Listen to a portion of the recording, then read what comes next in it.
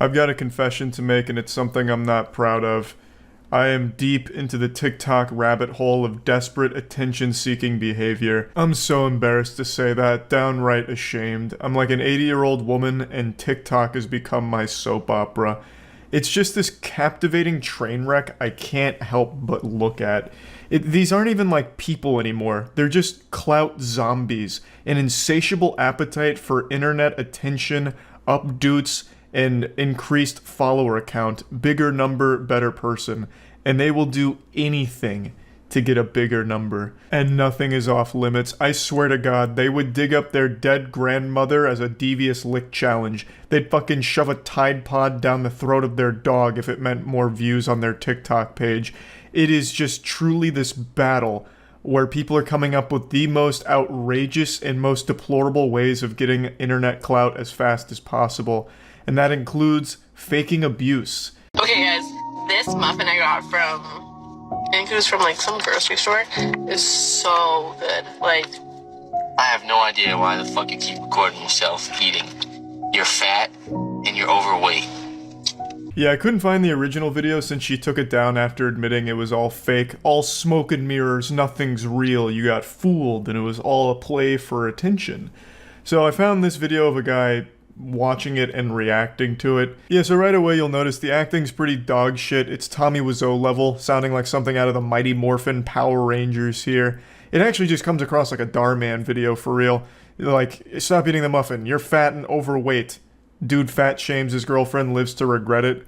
But you have to remember, most people on TikTok are actual children. A lot of them haven't even developed object permanence yet. Like, if I put this phone behind my back, they think it disappears.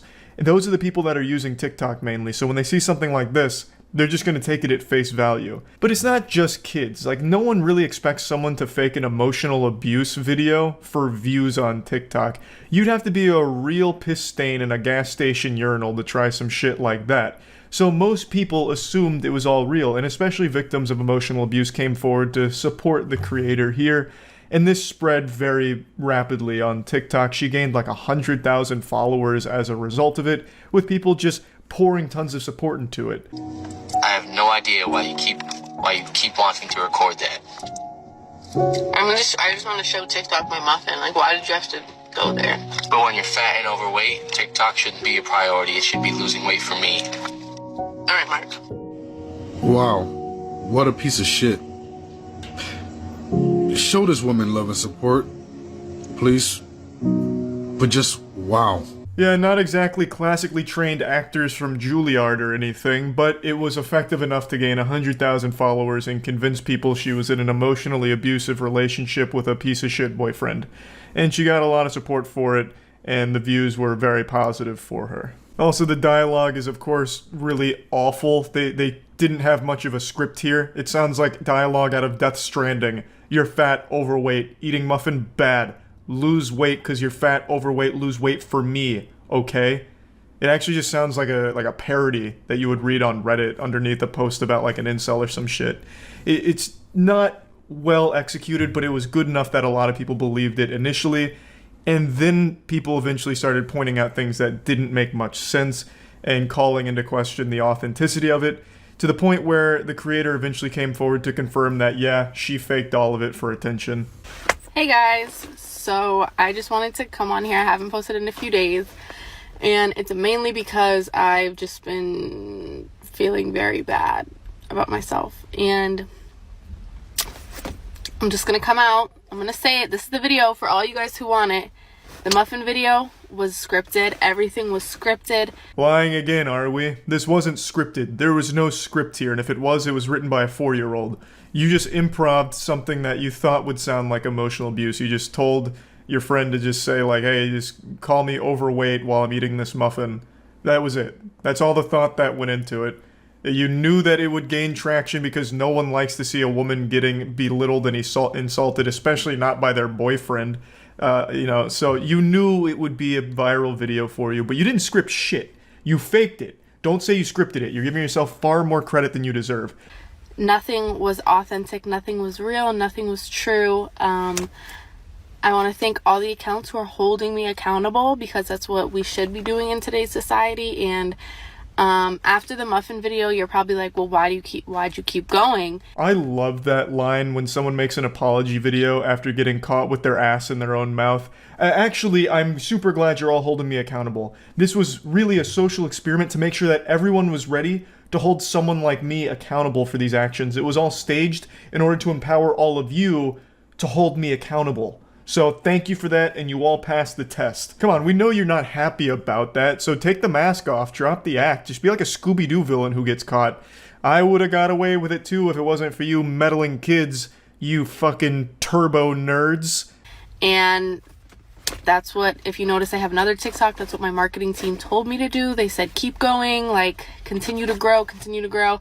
As a person, though, it just keeps eating me inside. They told me, don't make this video because you're gonna get so much hate, and it's like, I don't care, you guys can hate on me, you can do whatever you want, I literally don't give a shit. But where'd you get your marketing team? Off Fiverr or something? Just like one guy in his basement who says he's a marketing expert?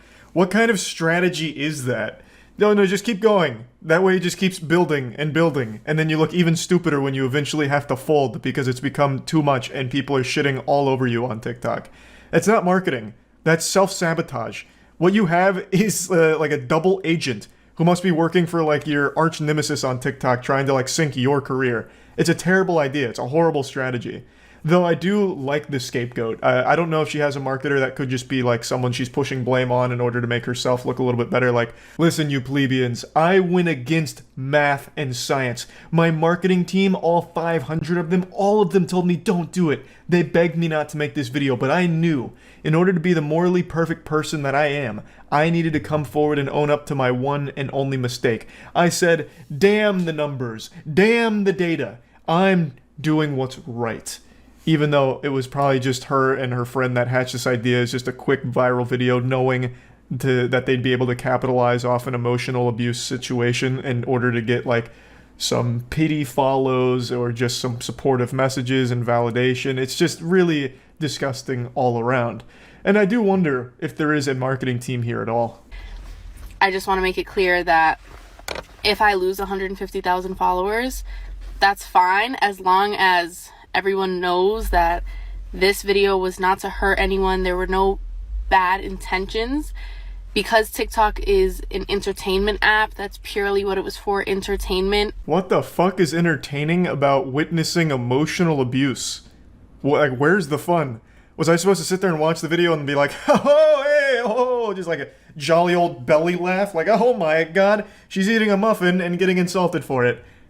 Hey, top notch, this is what I'm fucking talking about. Like, what does she watch for fun? Beheading videos? How could you possibly think people would, like, be entertained by watching abuse? There's nothing enjoyable or wacky or goofy about it. It's just sad. Like, it is just sad. And it's especially insulting to people who actually have been through abuse like that, who would have watched that video and been like, oh my god, this is so terrible, and then, like, actually relate to it, only to be told, no, I lied about it, I staged it just because I wanted more followers, it was just supposed to be entertaining. It's like, oh, it was just supposed to be entertaining, okay, so abuse is just entertainment to you. It's, you know, it's an insulting, silly fucking concept. I did, however, do the breaking up text, which I wasn't supposed to do. My marketing team told me to continue with the whole abusive boyfriend, or like boyfriend calling me fat, but I made that video just for the young girls on this app, just to show them that if you're treated that way, it's important to leave. That contradicts everything you just said, that you did it for entertainment. Now you're trying to spin it where you're doing something more heroic than you actually were. This wasn't some kind of PSA where it's like, hey girls, if you've been in a relationship like this, you need to leave. That was never the message. It was you being insulted, and then apparently she did like a follow-up where she broke up with her boyfriend over a text or something, which of course was also staged, but at no point was it ever supposed to be something to like inspire or get people to reflect on their own relationship. As you just said, it was for entertainment, which is fucking stupid. I'm really a stand-up person, and I'm big on my morals, and this completely went against that. Was it just all for TikTok and views? Yeah, it was. And that's, I know, it's sad. It really is. I also want to let you know I did not profit off this. I was not in the creator fund while I was doing this. I did not profit at all. She's being very honest here. Just fully admitting she did it all for views and that sweet, sweet attention. Attention is more valuable than oxygen, honestly. It's just that precious lifeblood to the modern human. And she may not have profited financially from it. She says she wasn't in the creator fund, so didn't make any money off it. But she earned something more important than money. Clout. Money's temporary. Clout is forever. So yeah, I just wanted to talk about this a little bit since I've been so deep into this TikTok attention-seeking culture, and that's really about it. So yeah. You all know I'm not a big believer in the paranormal. All that hocus pocus and all that mumbo jumbo about ghosts and goblins and ghouls and gnomes and Santa Claus. It's all a bunch of hooey. The only metaphysical conundrum that I believe in is the mystery of why I'm stuck at 5'6". But aside from that, not much else. Though today we're going to be talking about something that's got me scratching at my chinny chin chin here in curiosity, because there is a TikTok time traveler who made a few predictions. And they actually kind of blew up on TikTok. So much so that we had someone come out to the warehouse about 2.5 weeks ago to help fix the air conditioning that was broken. And before leaving, he mentioned to Matt that we need to make sure that we really hunker down, board everything up, and prepare for a Category 6 hurricane that was blowing in about 2 weeks. And Matt was stunned. So Matt sat there like he had just been hit with a fucking flashbang and tear gas at the same time. His brain literally blue screened upon hearing this. A Category 6 is not real. That's never... Category 5 is the highest it goes. So this goes above and beyond. It's going fucking plus ultra.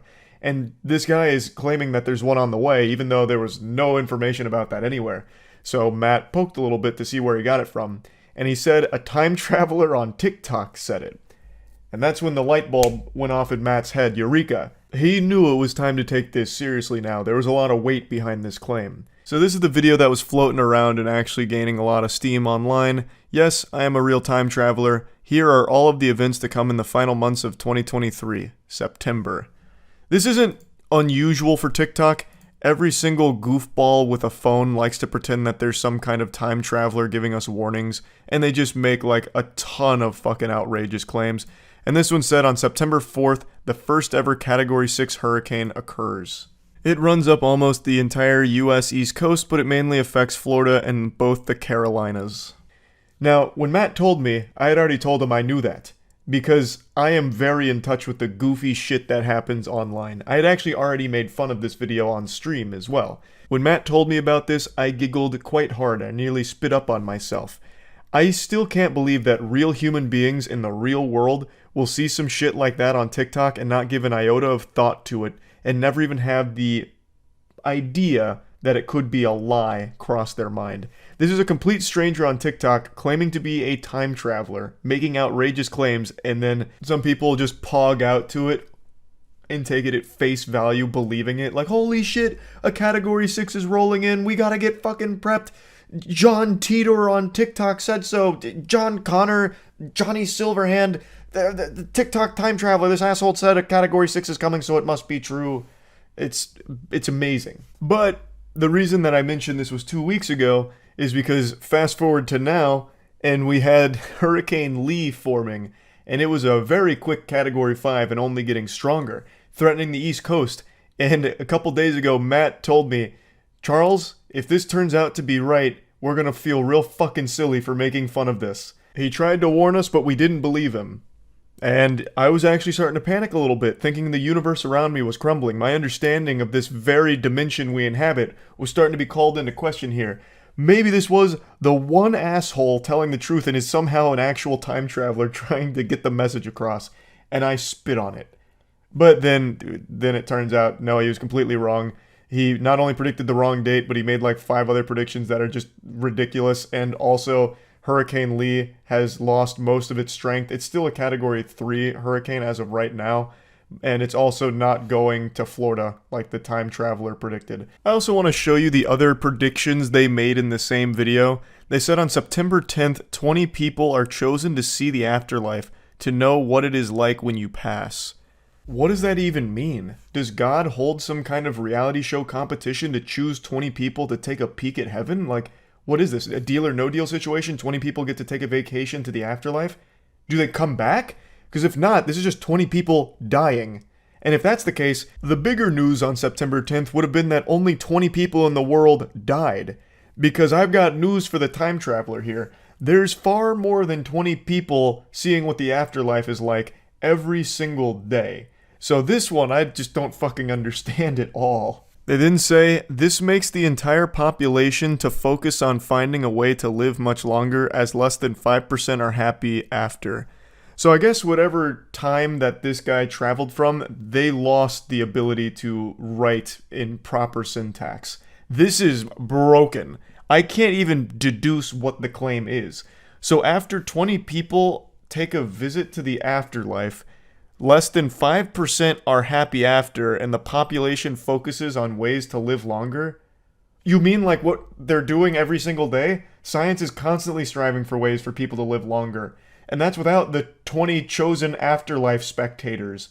And again, do the people that go to the afterlife come back to tell us about it? Like, what the fuck? Now, the next one is still upcoming, so this one still remains to be seen. But on September 18th, they claim that an invisible wall is put down to surround Mexico and Guatemala. It was put there by a hostile alien species to try and weaken us when they attack.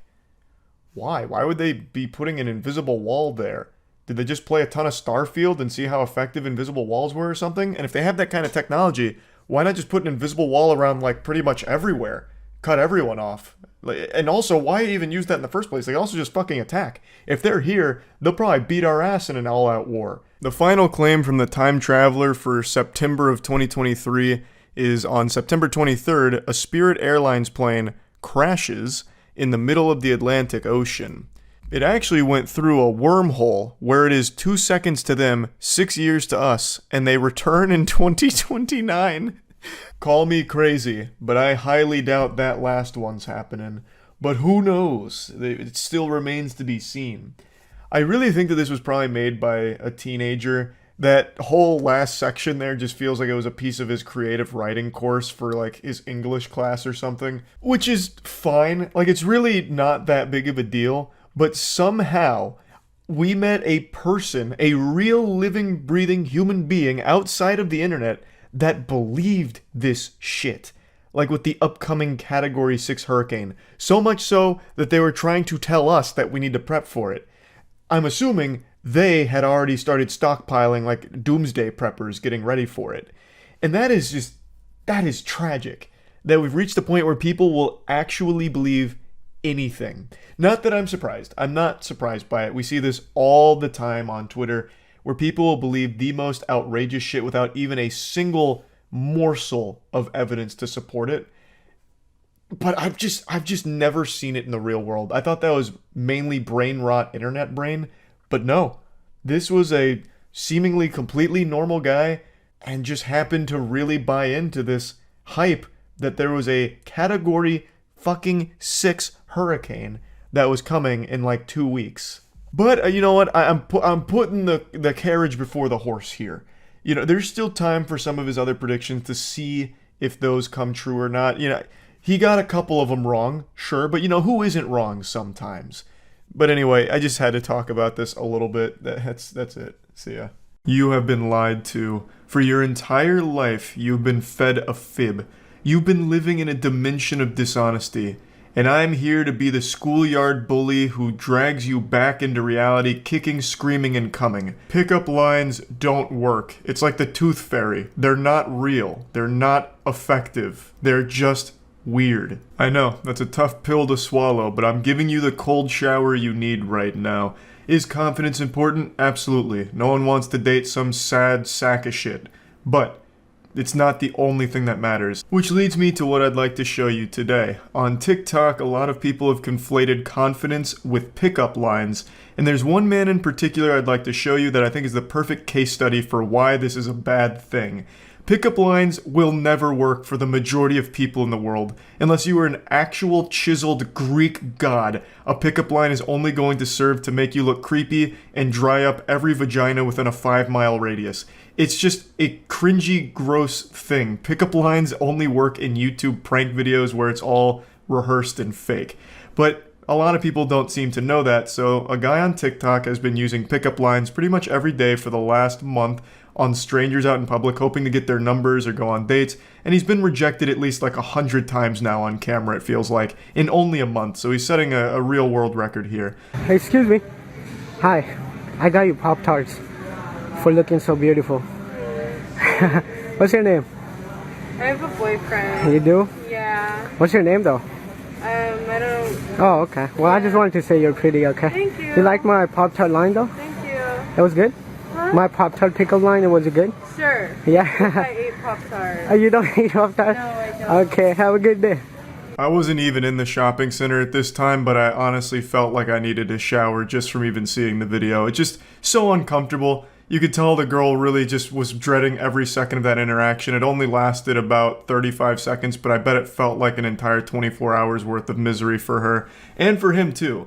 Like, this is a guy that, you know, if nothing else can be said about him, he doesn't stay past the rejection.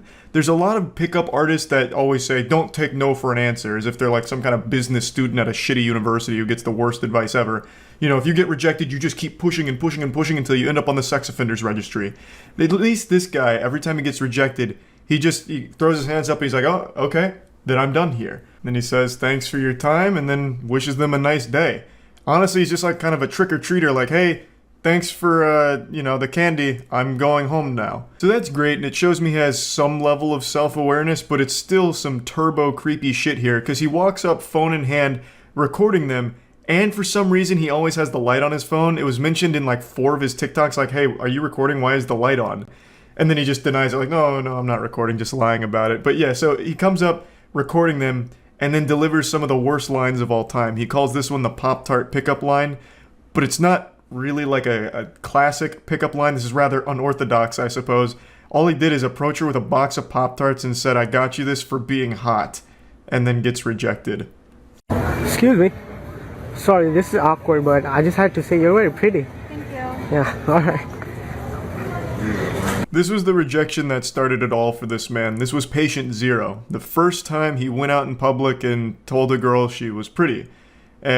Came on pretty aggressive. She said thanks and then walked away. He walked away.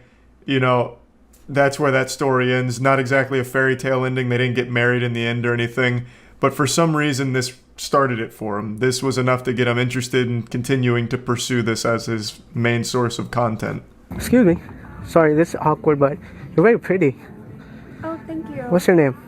Oh, I'm Jasmine. Jasmine? I'm Nigel. Oh, Jasmine, like the flower, huh? Yeah. Well, you do look like a flower. Oh, thank you. I'm just kidding. What are you up to? My man panicked right there and hit her with the just kidding. That was the real-time equivalent of the classic, hey girl, you're super hot, I wanna fuck, and then 5 minutes later with no response, LOL, sorry, just kidding, that was my friend, that was on my phone, not me, I didn't type that, how are you? Like, you can't just throw that out there and then immediately backpedal like that. He just bailed instantly. Excuse me. Hey, I was just leaving the store. I had to tell you, you look so pretty. Thank you so much. What's your name? Sherry. What are you up to, Sarah? Buying a charger. Oh, buying a charger? What'd you do? Did you break your charger or what? Losing them. You losing them? Yeah, what store did you see me in? Are you recording right now? Oh, no, I'm not recording. It's just the light. It's Ray-Bans. It blinks when it sees cute girls. You're funny. I really thought my man was about to run out of this store Looney Tunes style after getting caught red-handed recording. That's usually what's the creepiest part about these kind of interactions is they film themselves, like blatantly filming themselves recording the whole interaction. I don't know how they don't get called out more often for it, but it's super weird every time. But yeah, this was one of his more brave ones, just right in the middle of the store as she's trying to check out. You're pretty. Why are you buying a charger? No, I'm not recording. Yes, I have an erection. So what? Excuse me. Hi, I'm sorry. I just had to tell you, you look so pretty. Oh, What's your name? me? Nee, what are you up to, Nee? I like that. What is that? I don't know. What's it called? Trying to get you tattooed on my arm. I'm just playing. How's your day going? Good, yours? Yeah, you don't get approached a lot? You look nervous. Am I making you nervous? No, I did, but I just kept walking. You got scared, huh? No? No? This one's pretty fucking rough. I can only imagine how scary it would be to just have some random goofball sprinting up behind you, and you can hear him coming too. He's really fee-fi-fo-fumming his way behind her, shouting, excuse me, and then you turn around and it's a guy recording and says you're pretty. That shit's just gotta be painful. Like dipping your nutsack in like piping hot boiling water. Like it just can't be an enjoyable experience. And even he recognizes that, where he's like, "Oh, you look nervous. You were probably scared. Did I make you scared? I'm sorry. You were scared and nervous." Like he can even rationalize somewhere deep inside of him, like, "Yep, this was pretty psychopathic shit. I probably did scare her." Excuse me. Sorry. This is awkward, but I love your outfit. Oh, thank you. What's your name? I'm actually in a hurry. Oh, you're in a hurry? Well, can I grab your number real fast, you think? I do have a boyfriend. You do? Oh, you're very pretty, by the way. Take it as a compliment, okay? Yeah. This one was pretty cool because he performed it in front of an audience here. That guy in the back is very well aware of what's going on here, and he's got front row seats to the Cringe Super Bowl happening in front of him. And you can see even he's cracking a smile from time to time after how uncomfortable this whole interaction is. Excuse me. Excuse me. Oh my god, you're so pretty. Thank you. What's your name? Lauren. What are you up to, Lauren? Nothing much. Yeah? What you looking for? Close. I'm looking for your number. I have a boyfriend. You do? Alright then. Well, you're pretty, okay? I swear to God, this guy has heard the word boyfriend more than he's ever heard his own name. Every time he walks up to a woman within 3 or 4 sentences, he's able to get them to say, "I have a boyfriend," or "Sorry, I have a boyfriend." Like, I don't know how many times you can take that. Just stop. Just fucking stop. Stop using your pickup lines. Stop recording yourselves trying to, like, come on to women in a really creepy, aggressive way. Just stop it. Excuse me. Hi. Do you know where the library is? Yeah, if you go all straight, you should see it. So just continue straight across the bridge. Oh my god. The and way it's to your right. the way you like pointed, you're definitely my type. I just playing. What's your name? Jocelyn. Jocelyn. What are you up to, Jocelyn? I'm actually really late to class. Oh, you are? Yeah. What class you got? Nutrition. Nutrition. Oh, I love that class. Okay, have a good day. Okay, thank you. Well, I mean, he tried. There was an attempt there. The way you just pointed out the library makes you the girl of my dreams. You're definitely my type. Regular old Casanova. I have no doubt shortly after filming, the girl ran back and jumped into his arms. So, which was the library? Sorry, I'm new here. The library? Yeah. Just walk straight like down. It's literally like just walk straight and then it's like that big building right there. Okay, you go here, yeah? Yeah. Oh, okay. What's your name? Mine? Yeah. Lauren. I'm probably gonna walk by the library right now. Oh, yeah? Just follow You want to me. walk me? Yeah. You're attractive. Thank you. What's your Unfortunately, in this one, he managed to run into an extremely nice person who was kind enough to invite him to follow her to the library because she thought he needed help getting there. And immediately upon receiving the invitation, he accepts it and gets super fucking weird about it. This will probably be the last time she offers to help a stranger find the library or anything of that nature. It goes on and on and on for like 30, 40 more videos maybe, I don't know, so many. And he's still going to this day. I think his most recent one was only like 4 or 5 days old as of right now, me making this video. So yeah, I just wanted to show this and let you know, pickup lines very rarely work, and going up to random women in public and being super creepy will never work. It's bad. That's about it. See ya. I'm a huge fan of internet weirdos that post content online. I get really excited when I find a new entertaining goofball, and over the years I've kind of made this collection in my little noodle up here, like a little mental museum of my favorite internet oddities. And I'll sometimes just get the urge to see how they're doing. So I'll go to their content, put their sack in my hand and tell them to cough, to give them a checkup, just to see what's going on and have a little laugh. And recently I was made aware of one of the most bafflingly delusional content creators I've seen in quite some time, which is a TikTok psychic named Ashley. I made a video on her going over her whole situation. I'll break it down just in case you don't know who this is. Ashley is a self-proclaimed clairvoyant psychic who tries to solve real-world mysteries. She uses less reasoning than Scooby-Doo does in the cartoon. Like, she doesn't even bother actually investigating. She just makes up fan fiction that she pulls out of her ass and then tries to portray it as the truth. So she recently made like 100-something TikTok videos accusing a woman named Rebecca Schofield of being the person responsible for the murder of 4 University of Idaho students. This is a complete baseless claim. She used tarot card readings as well as her own patented method of tapping into the universal consciousness, surfing the cosmic vibes of astrology or whatever. and accusing Rebecca Schofield relentlessly of being the murderer. She's now being sued for this because, as it turns out, Rebecca Schofield is completely innocent. It seems Ashley is going to need to spend a little more time mastering the avatar state to get the proper information, because here's the main suspect, Bryan Kohberger. Now, even if it somehow turns out by a crazy plot twist it's not Bryan, even though there is a ton of fucking evidence behind it being him, it is still 100% not Rebecca Schofield, as Ashley has claimed hundreds of times now.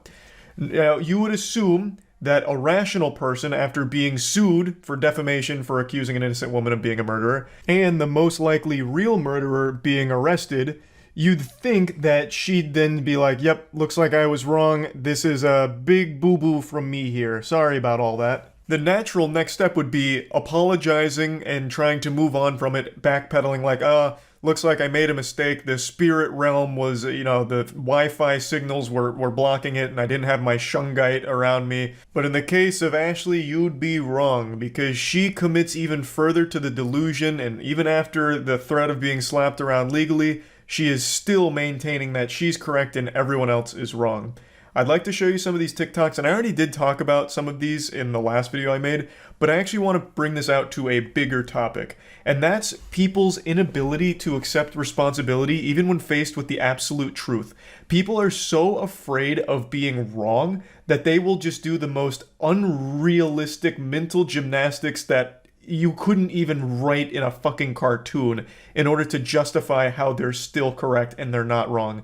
I've seen this all over Twitter. When someone gets dunked on Twitter, like they get provably dunked on with facts, logic, evidence, they still will discredit it or come up with some reason that evidence, the facts, the proven truth is wrong and they are right. It's this weird defense mechanism that's so infuriating. You see it all the time with flat earthers. How many times have flat earthers proven with their own experiments that the world is round, and yet they still decide to believe that it's flat? It's people still just wanting to feel special. And it doesn't matter what you bring to them, no matter how bulletproof the evidence or the truth is, they'll just decide not to care. They'll just go back to that belief that makes them feel like they're above everyone else and their intelligence is unrivaled. It really grinds my asshole, chafes the fuck out of it. I went on Ashley's TikTok today because I thought it'd be fun just to have a little giggle. But as I watched her videos, that smile quickly turned to a frown, and I just got so frustrated listening to her try and justify how she's still right. Also, let's pay attention to the statement the University of Idaho gave regarding the lawsuit that Rebecca Schofield has against me, but also the accusations that I made that she was the one who ordered and who is responsible for the murder of the 4 University of Idaho students. It says, while this lawsuit is a private matter, U of I does not condone spreading false information and find this particular allegation to be one of the worst we have seen. That sounds reasonable. Straight and to the point. This is false information and some of the worst we've ever seen. Also, the fan fiction she's writing is absolute garbage and fucking trash. She should stop trying to write these erotic novels that she's cooking up here and trying to pass it off as real evidence in a legitimate murder where 4 students lost their lives. She's trying to capitalize off the death of these 4 students for her own clout. So there was a lot more they could have said to really just, drive the nail in, but they made a very generic boilerplate response that still just kind of covers this, the whole situation. They've made it clear that they do not condone the spreading of false information. That's one. And for this one, they believe that the allegations I've made is the worst they've seen. Let's pay attention to what they didn't say, which is they didn't say that they agree that Rebecca Schofield didn't know these students. They didn't say that they agree that she didn't teach these students. And they didn't say that they agree that she didn't advise or mentor any of these students. This statement is carefully written, just in case she's guilty. Getting your arm caught in an escalator and having it crushed to fucking pieces in front of you would be less painful and less traumatizing than listening to her speak about this situation. I don't even know where to begin. Let's start with the obvious. What the fuck are you even trying to say? Here's their statement. But here's what's suspiciously absent from their statement. This is some stupid shit a 4-year-old would cook up in their head. You can actually make this argument for every statement ever. For example, with your own TikToks, you have not once said that you aren't the murderer. Should I start suspecting you as a culprit in this case, as one of the chief suspects? You've made hundreds of TikToks, and I don't think you've mentioned being innocent here. Where were you on the night of the murders, Ashley? It's very odd that you've chosen not to proclaim your innocence or mention where you were on the night of the murders. Now I'm starting to, furrow my brow a bit here and wonder, what's going on behind the scenes, Ashley? Why hasn't that been part of any of your statements? Peculiar, isn't it? They didn't address any of the brain dead shit that you said in this TikTok in their statement because they didn't fucking need to. It's already been proven by law enforcement that you're just wrong on every single goddamn claim. It's a lot of people on YouTube, on the news and articles, the comments, TikTok videos, whatever. When the truth comes out and you see that I'm right, I just want you guys to leave that stuff up and stand on what you said. Don't delete it and try to bandwagon. Stand on it. Your arrogance makes me want to cry.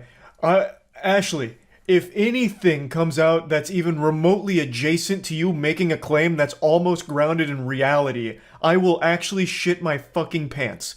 Of course I will keep it all up. For those that don't know, a bulk of her claims were about Rebecca Schofield and her internalized lesbianism, where she was an advisor or a mentor to one of the students and she fell in love with her, but this conflicted with her traditional values, and then the student, she was kind of old, and then, but what about Rebecca's husband? And she just made like a 50 Shades of Grey novel around real murders and blaming a real innocent lady for all of it. And not only her, she also throws another real person under the bus as a potential murderer here, talking about how they, fucking formed this kind of villain alliance here and hired assassins to take out the students. It's an unreal amount of garbage, and it actually does make me upset that she truly believes it so firmly. I took a nap. I tried to quit, but I can't quit. And I don't even want to cry here, but when I went to sleep, I had a dream. And in the dream, it was Kaylee's mom and Kaylee's dad. And I was by Kaylee's mom, and we were just crying. And that is so hurtful. But anyway, I'm not going to quit. I've mistakenly let them lead me into masculine energy, which is protective energy, because of the lawsuits and all the negativity and the media and the comments and things of that sort. I've let them force me into masculinity, protective energy. But I should have continued to focus on what I know, which is feminine, intuitive, receptive energy. Absolutely disgusting. She's now talking about how one of the victims' parents came to her in a dream and they were crying together over all of this. And then, all of the negativities forcing her into masculine energy. Whatever the fuck that means. I did, however, get a laugh out of this whole masculine versus feminine energy thing, as if it's just something that can wash over you because some people left mean comments or called you out on your bullshit. Damn, goodness gracious, I looked at a piece of wood today and the masculine energy nearly made me pass out. Or hey Charlie, we're going to a bar tonight, are you in? Nah, sorry, I can't, bro. I ate a Pop-Tart earlier today and I got hit with some childish energy, so now I'm no longer old enough to drink. But you guys have fun tonight. Just such a fucking stupid, silly thing. Long story short, I'm not posting no more free information regarding this case online anymore. You got people on here asking me information and using my information, then turn around and saying I'm crazy or leading protests against me and allowing me to be badgered. Even when she does decide to shut the fuck up, which I imagine she was advised to do by a lawyer who's instructing her to stop, hit the brakes as hard as possible and stop posting this shit, she still tries to spin it as a victory for her, and we're all the bad guys for calling her out on how deplorable the whole thing is. So yeah, I just wanted to go over this because I am so tired of people just refusing to accept reality. There's nothing wrong with being wrong. Changing your beliefs is a natural thing. It's healthy. You should change your beliefs. You shouldn't have the same beliefs right now as you did 10 fucking years ago. You should be evolving as you're getting new information, you're learning new things. Your beliefs should also be evolving as well. There is no reason to stick to something that is provably wrong and false. It just makes no goddamn sense, and it made me upset today, damn it, and I needed to rant. That's about it. So yeah. The desperation for online attention on TikTok is a poison more potent than cyanide, but it doesn't kill you instantly. It's a long, drawn-out, painful, and embarrassing death. And today I want to talk about someone who's got a very severe terminal case of toxic clout goblin. It's a TikTok psychic named Ashley. You might have even heard of her by now because she's made a name for herself in the national headlines. She is a self-proclaimed TikTok clairvoyant who uses her psychic abilities to solve murders. And she recently took on the case of the University of Idaho killer who killed 4 students. The real killer was arrested, however, before Bryan Kohberger, the actual killer being accused here, the main suspect, was taken into custody. Ashley made a long series of videos accusing someone else named Rebecca Schofield of being the killer. It was based on nothing other than tarot card readings and Ashley's own gift of tapping into the universal consciousness. A YouTuber named Detozy recently made a great video covering some of her Unhinged videos, but there are so many more. She basically just made a fan fiction about this completely innocent lady named Rebecca and framed her as the killer, and even convinced some brain-rotted individuals on TikTok that she was correct and Rebecca was the real killer. And even though Bryan Kohberger's been taken in with a ton of evidence against him, she is doubling down saying that they got it wrong and that she was right, and that it's the authorities' incompetence that's letting Rebecca get away with it. It's disgusting, really. Like, it's straight up just fucking deplorable. And now Ashley, the psychic superstar, is being sued by Rebecca for all this shit. And rightfully so. She completely deserves to get slapped around in court for this kind of garbage. And I just wanted to go over some of this with you because I truly was blown away by what I was hearing from her. It's a really interesting look into just pure delusion.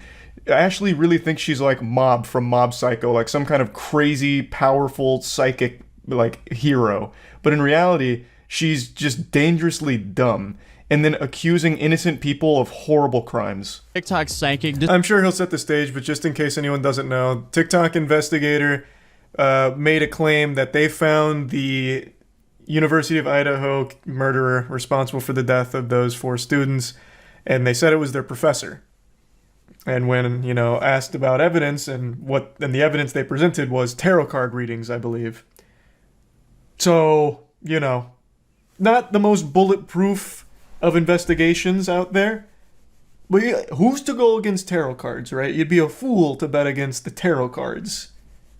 But you know how that story played out? The actual killer was caught, thanks in part to a Reddit post that they made. And now I believe this lady is getting sued. TikToker by the name of Ashley, she started creating some pretty unhinged TikToks claiming that she knew who was behind all of this. And this is with zero proof, just visions. So disclaimer here. Hey, and look how far Raven got with those visions. I wouldn't be shitting on that so heavily if I were you. You never know what she might envision next. Before I begin this Who is Rebecca Schofield series and her motives for the University of Idaho students, let's just dispel the rumors. No, I do not know Rebecca Schofield. I'm not connected to her in any kind of way. I'm not emotionally tied to her or any of the victims. I'm not connected to anyone. I have no reason to lie on her. But then, you know what? Who am I to chime in so early? She's still going over the process. I'm sorry for the interruption. I did not just see her picture and name on the University of Idaho history page and then automatically feel it was her. This is not a feeling. This is knowledge. I have no feeling. Knowledge from where? I did a reading when I saw Rebecca Schofield on the history department's page on Rebecca Schofield and her connection. Pardon me, detective. Wasn't one of the first things you said, I didn't just see her on this university page and start accusing her. And then immediately your process is, so I saw her on the university page and I decided to do a reading. Well then, this is quite watertight knowledge we're gathering here. Please continue to cook, I'm sorry. Rebecca Schofield and Kaylee connected because she needed an advisor. She was about to graduate. How does she know this? She wanted advice on personal growth. It's called fan fiction. Get with the Also, times. She needed resolution for anything or anyone that was getting in the way of her ability to graduate about her sexuality. During this time What is period, that? Rebecca Schofield Oh my god, this is so much longer than I expected. I thought she just did like a single tarot card reading. It's like, look at this. She pulled the murderer card. So that's how I know she's guilty. She's just going through an entirely made-up story of fucking nothing. is in a dreamlike state. She's opened up that passion that she had suppressed for women that was now placed on Kaylee. What? She's explaining it like it's some random fanfic. There's fanfics written about me that are like have similar About her desire for her, but also her desire for women and how she suppressed those desires because of tradition and societal viewpoints. She wanted so badly to write the next 50 Shades of Grey, but wasn't able to actually find success on any of those erotic adult fan fiction sites. So instead she went to TikTok to try and do it, but she's using an actual case of murder. And then accusing a real person of being the murderer. She said that she was so introspective that she lost her connection to her husband and that she needed to focus on her finding her truth and her.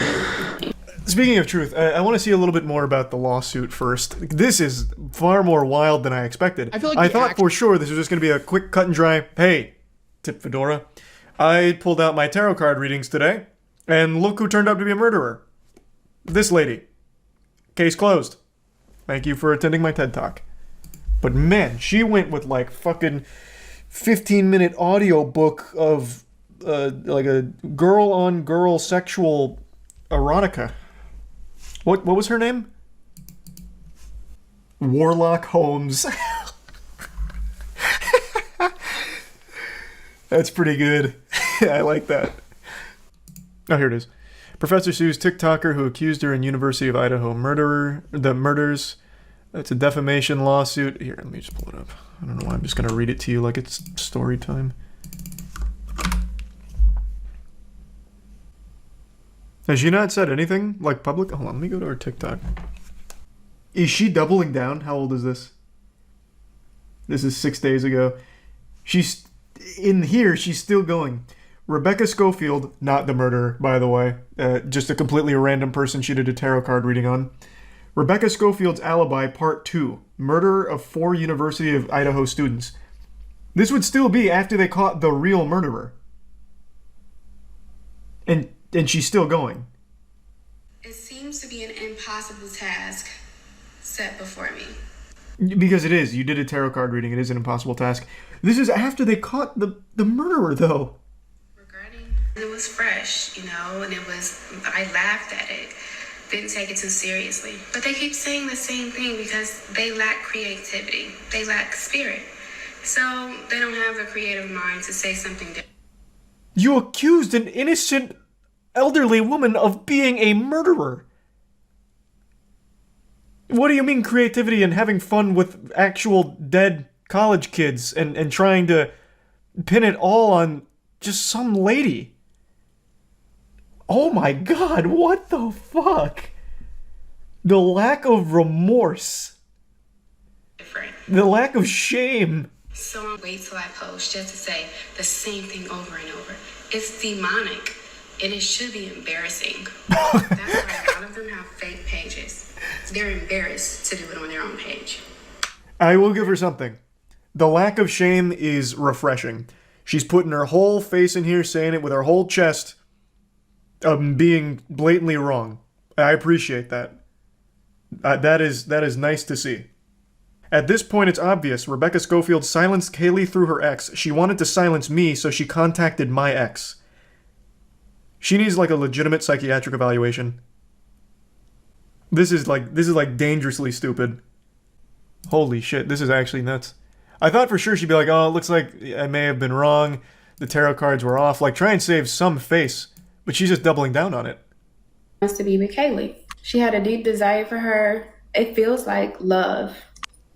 Infatuation. I understand why this Rebecca Schofield person is suing her, because this is just insane. We're satisfied physically No, like actually true. I totally get it. Imagine you're a professor. To make sure he had plenty of resources so that he can accurately put the energy in to manifest his dreams and his best life. She said his dreams are worthy of living. She said that he wasn't too old to learn and that his This is like a talents plot have to yet an to anime. be discovered.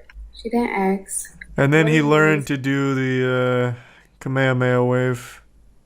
And then he trained on King Kai's planet. I haven't been sued, so that's why some demand letters you take serious. Man, it's especially looking if a you lot really like did Christmas do over something there. wrong. But the ones The that are used lawsuits as a are scare coming. tactic, Yeah, that video aged very poorly. I think that's how y'all want me to feel about a measly ass $75,000 lawsuit that I'm gonna win. That's such a good filter. I thought it was real at first. That filter gets me every time. I love that fucking filter. Though, I mean, $75,000 lawsuit's not great. Like you don't have to pretend. I know that hurts. That hurts anyone. That's a lot of fucking money. I don't know why we're like posturing here. That shit hurts. Oh my god. Of discovering things about her. Because now everything I find out about her crime she committed of ordering of the 4 University of Idaho students, I have to save it. You don't have to save it. There's no point in saving it. Just say whatever you have now because it's going to come out in court anyway. So, oh my goodness. I really don't hope think this she is a has public anything, trial. Because you're really Holy sitting shit, I on so need much to see information that. from, what, a tarot card reading? Oh my god. Like, I have physical evidence against Rebecca Schofield that validates everything that I've said about her, but I can't speak on it now because I would love to see the physical evidence she has to confirm that Rebecca Schofield was trying to get into a romantic relationship with Kaylee and that Rebecca Schofield was struggling with her own internalized lesbianism and all of that wild shit. And then talking about like how she had plans to leave her husband in order to spend the rest of her life with Kaylee and then having to hire an assassin to take her out. I would love to see the physical evidence she had for those claims. Oh, true, the tarot cards. That doesn't lie. That's a good point. I didn't even think about the tarot cards. That is going to be a crucial piece of evidence. She has an alt account, Ashley is God in the flesh, and she posts there frequently, updated 3 hours ago and said the investigators are wrong and she did the right thing using her gift for right reasons. Oh, yeah, good, there's still more. Ashley is God in the flesh, huh? That's like a major sin, by the way. She seems to be very religious. To claim that you are God is like a major no-no. It's like she never even read the Bible or knows anything about it for some reason. God fucking smited an entire town for making that golden statue of whatever it was. then they took the bait with Brian Kohlberger. Brian Kohlberger he didn't make the smartest decision regarding the murders, but he didn't commit the murders. So the people that they should have been arresting is Rebecca Schofield and Jack DeCour. So stop blaming me for other people's ignorance, incompetence, or negligence. Y'all. That's amazing. Holy Lord. What in the world? What a load of horseradish. This is fascinating. I also want to keep up with some of the commenters. They know what's up. That's why they issued the gag orders. Not to mention Brian is 100% sure to be exonerated. I want to keep up with every commenter as well and see what happens when it turns out Brian is most likely the murderer. I hope, Rebecca, if you're watching, I hope you will make the trial with Ashley live streamed. That would be one of the most entertaining fucking things because I know Ashley's going to represent herself. Absolutely. She's going to bring the tarot cards. She's going to bring some incense. Maybe a Ouija board. 100%. She's going to be like, watch this. I'm going to prove that it's Rebecca. I'm going to communicate with the dead students on my Ouija board. I have no doubt she would. Oh my god. Maybe Ashley does have spiritual powers. Holy Lord. Oh. I'm under a psychic attack. One of my little Warframe figurines fell over. Okay, never mind. Ashley's powerful. I take it back. Holy shit. She's got gifts no mortal was meant to wield. How are you jump scared easily? I'm not at all. I didn't expect an entire fucking Warframe figurine to fall over. What the fuck do you mean? That's like the exact opposite of being jump scared easily. It was a loud noise. Could you not hear it on stream? She's got this shungite now. Oh no. Her staff of shungite. She has a whole blog on her website of her solving the case. No way. So she calls herself clairvoyant, saying she's blessed with the ability to access and interpret information from the universal consciousness. Huh. I use my ability to help solve mysteries and see beyond the surface of people, places, and things. Oh, you're right. Yeah, here's an entire blog. Solving the mystery of the murder of the 4 University of Idaho students. She's been tracking this whole thing. This is just horrible. Because it's real people that she's accusing of being the murderers. I've told a lot of really embarrassing stories from my past. I'm not shy about it. I'm not afraid to spread my cheeks and let you all get deep in there into some really pathetic and shameful moments of my life. However, there's one moment, and it's really recent too, that has been so shameful I've debated making it public, because this is something I've talked about. I did something that I absolutely hate, but I did it for the sake of science. Not that that washes away the sin, and you'll see what I mean. It's TikTok. I've been shitting on TikTok for an extremely long time, before it was even born, back when it was still Musical.ly. I'm like the fucking T-1000 Terminator going back in time to kill John Connor before he was born. I did that with Musical.ly. I tried to fucking kill Musical.ly before it evolved into this even more deplorable platform called TikTok. And one thing I always make clear is that I think becoming famous on TikTok is the easiest shit in the world if you follow the main trends.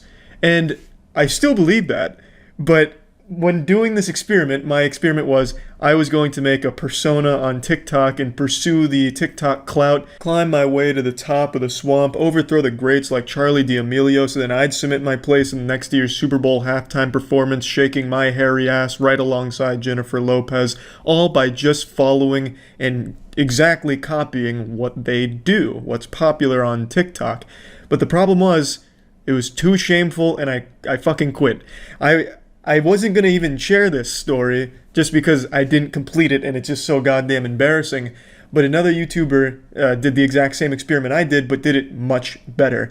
This is from Scott. He was more successful at it and he had a much better approach and committed harder than I did, so props to him for that. He chose much easier things to emulate. He chose, the shit that's relatable, where you choose names at random and then people that have those names like your shit and it goes viral that way. I chose to directly copy Charli D'Amelio, who's a dancer on TikTok that posts anywhere from 10 to 25 videos per day. Anytime she would do a dance, I would copy it exactly to the best of my ability, and my ability sucked some fat fucking asshole. My dogs probably could have done more impressive dance moves than I was able to muster.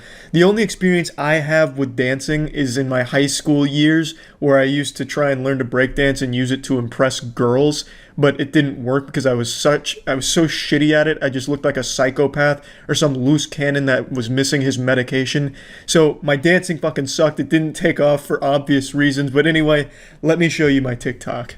This is a tough pill to swallow, but yes, this is me, without any semblance of pride or shame. I came up with my alter ego Shade. I thought It's Shade here would be a hit with the younger demographic because the name is fucking raw, it's fucking dope. That shit just sounds lit for young people to say. Plus, I also created a little mystery. I covered my face for the most part. I had a little beanie on, and I had that, bandana across my face. I thought the mystery would be great. Like the Masked Magician, who's doing all these crazy tricks? Or Buckethead, the guitarist, who's shredding the guitar like a motherfucking angel? I thought that would be me on TikTok. And I think it could have been if I had chose something easier to emulate and, didn't feel any semblance of remorse from doing this awful, awful, awful garbage. Now, I did this in mid-December of 2019, and my New Year's resolution for 2020 was just to give the fuck up on this experiment because it's so embarrassing. So I haven't done it in a long time now, and I only did it for maybe a week-ish. But anyway, hope you got a box of tissues out. You're going to need those bad boys. Let's check out my first TikTok here from Shade.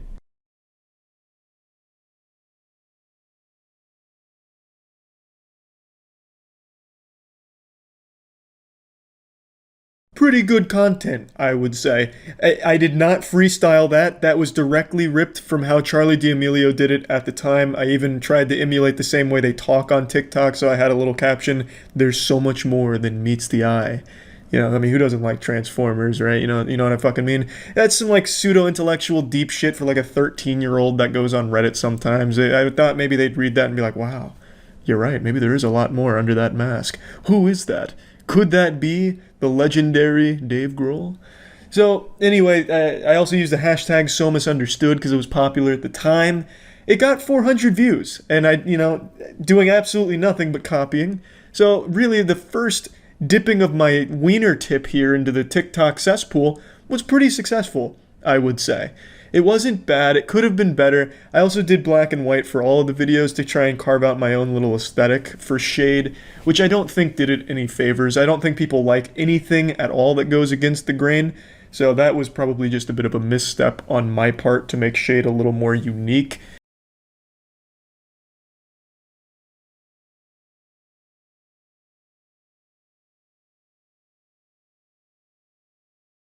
Yeah, those are the moves that'll make you want to kiss your mother just to thank her for giving birth to you so you could exist in a time period where I'm able to bust some ass like that. Yeah, for sure. Also, I should go ahead and say this. I apologize to all 20 of the Shade fans.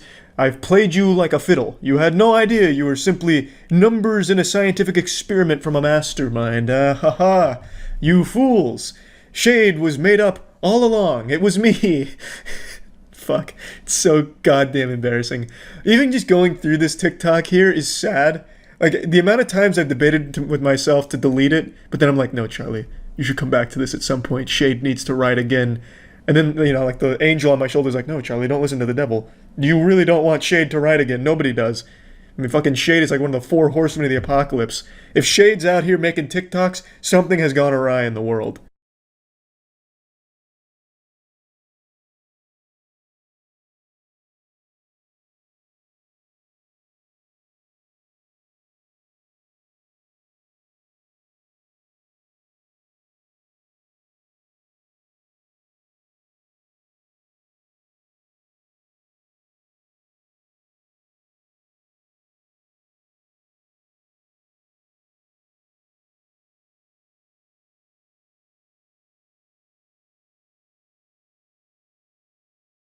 I still bear the scars from the Shade experiment. Like Scott in his video, each TikTok only took a matter of 30 seconds to a minute to make. It wasn't a whole lot of effort, and it wasn't a total failure given how many I made and how much I put into it. I can chalk up the lack of explosion and the reason why Shade wasn't number 1. I can chalk it up to 3 key components. Number 1, I chose something that I suck asshole at, dancing. I chose an area that I have not the smallest bumblebee's pubic hair's worth of skill in. So that was a huge turnoff for a lot of people, I imagine, who are used to like really fluid moves and shit, where I come in there like the fucking Tin Man trying to rock and rumble with the youngins, so that already was the wrong choice. Number 2, I didn't show my face. On TikTok, that's probably one of the biggest components. Everyone's face is there, and they're used to seeing that. But so by covering it up, I feel like that only shot myself in the foot. There was no one else on the platform that I could see that had their shit covered. And number 3, and probably the most important now that I think about it, in fact, absolutely the most important, the number 1 thing that I fucked up on, I didn't stick my tongue out. That is the most important thing on TikTok. If you go to anyone's TikTok, any popular person's page, they're sticking their tongue out like they're performing cunnilingus on a ghost. It is all over the place, and it is fucking disturbing because it's like 14-year-olds and 15-year-olds doing these weird lip bites and tongue out kind of shit. It's fucking gross, but you are not going anywhere on TikTok if you're not willing to stick that tongue out. And I wasn't able to do that because that would require me taking off part of the costume, which I wasn't going to part with. Those were the main things that I feel I failed at with Shade. So I noticed that emulating the dances wasn't working, so I tried coming up with my own dances to maybe start a trend in a certain way.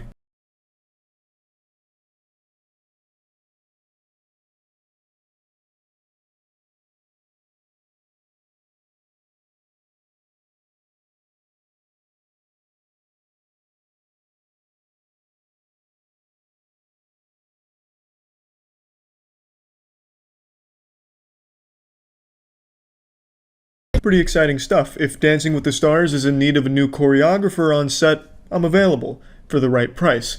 So, what you saw there, I'll go ahead and break the moves down. You saw some body waves. You saw a little arm action going on there into a jerk, which is footstep moves into the SpongeBob walking on the beach, which was all the rage when I was in middle school. So I really thought the SpongeBob might be my ticket to the big leagues in TikTok. It wasn't, though. But I'll tell you what was. When I realized that wasn't working, I did some other really low effort trends which also didn't work, but the number one thing that did work for me in my most viewed TikTok, magic tricks. I fucking called upon the spirit of Chris Angel and used some shit I learned from him on TikTok, and the fucking kids loved that.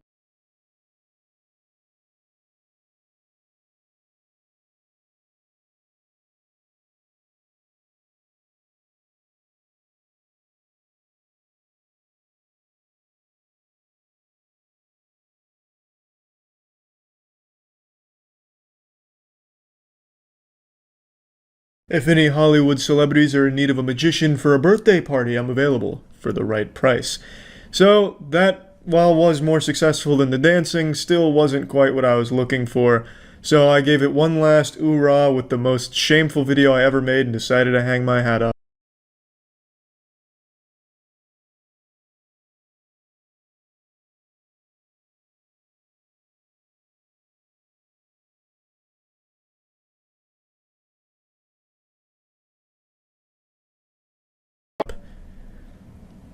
And some real pitiful stuff, I know.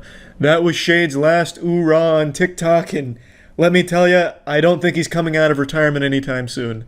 TikTok has confirmed, trying this experiment has confirmed everything I felt about TikTok.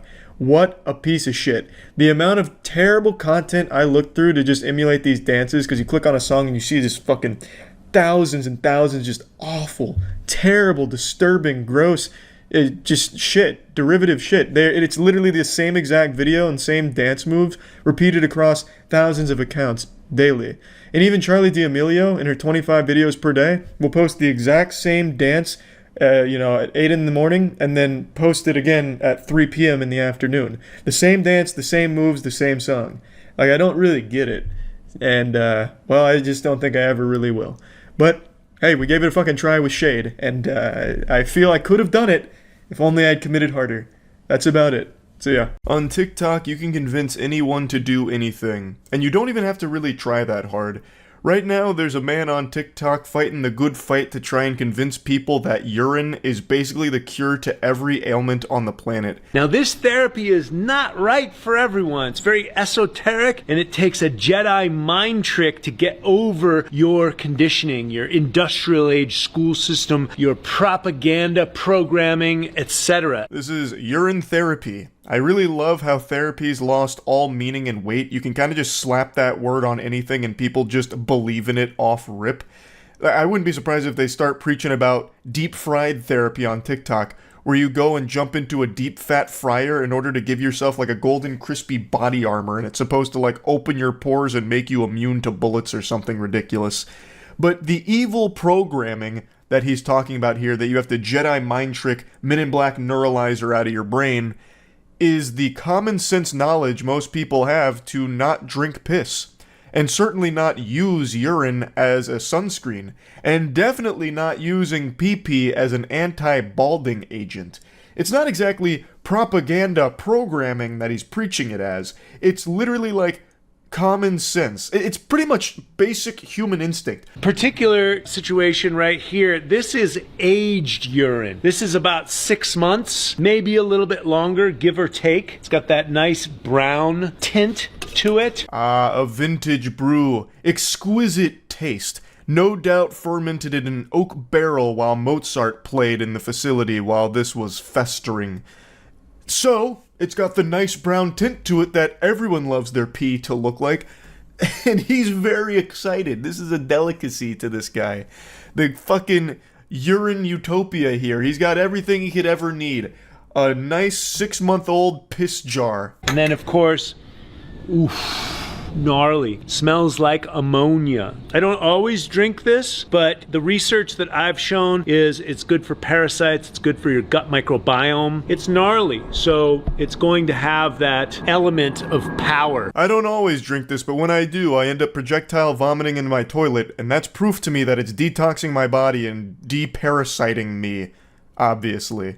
The research I've read, none of which I cite and none of which actually exists with any real merit to it, all says that drinking piss is 2 thumbs way up. So I do it. Daily. I can't help but giggle at that belief that if something is so turbo shitty, it must actually be good for you. This is so gnarly, thus it has that element of power to it. No, goofball, you're drinking piss. The only power that has is to leave stains in a gas station toilet seat. That's it. It's not doing anything for you.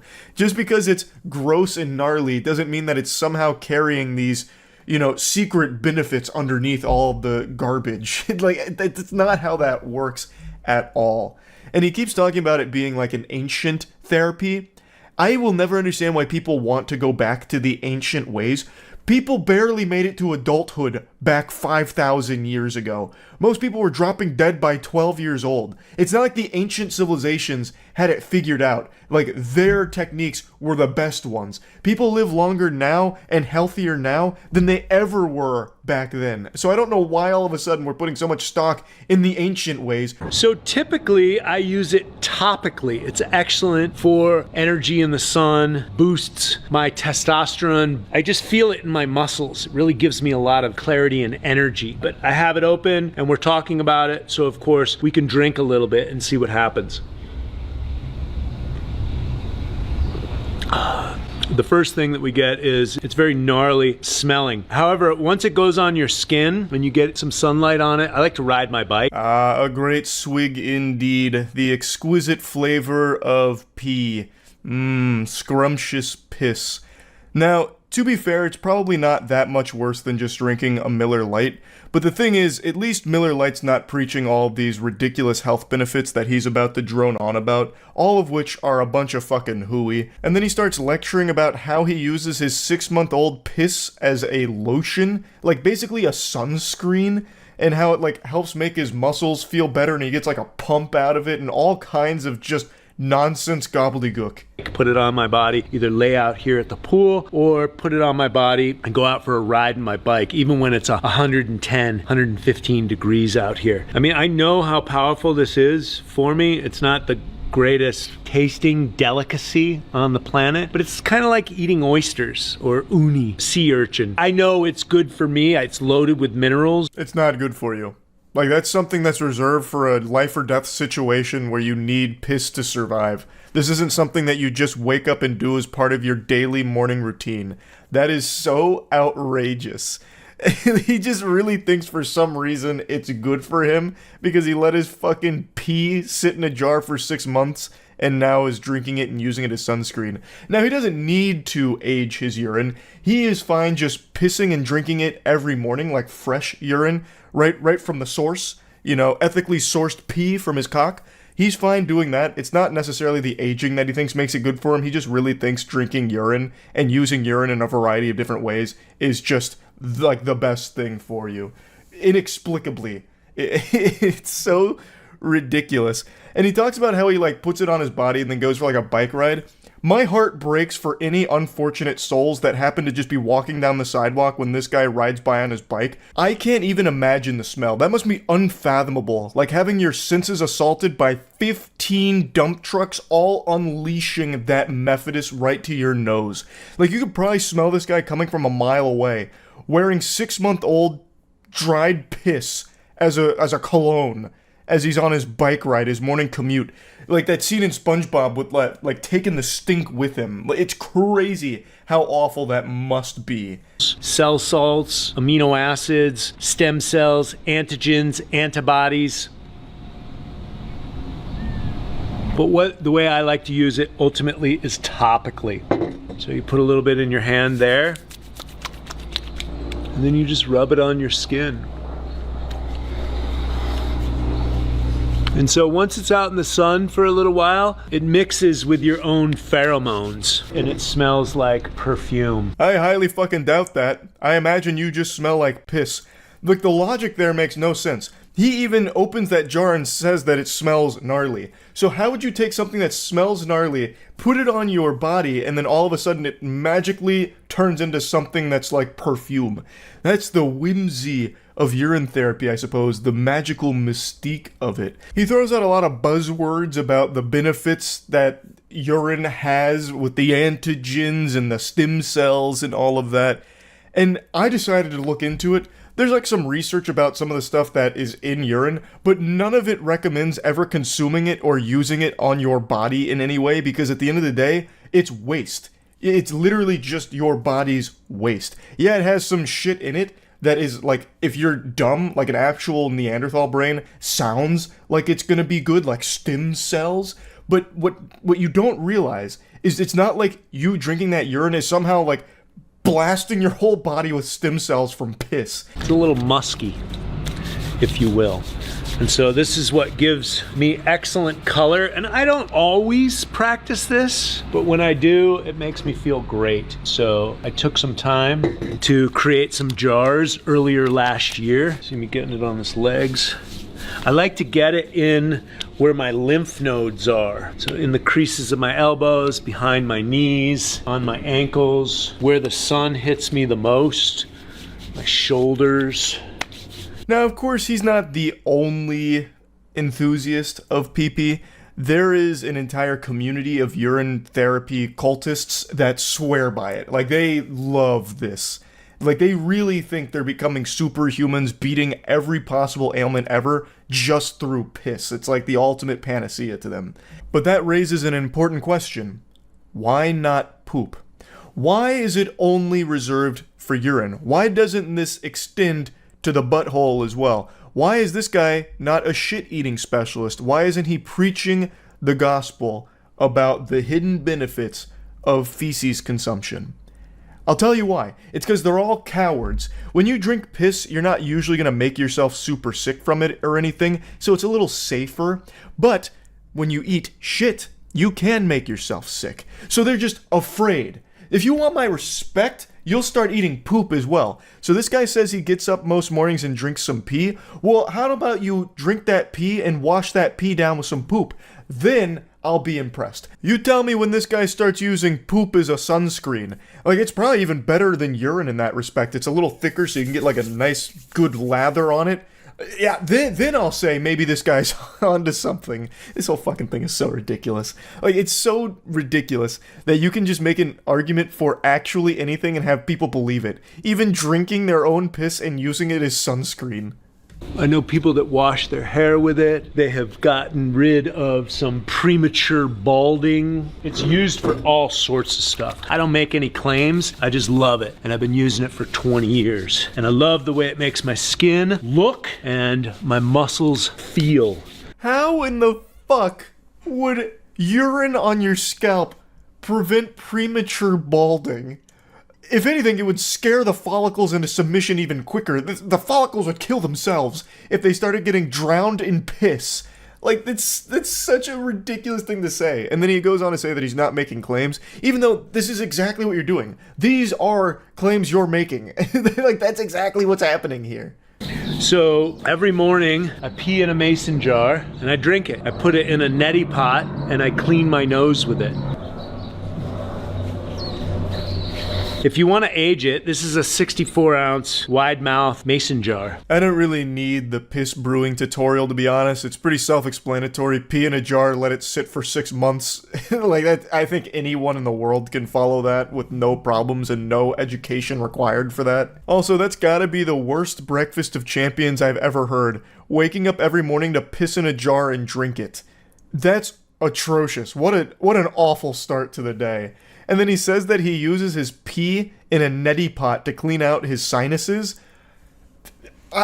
That's galaxy brain. Brother, this isn't a therapy, you've got a fetish. for tight muscles, pain. Not making any claims whatsoever. I just experienced this and it feels amazing in the sun. You pretty much get the idea. That's the whole pitch here on urine therapy. You convinced yet? I know I'm not. So I just had to share this. I saw this earlier today and it is just a baffling video and concept that he's talking about here. I had to talk about it. That's about it. See ya. Fear of the unknown is probably the most popular fear on the planet. I feel like most people are afraid of things they don't fully understand, and that's what I'm here to talk about today. And I'm sure a lot of you have already seen this, but I am fascinated and disturbed by a very popular branch of TikTok live streaming content that's blowing up right now. I'm like a dog when you get a vacuum cleaner out. I cower in fear because I really don't understand it. Now, TikTok live streams already have a reputation for being horrible. It's just an absolute wasteland. It's full of trash, more so than a landfill. I don't think there's ever even accidentally been a good TikTok live stream, except for the time a ton of people were illegally rebroadcasting the Super Bowl on there. Just going onto that platform to watch live streams is like going to an active war zone to tiptoe around landmines, but in this case, there's no safe spot to tiptoe. You always hit a landmine of fucking cringe. Gang, gang. Gang, gang. Ooh. Ice cream so good. Yeah, strong woman. Balloon.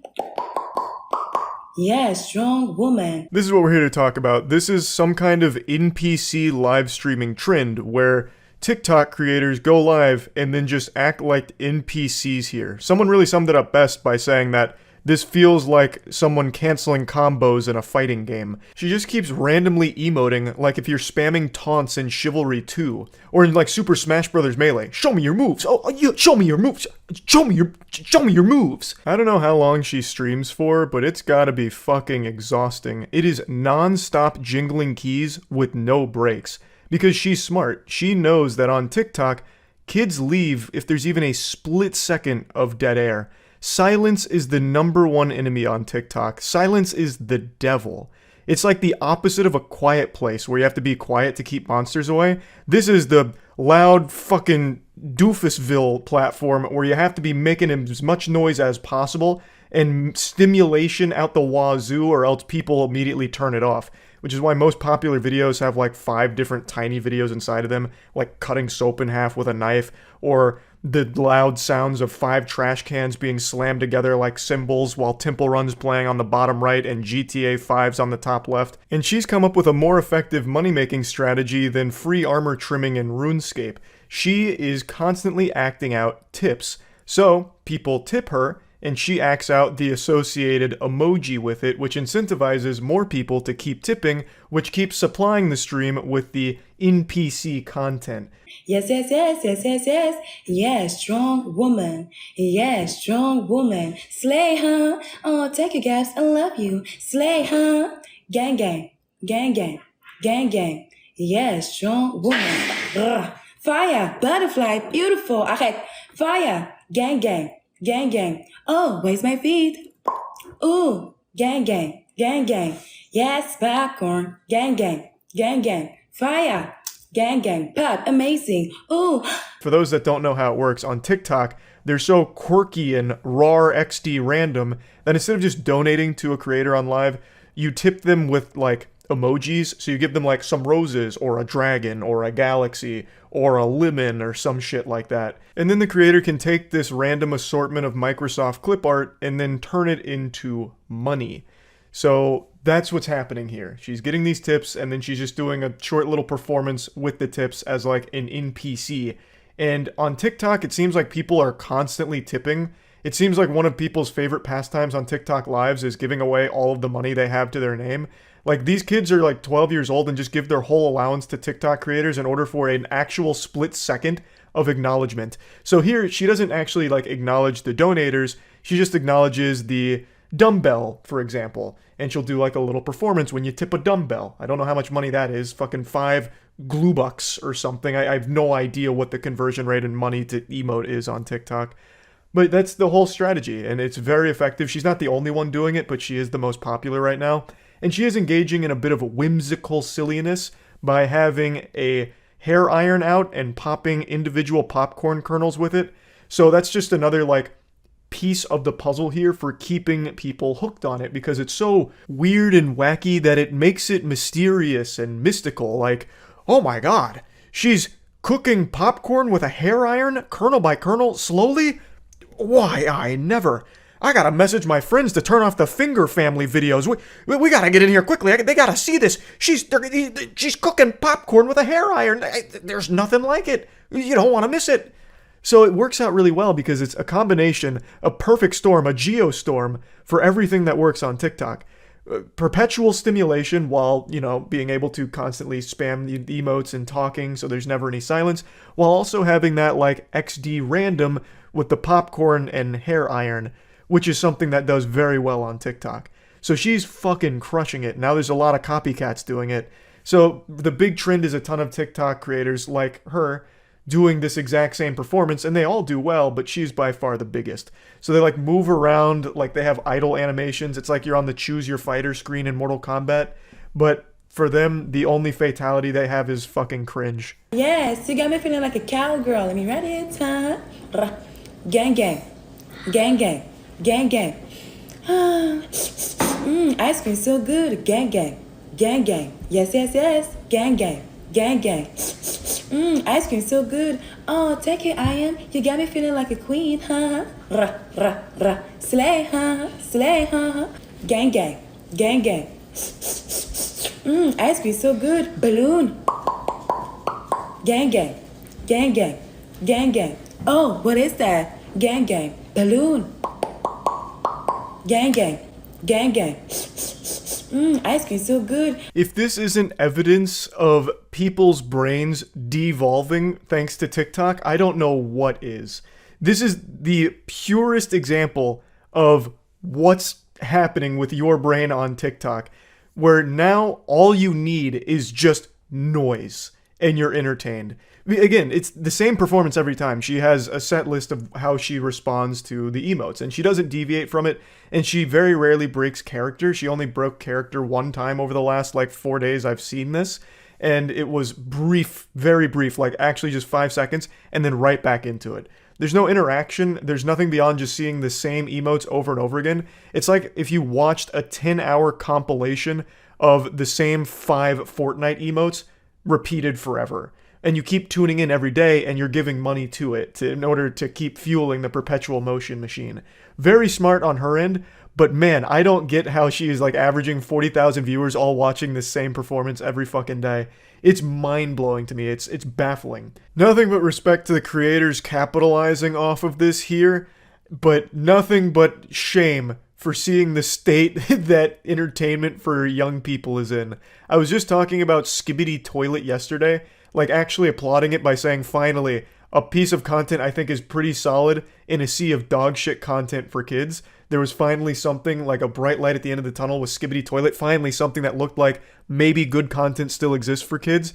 And then immediately I started jumping into this rabbit hole with the NPC live streams, and I'm right back to where I started, where I feel like every single kid is doomed to failure for the rest of their life thanks to their brain being rotted by TikTok. But anyway, just wanted to talk about this a little bit because I found it pretty interesting and obviously kind of goofy. So that's about it. See ya. I've said this a few times and I'll say it again. We have truly reached the golden age of scams. I think people today are more susceptible to a bunch of hullabaloo nonsense than we have ever been in the history of our species. Even all the way back to the medieval ages when people would peddle snake oil, just a bunch of nonsense here's a health potion, right? And it's just river water mixed with a little dirt, and they sell that, and people are like, oh, it's working, that kind of stuff. I think even the people back then were more privy to scams than they are today. People buy into actually anything at all, and then they subscribe to that belief forever. They refuse to acknowledge that they have been scammed because I guess maybe their pride stands in the way of it, or maybe they truly convince themselves that it's working. Today we have a very interesting one from a Instagram influencer or TikTok influencer, I'm not exactly sure, who's trying to convince her audience that optometrists are lying to you and that glasses are the devil. They're a scam. They don't work. In fact, you can heal bad eyesight through spiritual exercises as well as general exercises and something she calls eye yoga. That's gonna fix your eyesight. She also thinks a lot of the reason that people have bad eyesight is because they believe they have bad eyesight. So if you just stop believing you have bad eyesight, all of a sudden you're gonna be fucking 20/20 vision. And of course, rub some essential oils from her MLM multi-level marketing scam on your eyes twice a day, and you'll be seeing through people's clothes, basically. Your eyesight's gonna be so good. You'll be able to see the future. It's a beautifully ridiculous scam that some people have truly bought into, which is very sad but not surprising in the current climate of the world. And there's a TikToker named Mallory's Thoughts who actually took her course in order to see this outlandish nonsense firsthand, and she reported it to the masses. And it's even more bizarre than I could have possibly envisioned. I don't care how many carrots you eat or how much eye yoga you do, your eyesight still won't be good enough to see this coming. It is so wacky. So huge thanks to Mallory's Thoughts for going to the seminar and conveying all the information to the rest of us. It's a beautiful disaster. Have I seen the Samantha Lotus MLM scam saying we don't need glasses? How optometrists scam you. The anti-glasses influencer who claims she can fix your eyesight but is slammed as harmful by experts. Well, that's just because they don't understand her methods. What's the one thing that your optometrist doesn't want you to know about? The fact that you do not need glasses. That's right, you may have been told that you need glasses, but that's actually a lie. There are mental, emotional, physical, and even spiritual reasons why you may not be seeing, and I'm here to tell you that that can be healed. I love spiritual as one of the culprits. You haven't believed hard enough that you can see. Your faith in God has clouded your judgment. That's like actual Star Wars shit. That's why your eyes are so blurry. If you want to learn more, read the comments. What's the one... Does she expand on... What? I'd like to hear her methodology here. You've got me hooked. That's a huge scam. She told her Instagram followers she healed her own eyesight and is offering to teach others to heal the spiritual, emotional... Yeah. It incorporates positive psychology, CBT. How's cock and ball torture going to help? Psychoneuroendoimmunology, metaphysics, energetics, nutrition, and alternative natural medicine into her healing protocols. She broke down Lotus' course in a video and garnered 2.5 million views. Mallory, a popular TikToker. I am happy to report that I paid $11 this morning to attend so that you didn't have to. Lotus, thanks. We are off to a great start here with a legal disclaimer saying I'm not a pharma doctor. And if anyone wants to explain to me what pharma doctor means, that'd be great. Yeah, I can do that for you. She's not educated in any way, shape, or form. Like, she's just actually fucking stupid. That's the best I got for you. This is holistic education and empowerment purposes. Ah. So science, then. So suggesting that you can't see 20/20 vision because you have unbalanced spirituality, because you have some sort of blockages. So, you know, it's like chakra all blockages your fault, will do that to you. We did a few eye health breaks, like eye stretching. She kept calling it eye yoga. It's pretty much the nicest Can you part show of me the one? whole thing. At this point, she suggested that Wait, what is eye yoga, I wonder? Hold on, does she have any courses on that? Now I'm very interested. As an optometrist with a degree, I can tell that she is completely bullshitting. As a man who is not an optometrist, I can tell that she is completely bullshitting. I would hope most people will hear this and know that it's bullshit. We're reaching a point where people will believe anything and everything, but that's only if you do it as a counter to something. You can't lead with your craziness. It's only if you counter something with craziness where they're like, that's the truth. Because no one wants to trust anything. So if Samantha, if you're here, let me give you some free advice on how you could have sold this on Twitter to the absolute lunatics there. If you had said, Big Pharma is trying to vax all of us and send us to these optometrists to keep glasses on us as a muzzle, here's the truth, you would have crushed it. You would have absolutely nailed it. But you didn't lean into that hard enough. Instead, you led with your lunacy. So now everyone shits on you. See, it's all about framing. You have to put an enemy, and you have to put yourself as the ally. And that's how you can sell anything. Could, in fact, change your eye color through cellular cleansing and proper detoxification. At this point, we're about 30 That's fantastic news. I've always wanted to have green eyes. Does she have any courses on that somewhere that still exist? Man, I need to pay $11 to go to this seminar. Mallory's hogging all of the secrets, the cheat codes. What kind of detox do I need for green eyes? Says named best vision in the military. What the fuck does that mean? Where did that award come from? It's a prestigious award. It's like in high school when you're like voted most likely to, you know, be a football star, most likely to be a crack addict, whatever. Like, I'm sure the military does that, right? Best vision in the military award? Take a peek. It's probably a very prestigious list here. What the fuck? There's no Wikipedia page dedicated to this? The best eyesight? Come on. The Guinness Book doesn't have it. Yeah, I can't believe it. Why wouldn't the Guinness Book be on it? They'd love that. Again, this like, you can't see because you just need to let go of the belief that you can't see. And she talked about how like, that's what I was saying. They're just a barrier between you and the rest of the world. And like, what are you hiding from? Then we said some affirmations together. I've always said that's how you fix most things. You just gotta stop believing in it. If you don't believe in it, it's not real. Says that you can use eye strengthening oils - Immortelle.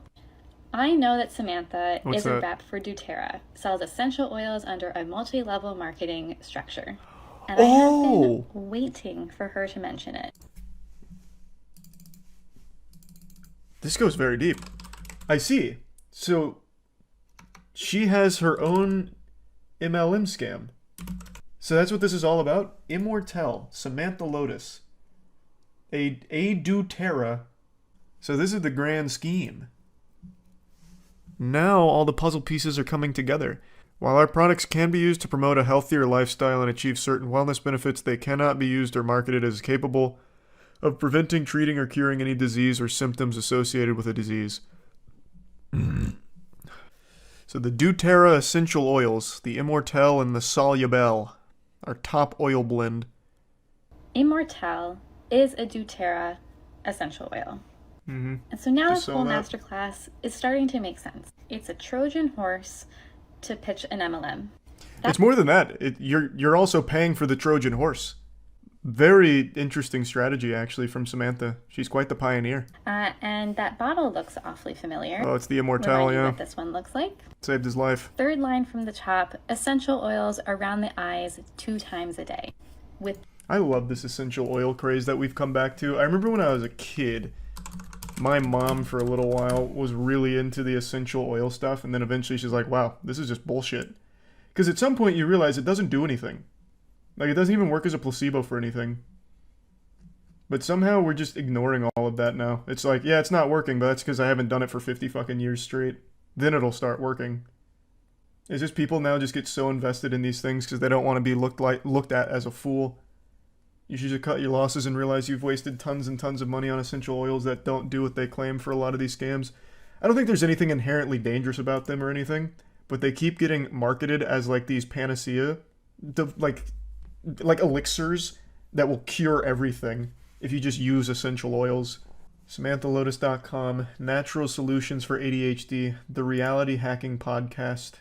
Fortunately, the holistic health model offers a different explanation and more productive solution. Extensive scientific studies have shown that refined sugar, artificial sweeteners, and chemical food additives, as well as nutritional deficiencies, preservatives, and food allergies are all causes of ADHD. Additionally, other correlated causes are stress-related. Where's your solution? Cut out sugar? Come on. Oh, that is your solution. A diet rich in vegetables, quality health fats, organic lean protein, fruit, and whole foods is the key to a healthy brain. So that's how we beat ADHD, is a better diet. Thanks, Samantha. She solved it. ADHD has been defeated. I'm eating a donut. Well, enjoy contracting ADHD, swine. Should have listened to Samantha. What does it say? Ultimate co-creator? What does that mean? Is she God's assistant? What do you mean the ultimate co-creator? Am I reading that correctly? What a title. Ultimate co-creator. A time-space portal where some of the world's greatest leaders, seekers, and game changers come to achieve complete personal and professional mastery. Now, this is something she sells. Our leading edge clients, tribe, are those relentless in the pursuit of excellence. They are different. Being at peak expression and experience is the drumbeat of our soul. We do not settle or accept mediocrity in any aspect of the human experience. We want the best because we are the best. We embody excellence. If you are here for human and planetary flourishing and are ready to step into the fullness of your power and share your message and medicine with the world, you are where you're meant to be. That said absolutely nothing. So what is it? Is this how you sign up to the MLM? Sacred Money Archetype. What the fuck is this? What class is that in Baldur's Gate? The Sacred Money Archetype. I recognize you. You are here to make waves in the collective. You're at the leading edge of consciousness, bringing humanity forward in your own unique way. You light the way and pave the path, and yet this path isn't without pain. The constant inner urge to innovate, create, lead, expand, and evolve is all too often accompanied by the challenges of balancing health, relationships, happiness, and true lasting fulfillment and freedom. Thanks for recognizing me, Samantha. That means a lot. What an interesting rabbit hole. All because she doesn't believe in glasses and thinks optometrists are lying to you about glasses being real or necessary. It doesn't matter what you believe for the origin of our species, whether we flopped out of the sea and began evolving on land, or if God made us, one thing remains true. There is something deep in our DNA that drives us to pursue the perfect prank. From the very first time a caveman grunted at his friend Krug to pull his finger, to the time that a YouTuber chased a man in a parking lot with a knife and got shot to death, there has always been this subconscious desire to find and execute the perfect prank. And friends, I'm happy to say we've reached the apotheosis. Our journey is complete thanks to one TikToker who has finally pulled it off. The perfect prank. The airport bomb threat prank. A classic, but one that's only ever been talked about as a myth. A what if, pie in the sky. Experts said it couldn't be done. But finally, thanks to the hard work of one brain-dead, broccoli-haired worm that looks like a side character out of the Jimmy Neutron show, it has been proven not only possible, but a viable strategy of going straight to jail and facing some potentially life-ruining problems in the future.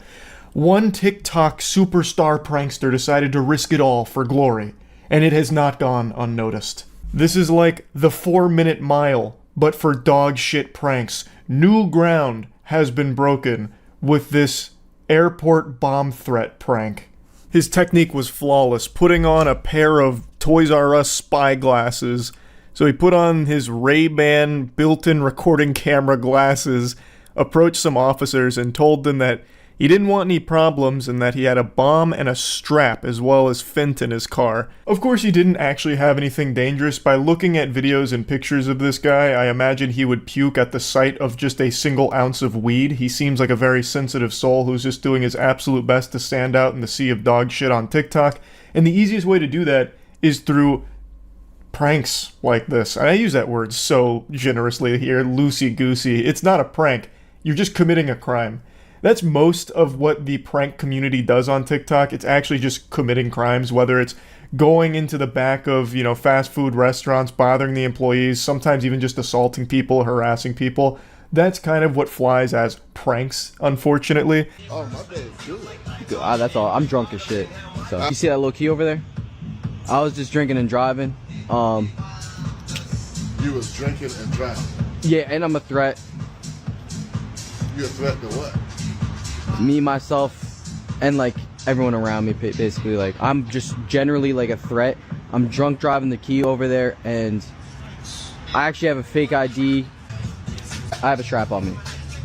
You have a what? A strap on me. He does this particular style of prank pretty often where he just goes up to officers and talks about like drunk driving and having weapons, being on drugs, having drugs. It's a real hoot and a holler. I have a white sedan over there. I am drunk and I'm driving. I just want to let you know that. And I am a threat. Alright, do you mind providing me with your ID? Got him! That idiot didn't know that this guy was just lying for TikTok views. Epic. He fucking got him super swag style, actually. So, he's done this a few times, but this is the first time he ever tried it with an airport bomb threat, and, well, let's just say justice is a dish best served with a side of ass. So he got arrested immediately, he'll likely be placed on a no-fly list, but he was released the following day after posting a $100,000 bond. Now, he didn't post that bond, that was 100% mommy and daddy's money coming to the rescue, protecting their sweet little boy. He didn't know any better. This goofball's still huffing Sharpies to get a little bit of a buzz. But his parents, you know, he can do no wrong. It must be some kind of mistake with the law. What, you mean you can't call in a bomb threat? I thought this was a free country. So they bailed him out, and he immediately posted on TikTok about how amazing life is and how he wants to spread positivity. Life is good though. I want y'all to see that life is great. Your life is great too. Have a good time, man. Have some fun. Oh, that tugs on your heartstrings. Spread love. While this guy's entire online presence is about bothering as many people as possible and making their lives a little more miserable for the sake of his TikTok clout. If you really wanted to spread a positive message, he should be talking about the beauty of goof juice and how you can get it at gamersupps.gg/moist, the best flavor ever made. But instead, I'm sure he's gonna go right back to these kind of pranks that he's become known for. What would you like? Sand. Sand? Man, I'm sorry. You don't work here. He's lying now. Bro, it's my first day.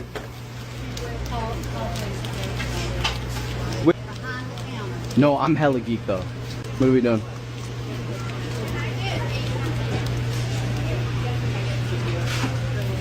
Whoa. You can't touch me. Exploiting fast food workers. So positive, so strong, so brave. Yes, a beacon of love.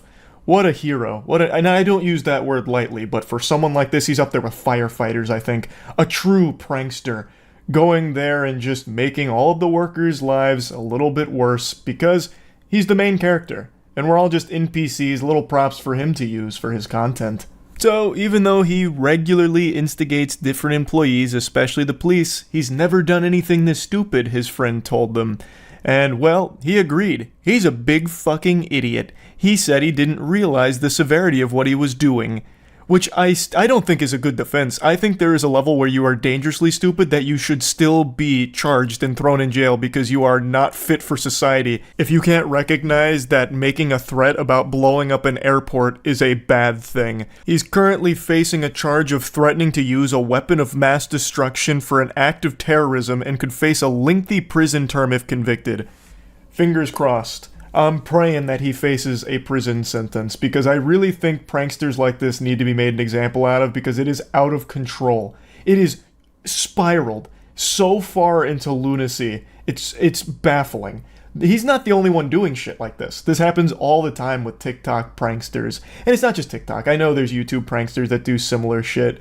But there just needs to, at some point, be like a hard line in the sand where you just throw the book at one of these stupid assholes and hopefully it'll discourage copycats, because right now, a lot of people, especially someone like him, sees that there's a lot of TikTokers that blow up from just being an asshole that people throw tomatoes at and shoot spitballs at for these really degenerate pranks, and even though they're getting a ton of hate, it's growing their brand, and to them, it's worth it. So it ends up poisoning and inspiring others to follow that same path to success, and it leads to shit like this where they're just constantly pushing the boundaries. I referenced a case earlier where someone charged at someone in a parking lot and got shot to death.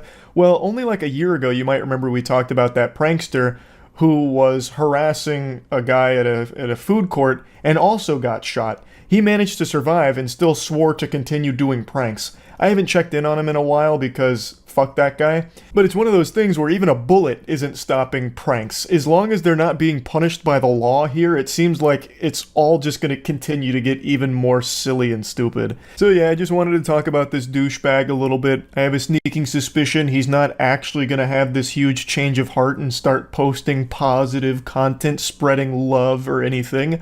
I think he's going to view this as a potential lightning rod to his career, where he's going to double down on this type of prank. But that's just my hunch. I'm no Nostradamus or anything. We'll see how it plays out. But anyway, that's about it. So yeah. It's super common for TikTokers to treat fast food employees like props. They've been programmed by that app to believe that fast food employees are just NPCs there for their amusement and their clout. And it's very common when it comes to pranksters where they'll just go in there and harass them for some absolute garbage trash. However, there is one new TikTok superstar that's blossoming. A buddy of mine sent me this page earlier today.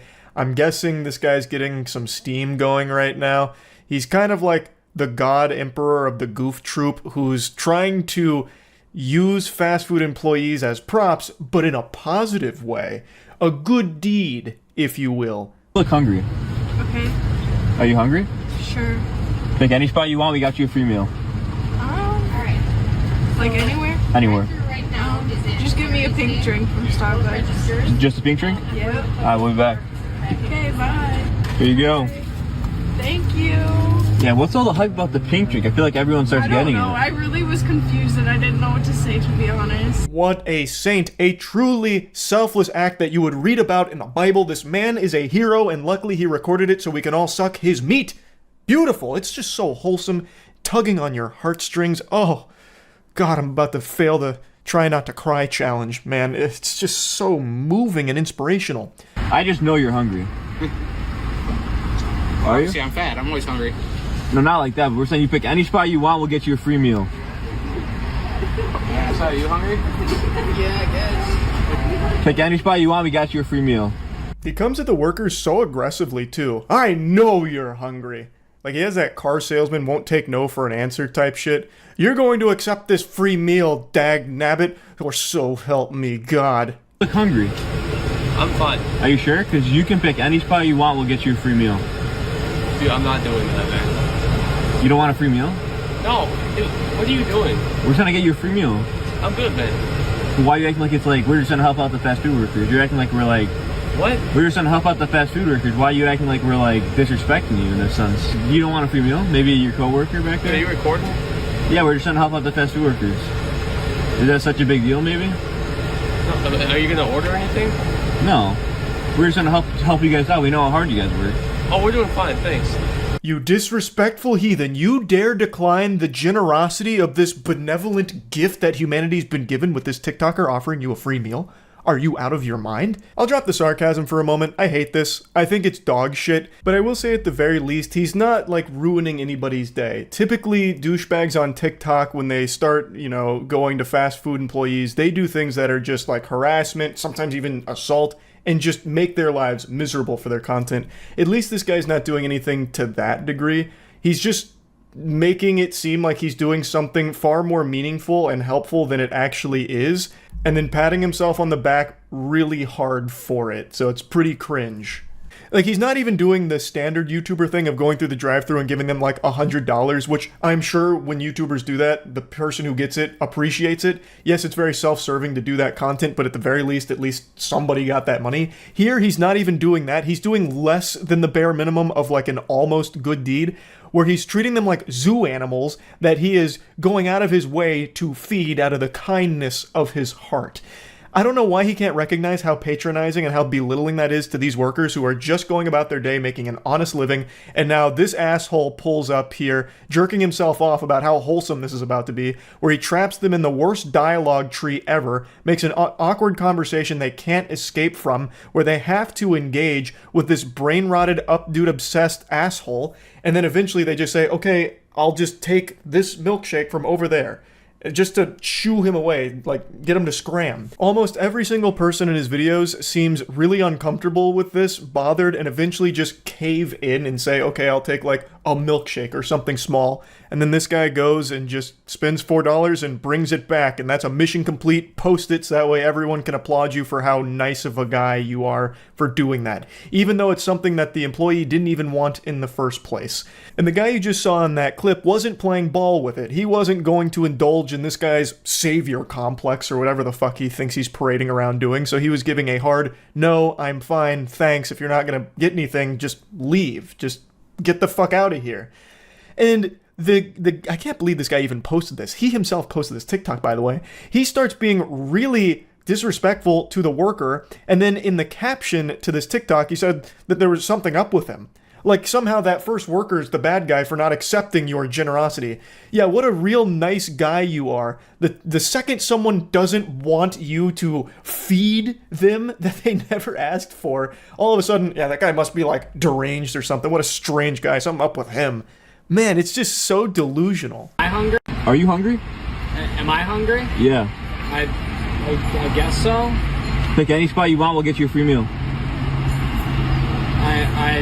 I don't understand why. We're just trying to help out the fast food workers. No, the fuck you are not. You are solely trying to help out yourself by giving the illusion that you're doing something good. Now, again, credit where credit's due. At the very least, he's not going in there destroying the business and, you know, harassing or assaulting the workers like a lot of TikTok pranksters have done in the past. At the very least, he's not actively hurting them in any way, but it's not like he's actually doing anything helpful or overly positive either. He's still, once again, just treating them like they are beneath him, and he is doing them a favor by being there and using them for content. I imagine every employee in these videos would have much rather he had just ordered something and then been about his day. Just fucking leave, as opposed to having this side quest appear in front of them. Because it's food they didn't even want in the first place, and I would venture a guess, pretty much all of them that just, you know, reluctantly said, okay, I'll take a pink drink, never even drank it out of fear of something being wrong with it, like contaminated, because most people aren't going to be that trusting of a stranger who scoots in sideways, fucking filming them in a drive-thru and then offering a free meal or free drink.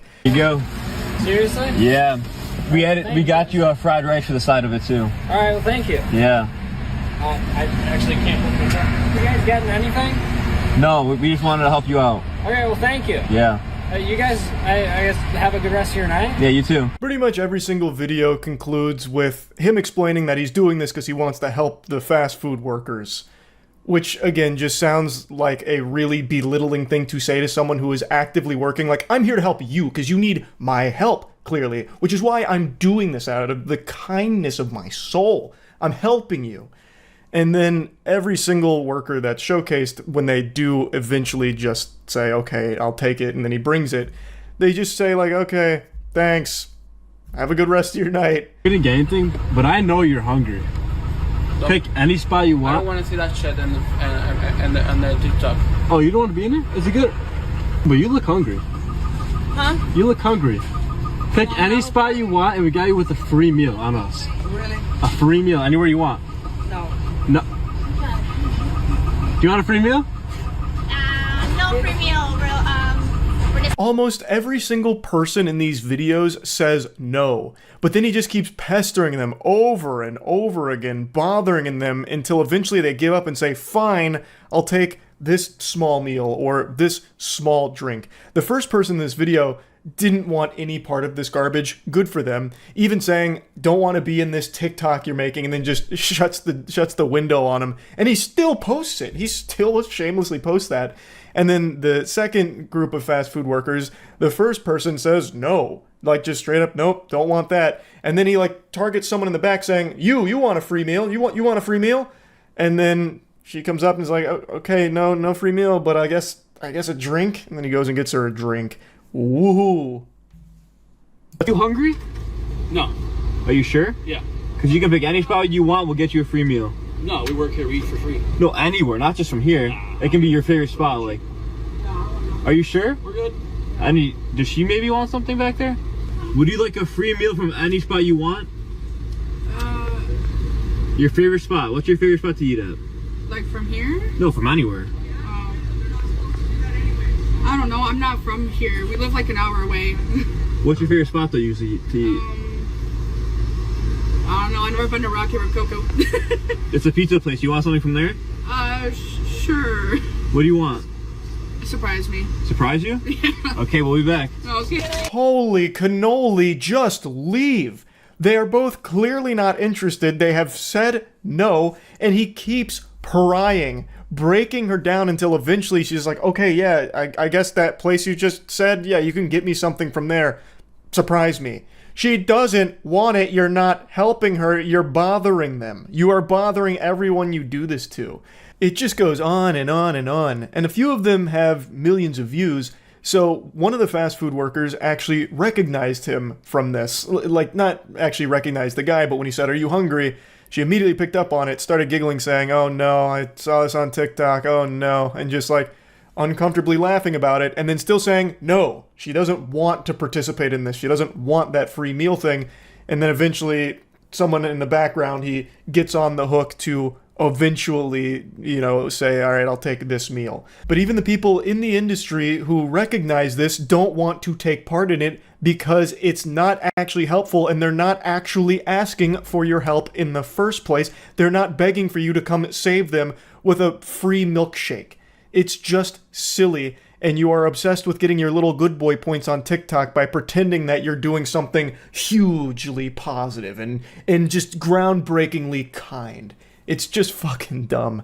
I had to talk about it. That's it. See ya. Yeah, I'm wearing a frown right now.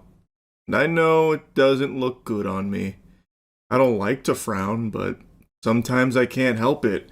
This is Nick's. He has a crazy order. I want a double butterburger. 2 of those, please. Family-sized curds, a large chocolate custard, concrete mixers. There you go. With that's chocolate ice cream or the chocolate custard, and Oreos and cheesecake. It'll be $45.79. I'm a content creator. I don't know if you've heard of me before, Will Kelly. I'm sure you have. No, unfortunately, I haven't heard of you. Sorry.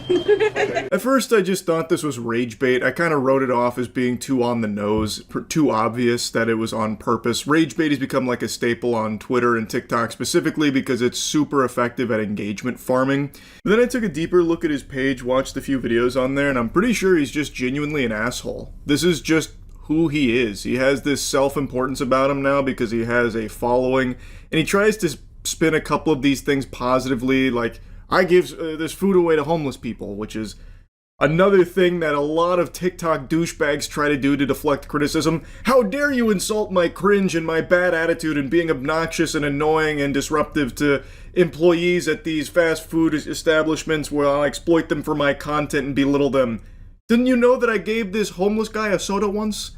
It's such a cringe tactic that they try to do. It's not actually because they're trying to do good in the world or help somebody. It's just so they can use it as a shield to deflect criticism. So I don't think that this is rage bait on purpose. He marches into so many fast food places like fucking Bubble Bass and just causes like a stir and just tries to make a spectacle out of things.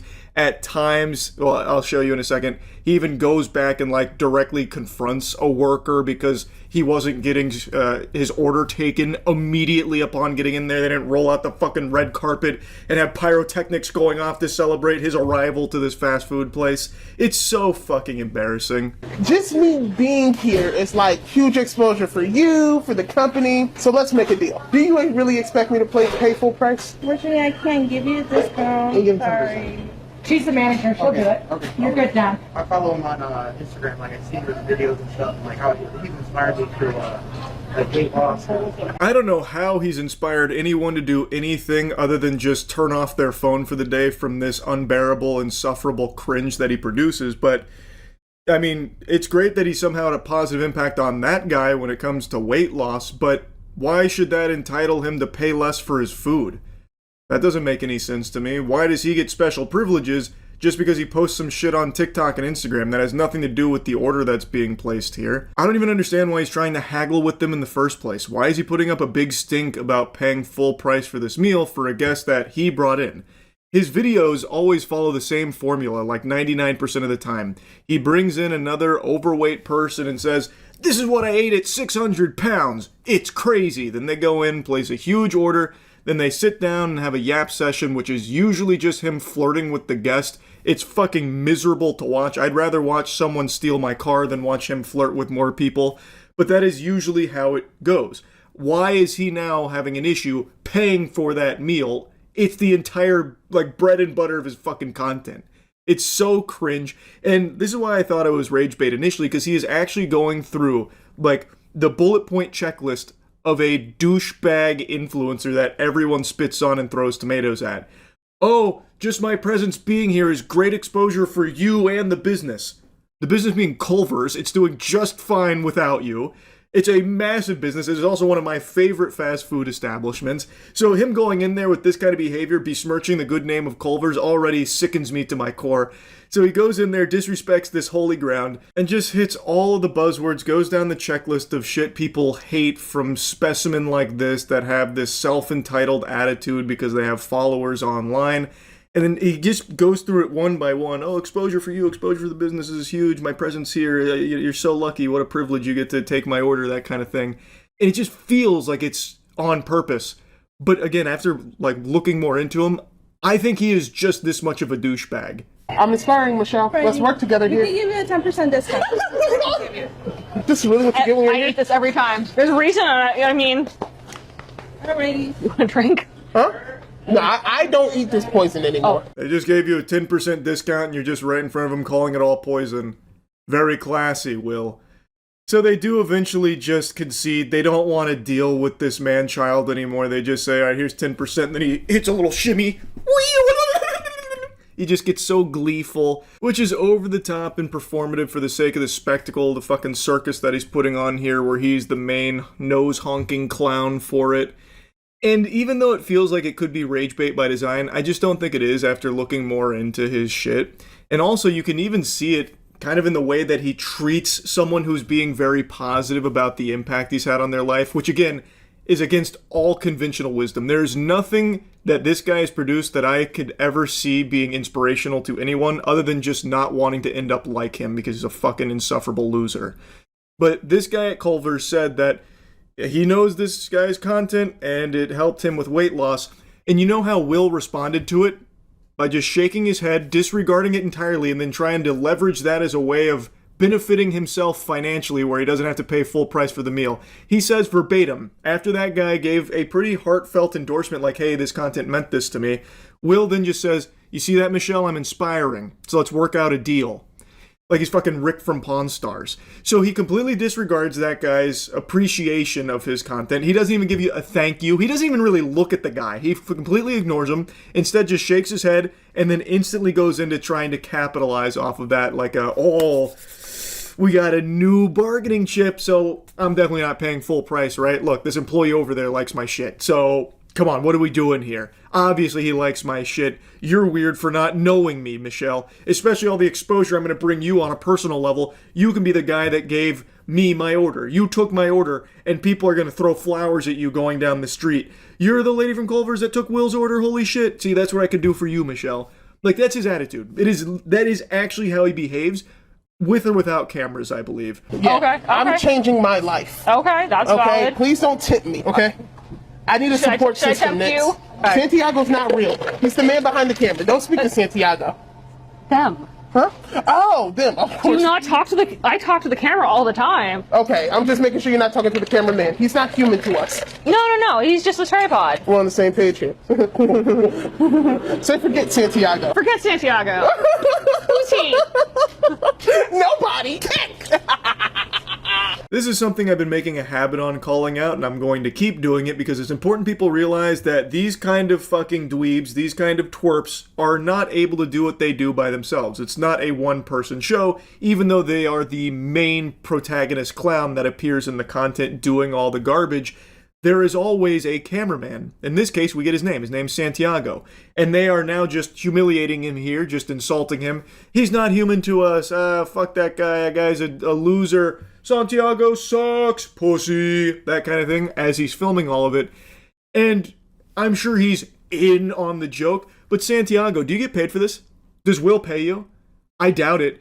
These kind of worms, these scumbags, do not pay their camera people usually. And especially given Will's attitude, I bet he has convinced Santiago to do this for exposure dollars. Santiago, this is gonna blow your socials up, man. We're gonna make sure you also have a career as an influencer too. Yeah, I'll hold the camera when you start to blow up as well, man. Don't worry about it. But yeah, you're gonna do this for me, right? For free? I'm sorry, not free.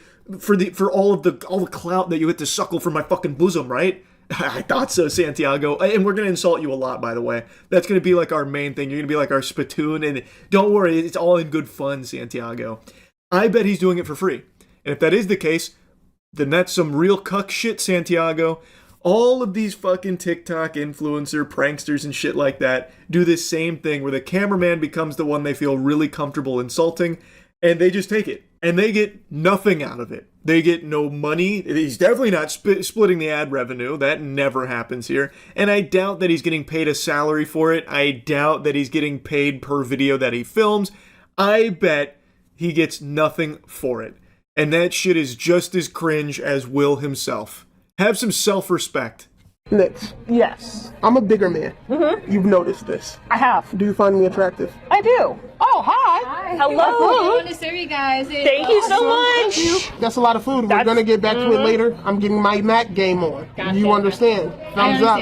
Shout out to the niece. Yeah. Now let's look at this food. Shredder, you was really eating this? I won't torture you with their conversation, but this is how like all of it goes, where he starts to activate the Rizz Sharingan online, Rizz mode engaged. That kind of shit. It fucking sucks. I hate his voice too, by the way. His voice sounds like a fucking Ben 10 character on Helium. I can't stand the way he talks, and I'm pretty sure that's not his actual voice. I think that is something that he puts on for the sake of being like grating and over the top. Whenever it's negative, everybody has something to say. Give me my flowers on my positive, bro. Give me my flowers. I've been going viral this week. A bunch of people have been reacting to my Culver's video, saying, who does he think he is? Who does he think he is? Will Kelly, bro. Whoa, dude, that went so hard, bro. I'm Will Kelly. Damn, oh my lord. That mic drop moment.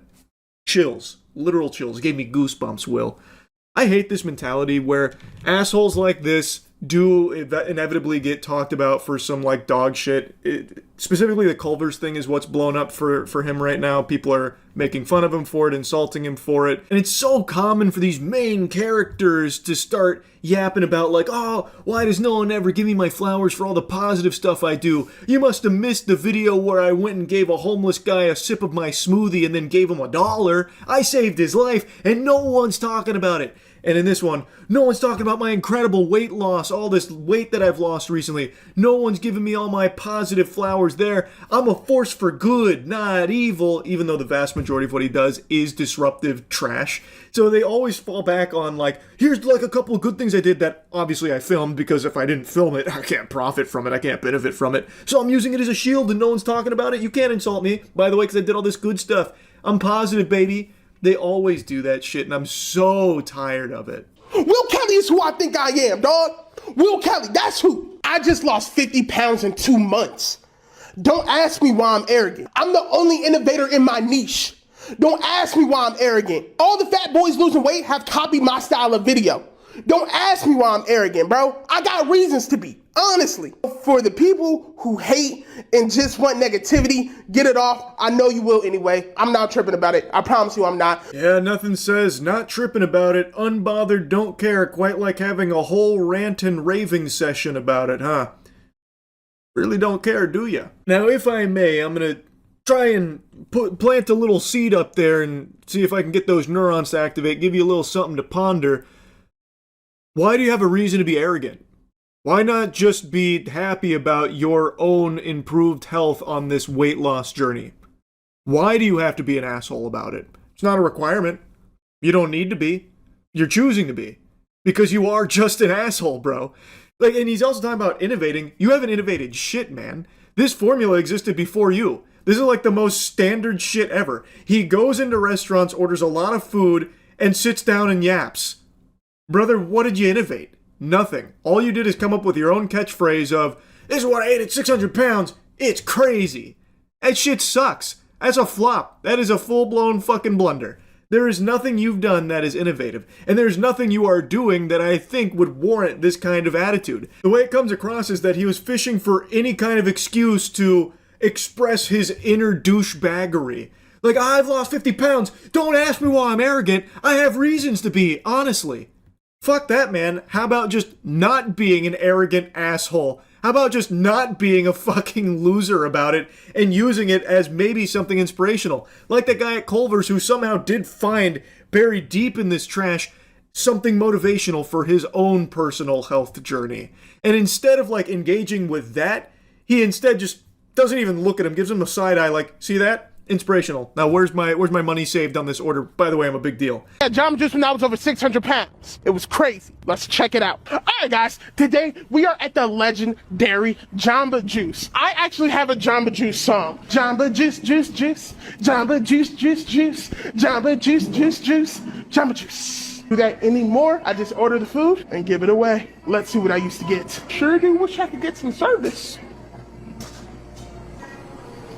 Huge Baby Shark cover there, awesome stuff, banger. And he goes on about like what he used to order, and now he just orders it and gives it away.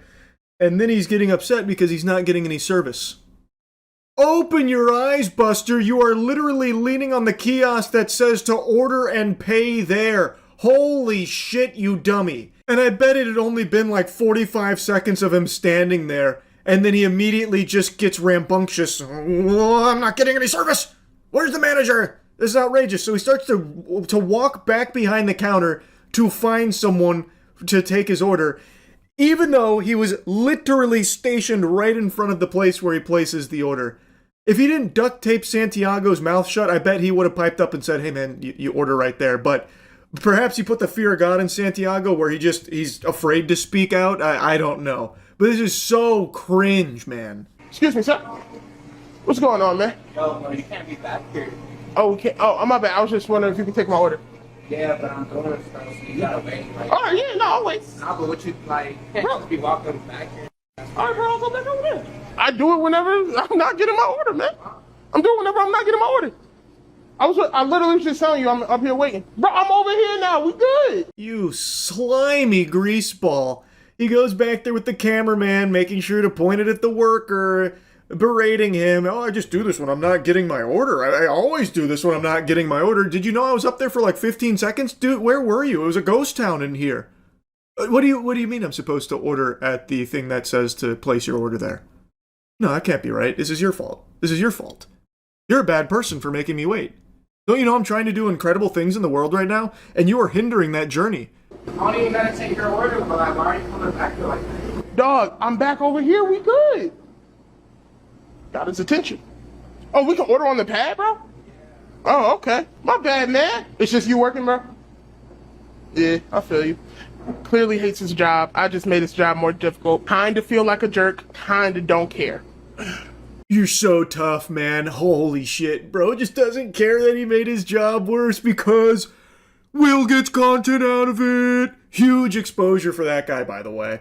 I bet he's going to see this video and be so thankful that Will did this for him. I bet that's so awesome. Bro, Will really is a saint. You see the way that he marches back there with the camera guy and then just makes his day worse, this guy who's working at Jamba Juice and making sure that he can use this for the maximum amount of juice for the squeeze for his content.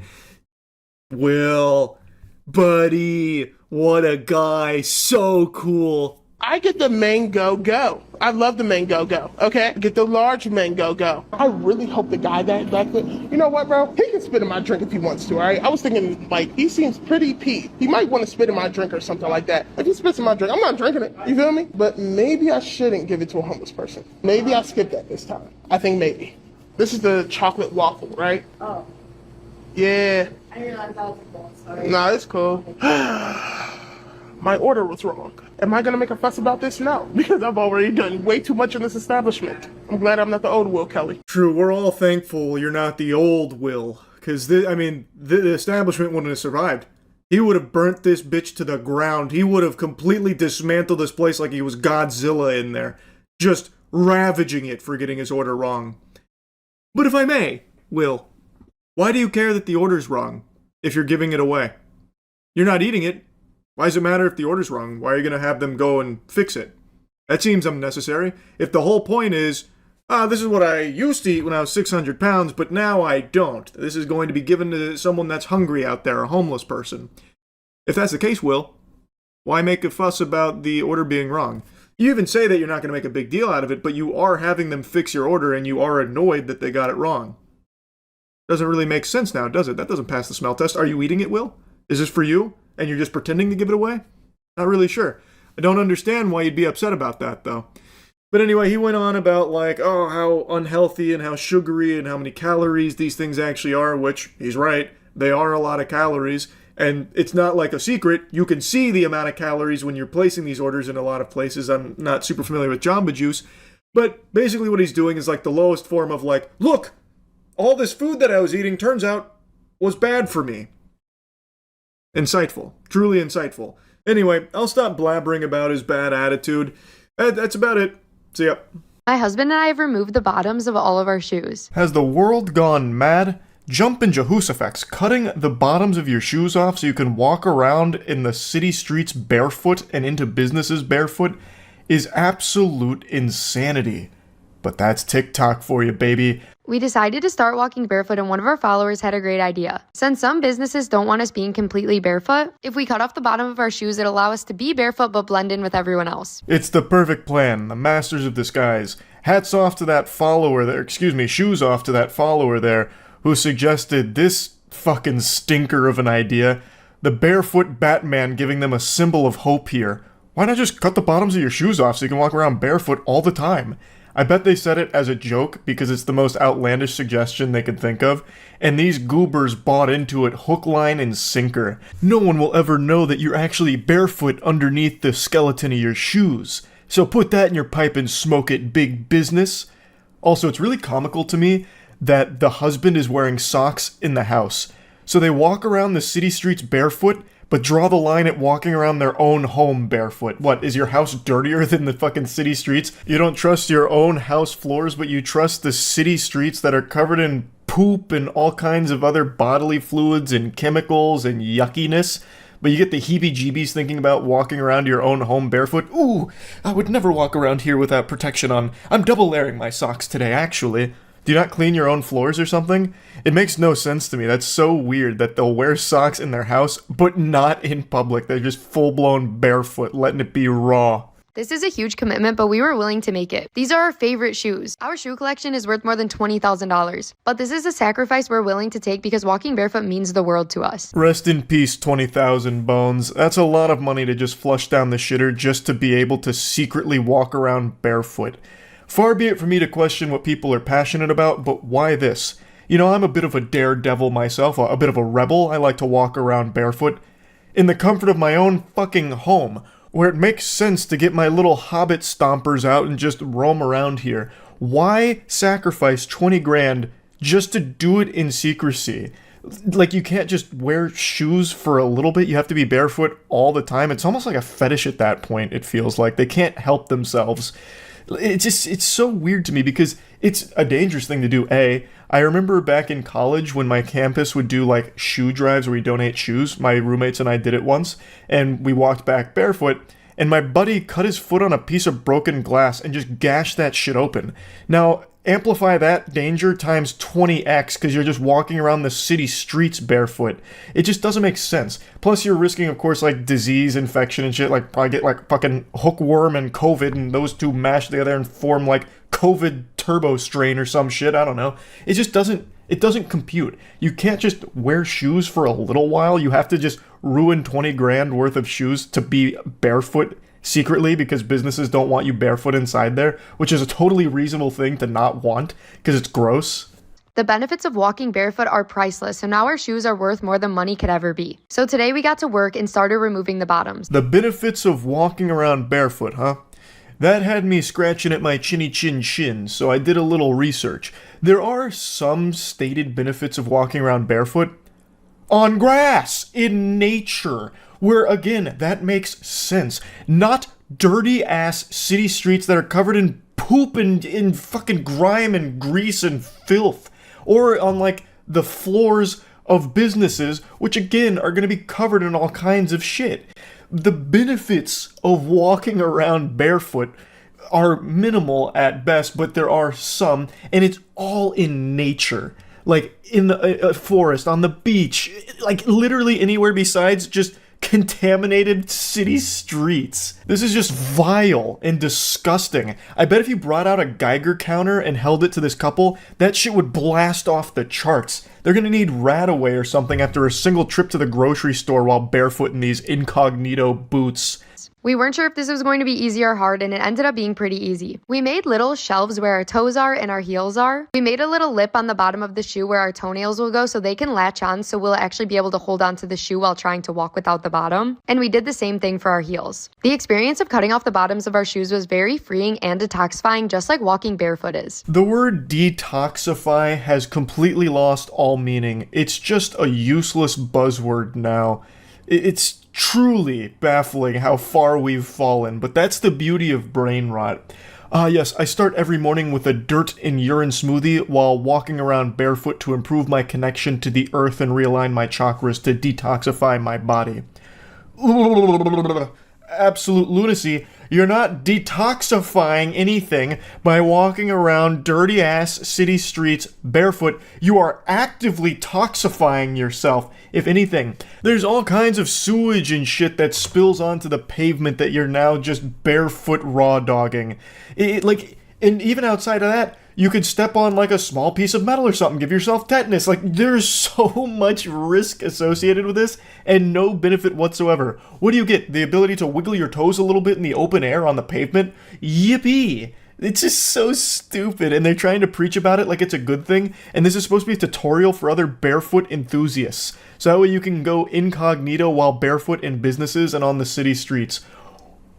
Who would want that? Why? So after we cut the bottoms off, we decided to try it out. So we went to our favorite store, Sephora, and as you know, they don't really like us in here without shoes. I needed to grab a few things for a trip we're going on. The experience was absolutely perfect. I love the dichotomy between we walk around barefoot because it's good to detoxify and it's freeing and whatever, and then going right into Sephora, which has more chemicals than the goddamn plant Homer Simpson works at. Of course, I have no problem with Sephora whatsoever, but I just really would have thought a couple like this that's so desperate to be barefoot that they'll destroy a $20,000 shoe collection just to cut out the soles so they can be barefoot on the grossest surfaces possible would be really apprehensive about going to a store like Sephora, which has like a lot of really unnatural ingredients in a lot of their products. So it was just weird to me. And it starts to make me wonder if this is all just performative. Like, I feel as though there's a chance they don't actually walk around barefoot ever, and this was just for the sake of being quirky and unique on TikTok. And that's also helped by the fact that the dude was wearing socks in his house. If they really loved their bare tootsies out all the time, I bet he probably wouldn't even fucking own socks, let alone wear them in his own house. So I'm starting to think that they're just lying here and this is all just fake, but I'm not entirely sure. Either way, though, it's fucking gross. The workers came up to us, they talked to us, they even complimented our shoes. I definitely recommend this if you're trying to go incognito barefoot. It's the perfect way to get all the benefits of going barefoot, but also have no one know. It's also the perfect way to contract the disease if you're looking for a speedrun percentage, because I'm guaranteeing you're going to pick something up along the way here for this journey. What a great tutorial and what a wonderful lesson. I also love how effective this is. Just look at how top secret this is. As her entire foot pokes out the side of this destroyed shoe casing, the corpse of that shoe is just hanging on by a thread here, as her whole foot is exposed. I'm sure nobody knew. I'm sure they were completely in the dark. Of course, the workers, I would imagine, probably saw this, especially because the sound their feet would be making, slapping against the floor.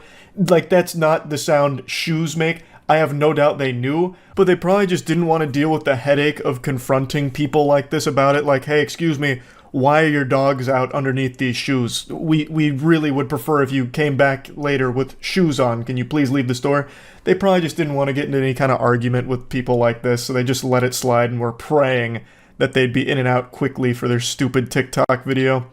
But yeah, I just wanted to talk about this a little bit because it was a wacky little thing that popped off on Twitter today. That's about it. So yeah. I've said this many times over the last couple of years, but just like my high school basketball coach, you don't take me seriously. Every time I try to preach this gospel, you think I'm joking. I'm not. Wipe that smile off of your face, Buster. I am going to scream it once again with my whole chest. Cringe is the ultimate evil. It's the only unforgivable sin. Through the eyes of the internet, the ultimate crime is being cringe. So why am I talking about this? Well, it's because two videos have just gone viral for being cringy, and everyone has been dunking on them. The first one absolutely blew up, and it's become one of the most divisive videos I've seen hit the internet since the fucking Yanny and Laurel debate. It's this woman celebrating getting her pancakes by doing a little boogie. I have to mute the audio, so I'm just gonna beatbox for this.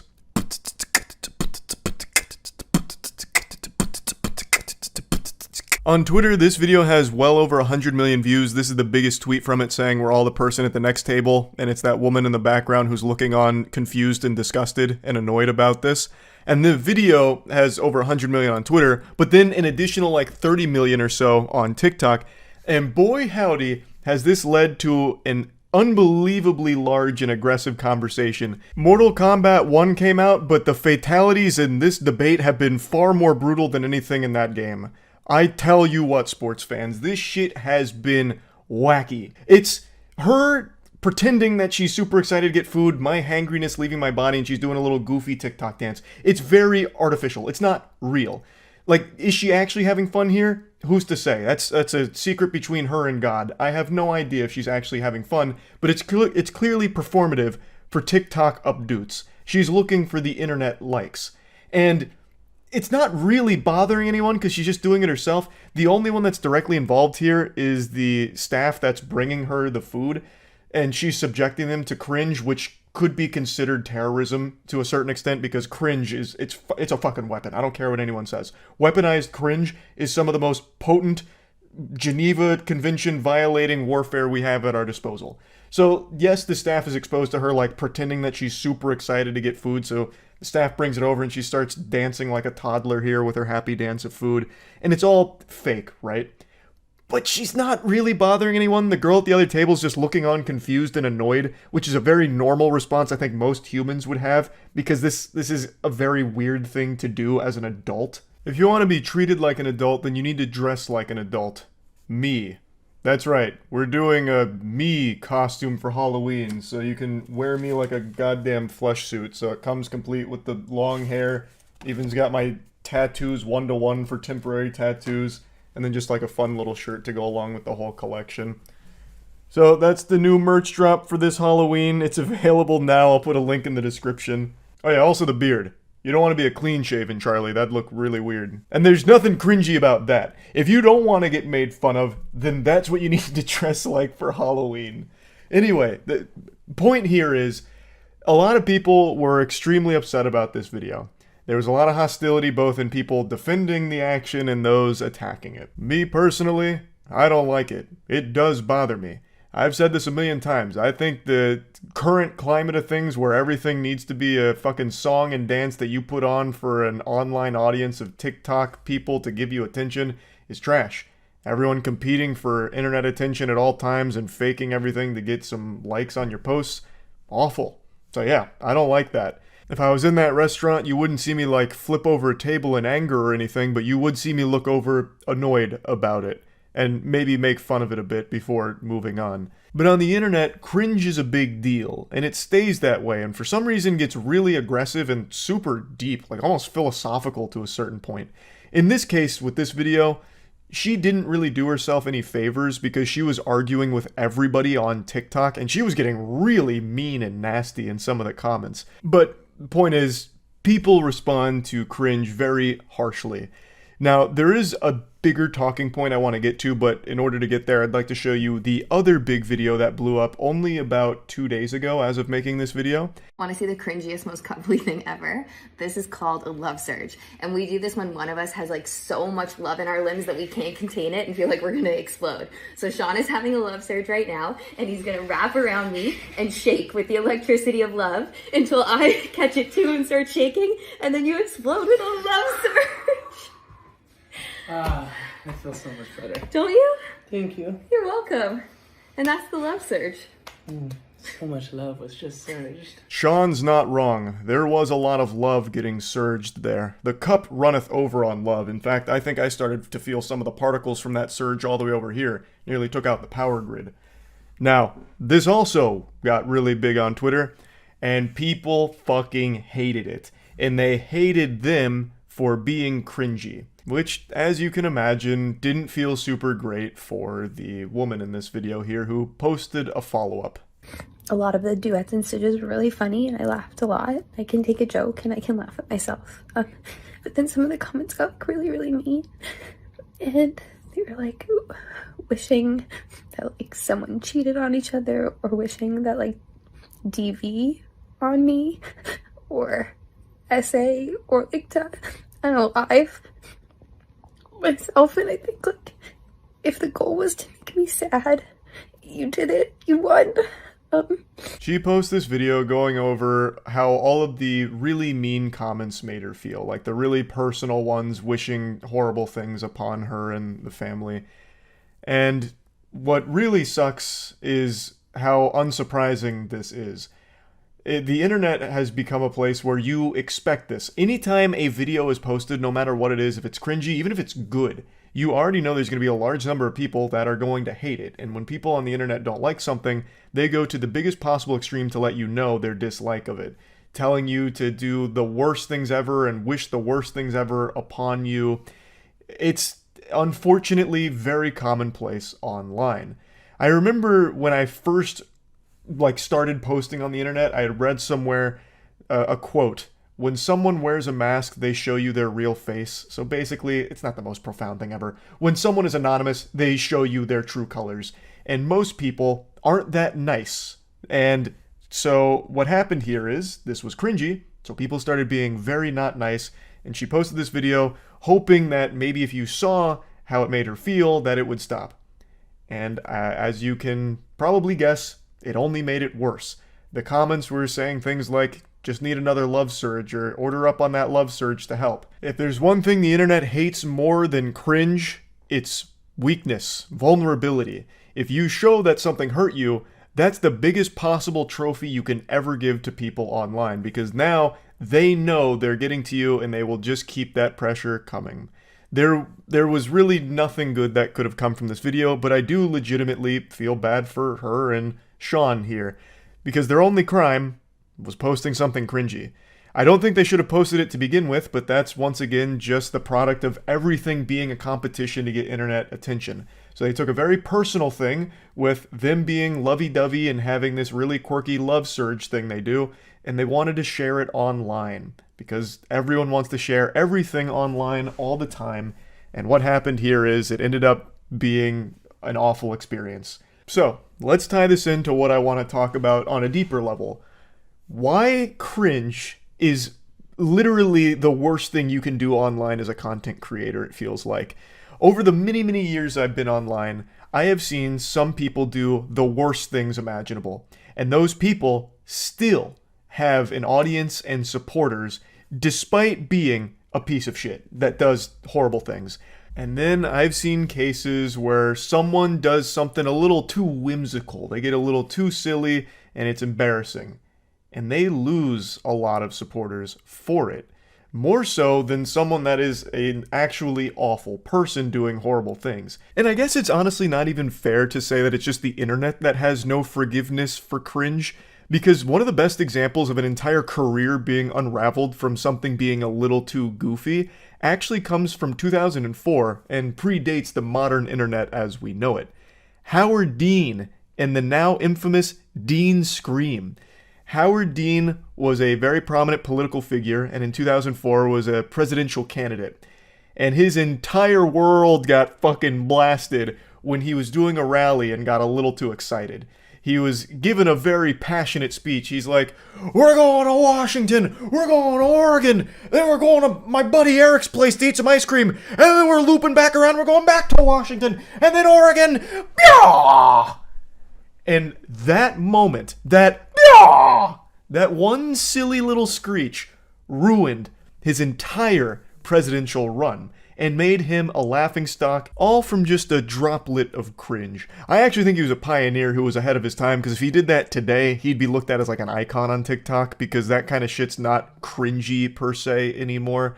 But anyway, the point I'm making here is, it might not even just be an internet-specific phenomenon. It might be like a human-specific thing where we're just hardwired to dislike cringe and always hold it against the person who made us feel the cringe. I don't really know. I'm getting scientific about something that has absolutely no basis in science.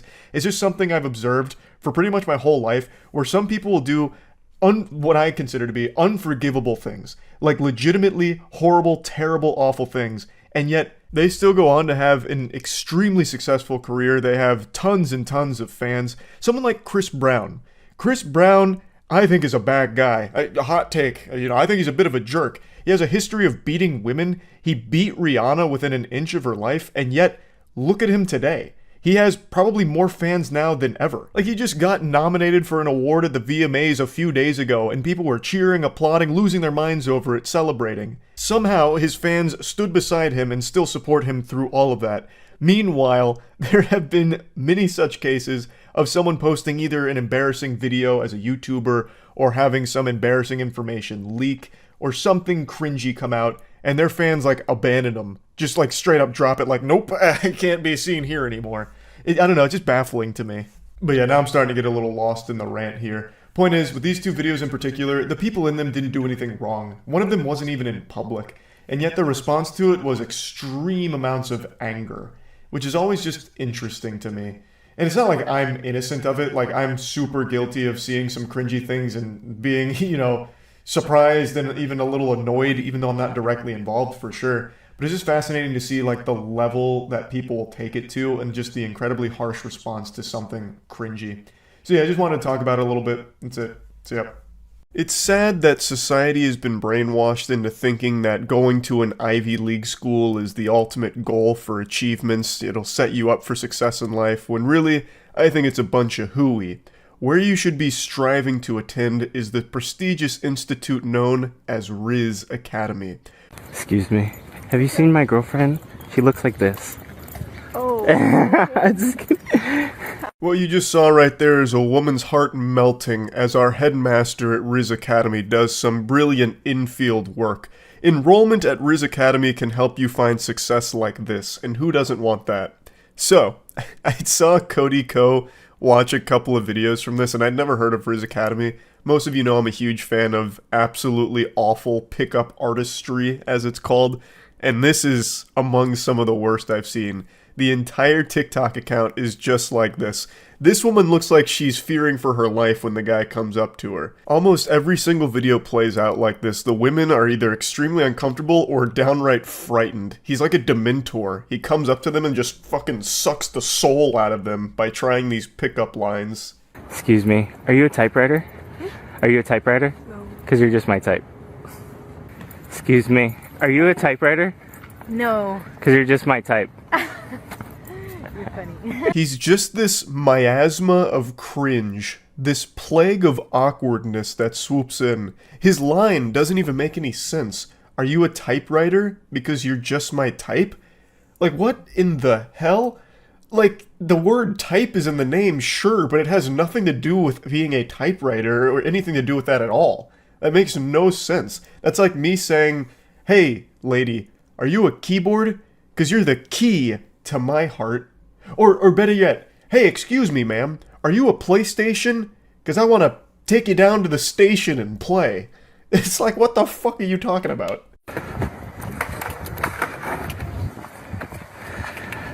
Okay, I'm gonna have to write you a ticket. Who said you can look this good in the premises? What's your name? Krista. Do you think I can get your phone number? I have a girlfriend. I have a goldfish. Wee woo, wee woo. Watch out, ladies. Rizz patrols out and about. And he almost wrote her a ticket for being too good looking. And then, you know how that panned out. Not very well. Also, I have to love his comeback when she mentions that she has a girlfriend. His checkmating move is, I have a goldfish. Genius. Hey, cutie. Sorry. Hi. I like your vibe. It's showing like adventurous. Do you know what this is? Like a old telephone, I don't know. Yeah, and the only thing, it's like it's not working because I don't have your phone number. You think I can get your phone number? Oh my. There's a lot to break down here. So he comes at her like it's an ambush. Like, he's part of a sting operation. They're busting her. So, like, she doesn't even register that this was an attempt to, like, flirt immediately. So he walks up to her, like a random encounter in an MMO, says, hey, cutie. And she's just like, oh, sorry. Thinking that she had gotten his way or something. So she tries to, like, dodge him. But then he, like, swoops back around. He's like, wait a minute. No. I like your vibe. And his use of props is actually extremely commendable. So we saw him with the clipboard when he was RPing his Rizz patrol.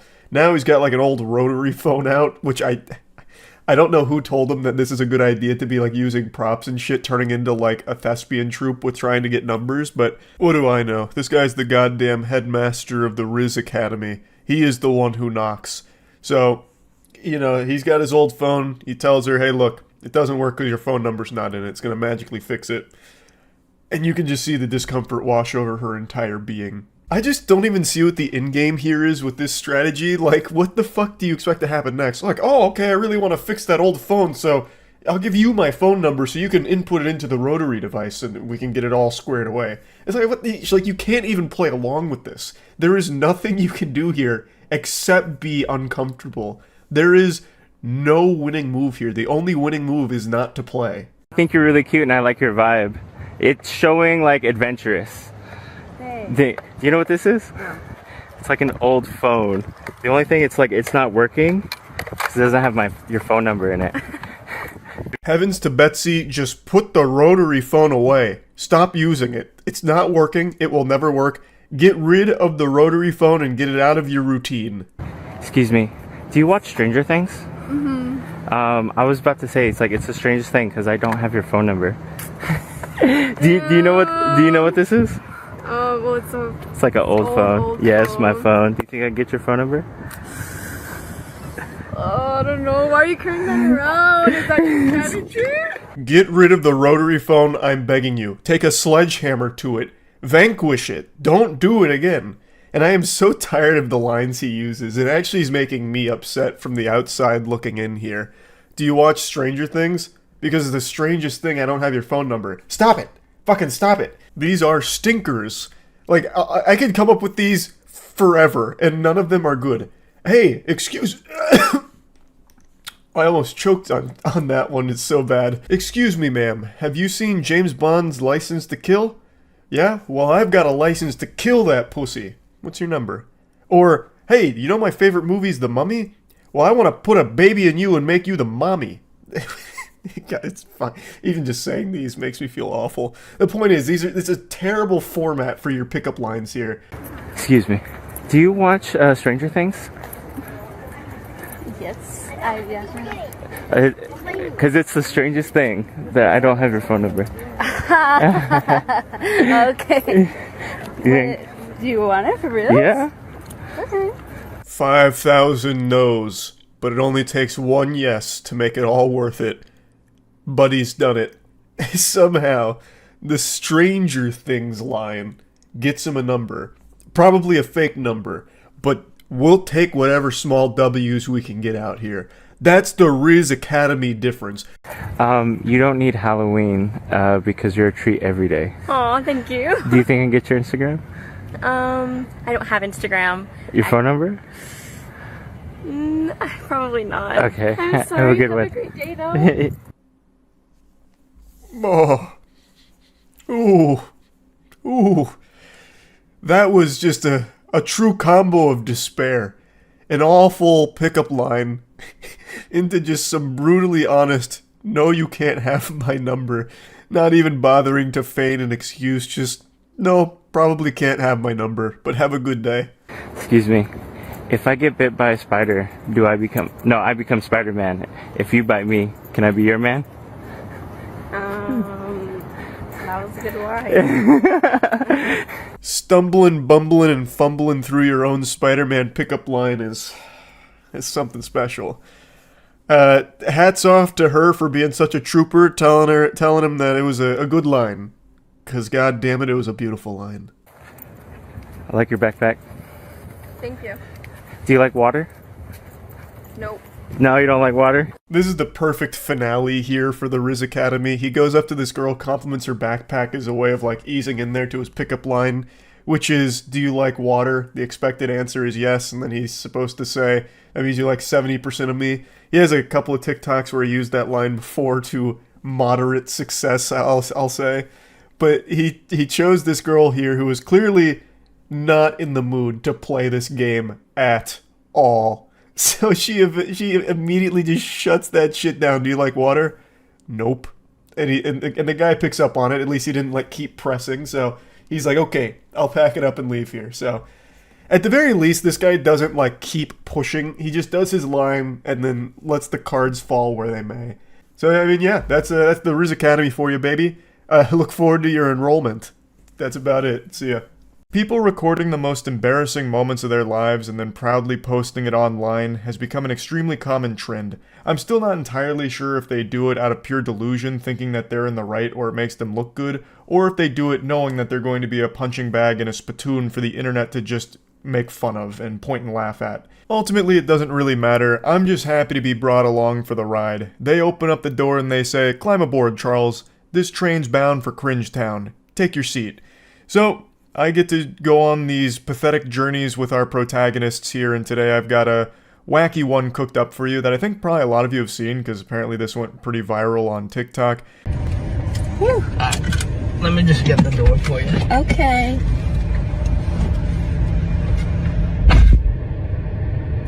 He got me at the Cheesecake Factory, y'all. I ain't getting out this car.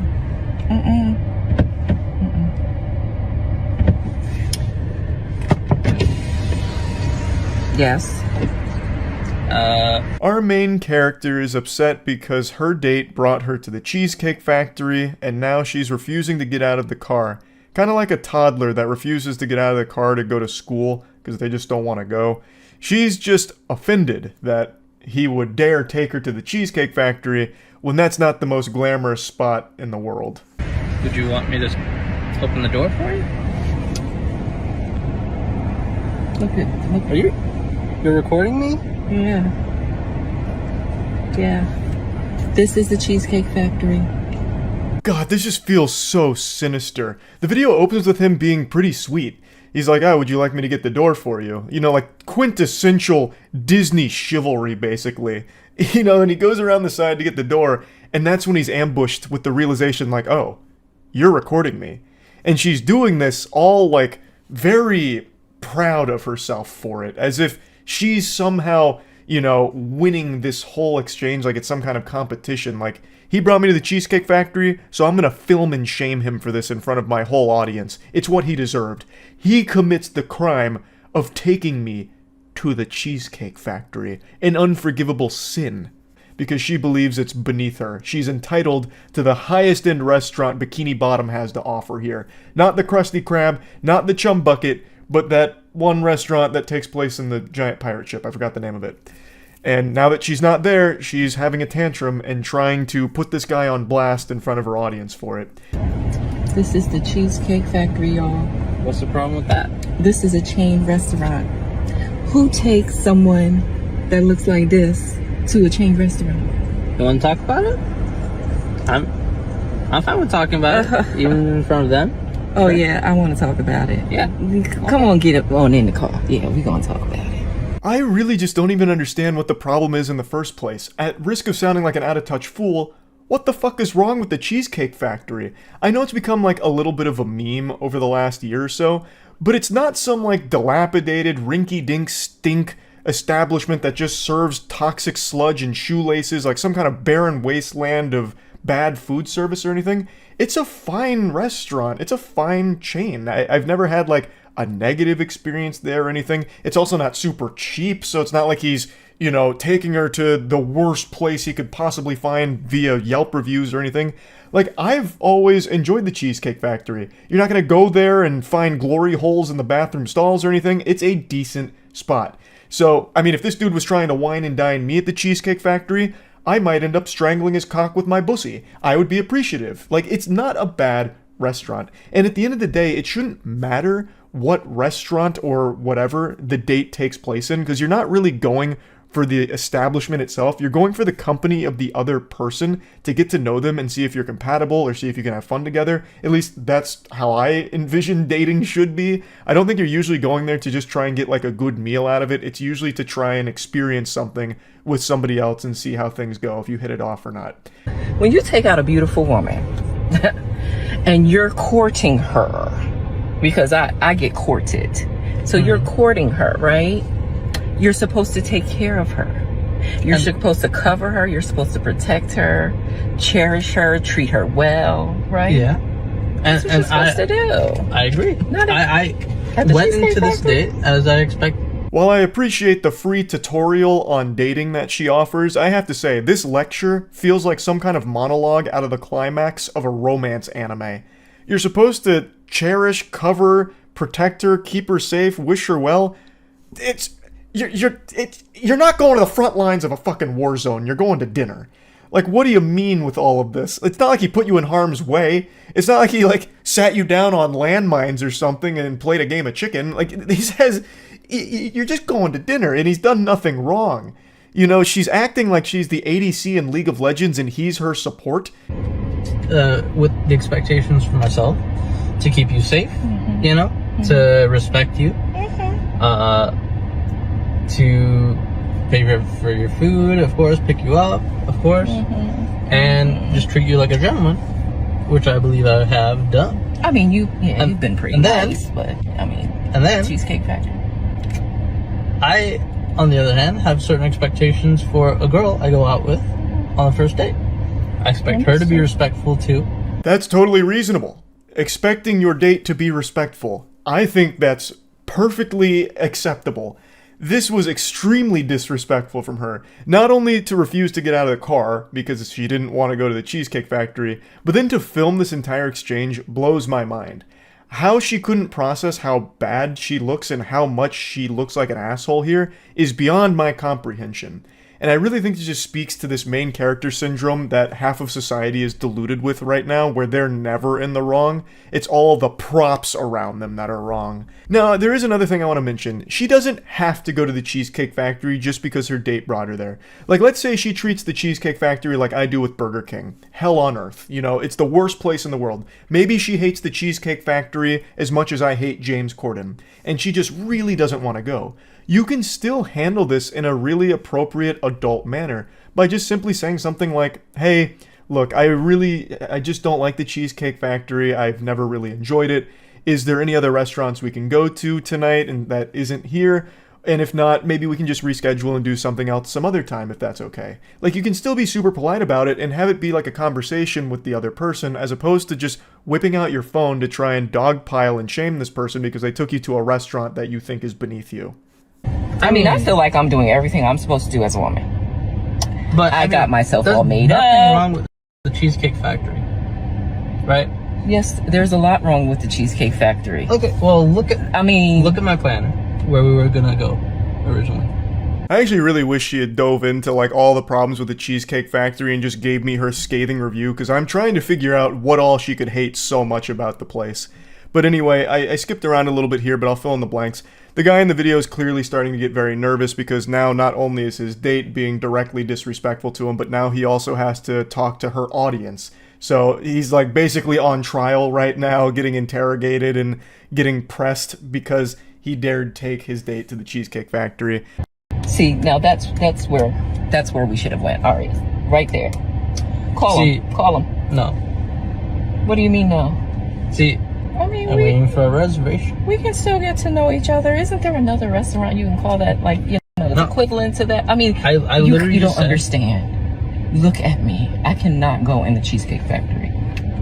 There's nothing wrong with I will die. Oh my god, her attitude is so infuriating. It's like someone wrote her as a character in a show that everyone is supposed to dislike. It's amazing that this is a real exchange.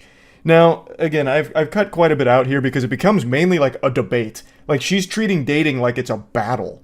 So he tries to explain, like, look, things haven't been great for me in our experiences so far either. You were like over an hour late, you know, previously, and then you didn't want to like hold my arm or anything like that, didn't invite me in, so I was just getting the signals that maybe we're not at this point where we should be going to these super expensive restaurants together. We should get to know each other a little bit, you know, slower at places like the Cheesecake Factory, which I think is a fine thought process there. Like, okay, so we're not at the point where we're close enough or really getting to know each other enough that we should be going to these like really wild places. Let's start small. That's something more like the Cheesecake Factory. I think that makes a ton of sense. And here he says, like, look, this is where I think we could go at some point or could have gone. And she's like, nope, that's where we should have gone tonight. Call them now. And he's just like, no, I'm not doing that. So then she's saying, just call something else that's equivalently fancy. He's like, no, I'm not doing that either. Like, I can't believe that she still thinks this is a salvageable situation. This is completely ruined. This is kaput. You are not going to get dinner together tonight after this. You shouldn't be going to get dinner together after this. You have refused to get out of his car. You have decided to publicly try and humiliate him for something he didn't even really do wrong in the first place. Why the fuck would he then go out of his way to go to like another wildly over-the-top restaurant or something like that? It's pure delusion. So, respectfully, I'm gonna just drop you off at home. Oh, no, he didn't. Yeah. I'm up. So, you just want to call it a night? I mean, Yeah. Isn't there some kind of compromise or something? Ladies, can you believe this? I was actually shocked that he still drove her home and offered to take her and drop her off. I imagine a lot of people in this situation would have told her just, get out and take an Uber home or something. So I do think this was a big W move from the guy here. He felt very disrespected because he obviously was. And he said, look, this is where the evening concludes. I'm just going to take you home. And somehow she has the gall to be surprised. Like, I don't understand how she would be shocked that he's just taking her back. You've insulted him, and you have publicly tried to shame him. Why in the fuck would he still try and, compromise to find, a dinner for you two that evening? So, that's kind of where the whole thing stops. I just don't understand why she would ever do this in the first place, and not only do this, but then post it. It's so wild to me. It's such a fascinating concept, because this is a truly embarrassing moment. You have filmed one of the worst dates I have ever seen. Well, I'm sure there's worse dates, but one of the cringiest dates I've ever seen because of you, and you're the one that posted it. I don't know, it's fucking awful. That's really about it. I just had to talk about it a little bit. That's it. See ya. A clout-obsessed goofball on TikTok just ate parasites for views. He turned his stomach into Coachella for tapeworms when he knowingly ate tapeworms out of a fish that he was filleting, which to the surprise of no one apparently gave him a very serious parasitic infection here. Who could have seen that coming? He was eating tapeworms out of the fish like it was popcorn. I'm exaggerating a little bit. He did try to cook it to make it a little safer, but then I'll get into it a bit deeper in a moment. I'm getting into spoilers here for the anime arc. But anyway, his name is Nick, and his insatiable appetite for great high-quality fish was eclipsed by his gluttony for TikTok attention.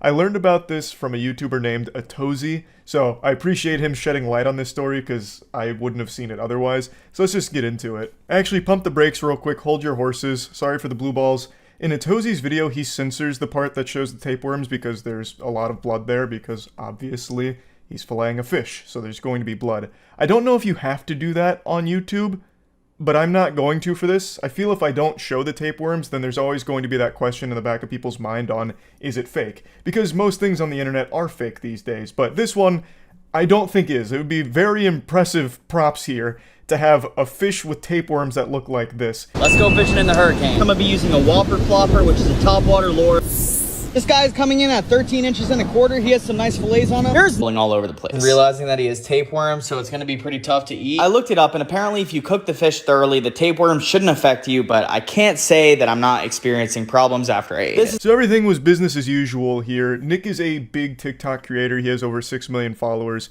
and it was just a normal filleting of a fish until he saw the tapeworms, and then, oh boy howdy, he got some dollar signs in his eyes, and he started to recognize that that is the gold right there. He just got the jackpot, because now he had something that he could do that's a little different that would generate some views for him. Eat the tapeworms. Because for some reason, everyone's so poisoned with content brain that even something that is detrimental to your health, like eating a tapeworm, is something that people think is a good idea because it'll get extra views with people pointing and laughing at you or calling you an idiot, and that's all that matters, is if you're getting extra attention. So he does it. This is the fillet I got. I seasoned it, threw it in the pan, and then presented it right next to the tapeworms, which was a mistake. Yo, low-key, the tapeworms add some flavor. They're pretty good. This might be TMI. It's been 2 days and I've not stopped going to the bathroom. I'm kind of afraid that I literally have tapeworms in my stomach. I've never gone to the bathroom this much in my life. I'm mildly concerned. If you know anything about this in the comments, please let me know because I am kind of afraid that I have a parasite. Hey Nick, I'm not a medical professional, but you ate tapeworms, so I'm going to say with a high level of confidence, you probably contracted a parasite. But, you know, I'm not highly educated when it comes to parasites. I'm just doing the old eyeball test here. Now, you can shit all over Nick like he's a public toilet seat. You can make fun of him for a lot of different things here for all the fuck-ups with eating the tapeworms, but one thing you can't hold against him, one thing you can't say he did wrong was his presentation. He has a talent for plating. I tell ya, that technique was flawless. The way he presented the fillet and the tapeworms was exquisite. That's something Gordon Ramsay would give his stamp of approval to. That was S-tier plating right there. It's just a shame that he was plating a tapeworm buffet. Update on the tapeworms that I ate the other day. I went to the doctor and he said it is more than likely that I have tapeworm or some kind of parasite inside me. I'm going to the bathroom nonstop. My stomach is killing me. He prescribed me 3 different medications that are anti-parasitic. We've all seen that video of the bear that has like a 50-foot tapeworm coming out of his butt, and that literally could have been me if I didn't get to the doctor in time. I've never seen that video, Nick. I don't even know why you'd assume that I'd see that video. I'm not looking up bear ass, and certainly not infected bear ass. But now that I've seen the clip, what a wacky one, huh? Jesus Christ. That tapeworm leaking out of its anus, that looks like it's just landed after skydiving. Like, it looks like the parachute strings when you're, like, walking away with your parachute bag and all that hanging out.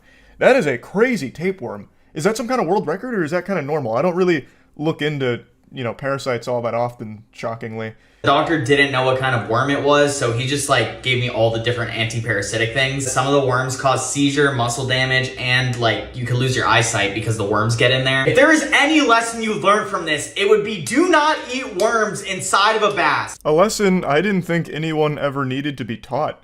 I feel like that's just basic, common human knowledge that everyone would intrinsically be born with. The only reason you ate them is because your mind is so warped and rotted from all of this desire for more and more TikTok attention that for some reason you were able to justify putting your health at risk here. Now, interestingly, it only gets worse from here. So he went to the doctor, apparently got, you know, some medication to help combat the mystery worm inside of him, even though I don't think it's much of a mystery. If I was playing a game of Guess Who, I think I'd get this one on my first guess. I think the culprit is a tapeworm. I'll take the mask off of the villain here like it's Scooby-Doo. I think it's a tapeworm that you've contracted. Yeah, just a hunch. But anyway, he gets the medication.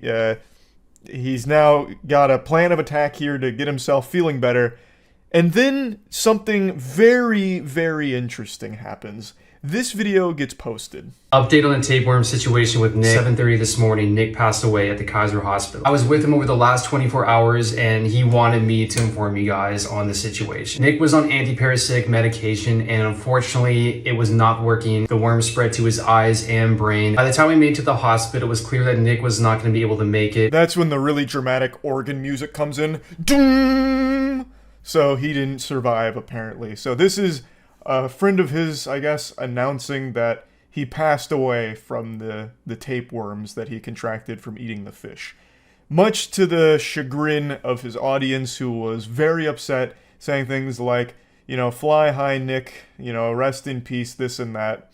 It's just a real sad situation to see someone go down this way. Tomorrow Eternal Funeral Services is where we're going to be hosting something for Nick at 10:30 a.m. on Saturday. It is going to be an open casket. He wanted you to know. Hopefully you guys could all remember him fondly, and I'll be seeing you guys all at the service. I apologize for the trauma I just gave you guys. I assure you I'm happy, I'm here, and I'm going to be making content for a very long time. Oh my god, it's a miracle! He's not dead! Oh, we've been fooled!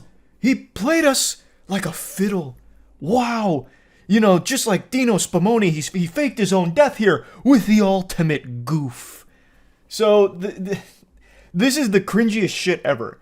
What's even wilder is the day before, or I don't know if it was exactly the day before, but the video before this, he actually had posted something about losing his brother, talking about the death of his brother here. And I think that one's being truthful. I don't think that one's also some kind of sick fucking twisted joke. So that's some psychopath shit to go from talking about the death of your brother into misleading your audience of children into thinking that you're dead. Now, no one watches the full video for things. Not on YouTube, not on TikTok. People don't even read past the headline on an article on Twitter before, clicking off and already making up their mind about it. So not many people watch the whole video for when Nick came out of nowhere with a patriotic, heroic return. So most people just assume that the guy talking in the beginning here was being honest. They just took him at his word because they don't know any better. They're young kids on TikTok. It was also super weird that they just dropped a funeral service homepage and told people that there was a celebration of life, a funeral taking place there for Nick. And like I said, a lot of people didn't watch the whole video, so I'm curious if anyone actually showed up to that place expecting a service. Don't cancel me, Nick made me do it. The anti-parasitic medication did work, guys. I am feeling a lot better. I am editing this video right now, and it is definitely the wildest publicity stunt I've ever done. I have officially faked my own death. I made a joke about Dino Spumoni, which is a reference to Hey Arnold. It's a guy who actually did fake his own death. That's not what you did, though. You didn't fake your own death. All you did was just lie. For only 20 seconds, too. You just had your friend come out and say that you were dead. It's not faking your own death. That's just like a really lazy, lame prank.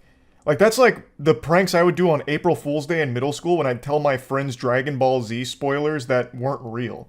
It's just dumb. It's not some clever, crafty plot that you've hatched, like some genius plan to fool everybody. I think there's a good chance the tapeworms weren't actually defeated, and his friend is right. The worms spread to his brain. Because you have to have brain worms to have come up with this idea. It's so fucking stupid and weird. I'm really happy that you guys are holding me accountable for this, because creators lying to their audiences is not cool, especially in the manner that I did. I was under the impression that because I was at the end of the video that it would wind up being taken as a lighthearted joke. I should have definitely seen that that was a super foolish take. It was just dumb. Yeah, he followed it up with this apology video. His audience said, "Too much cringe, I'm out, lame joke, trash, goodbye." And he's like, "Wait a minute, I'm sorry. This was dumb. I don't know what I was thinking, it was stupid." I can't tell you how effective it was. I'm not overly familiar with Nick outside of the tapeworms saga here. But yeah, I just wanted to cover this story because it's just a perfect example of how delusional people have become, that they will put their health at risk just for the sake of a couple extra views on TikTok, and then follow through with even stupider plans like pretending that you died for 20 seconds, I guess for the sake of shock views or something. I don't really know, but it's just all very stupid. I want to talk about it. That's about it. See ya. Another day, another awful TikTok challenge. The one we're talking about today is Devious Licks. And I actually think this is worse than the Tide Pod challenge, if you guys remember that, where kids were just eating Tide Pods and killing themselves or burning their stomachs. I actually think Devious Licks is worse than that, because at least Tide Pods, they're only hurting themselves.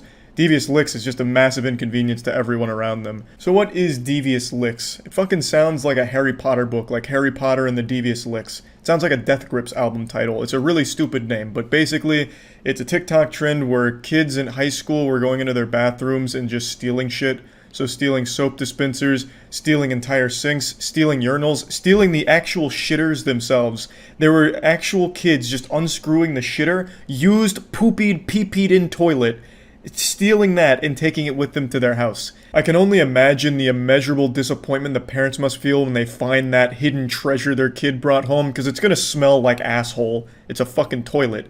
So they walk in there and they see that their kid's not only a thief, but the dumbest thief on earth. They stole a useless biological hazard. You can't even sell the toilet. There's nothing you can do with it except just throw it away. Now, Devious Licks wasn't limited to just stealing. No. It was much more elaborate than that, because if you couldn't steal something from your bathroom, you just destroy everything. You go full caveman brain and just break everything and call it a Devious Lick. So that's basically the trend. And as it continued to grow, it transcended the quarantine zone of the high school bathroom. It went from the bathroom to just the school in general, so they started stealing things like sinks outside of the bathroom. They'd steal lockers. They'd steal cars. It basically was just vandalism at the school property. And this shit's been fucking wild. The only thing I've ever stolen from school is this little bad boy right here. And I had to go out of my way to find him, but I remember stealing this. It's a little snowman Pez dispenser. He's pretty playful, he's pretty cool. Not really a devious lick, but I felt bad about it ever since. I stole that from a teacher's desk, I remember, because I thought it was just kind of cool because there was Pez in it, and it was like, yeah, that's kind of nice. So I took it, And God, the guilt has been overwhelming ever since. I pray to God every night that he forgives me for the sin. Can only imagine what these heathens are going through. But anyway, this has become such a widespread thing that entire towns are going in lockdown at their schools, fucking sounding the emergency sirens like aliens have arrived. It's DEFCON red alert out here. Devious Licks is the boogeyman that's marched into town. So the way some of the schools are dealing with this is absolutely amazing.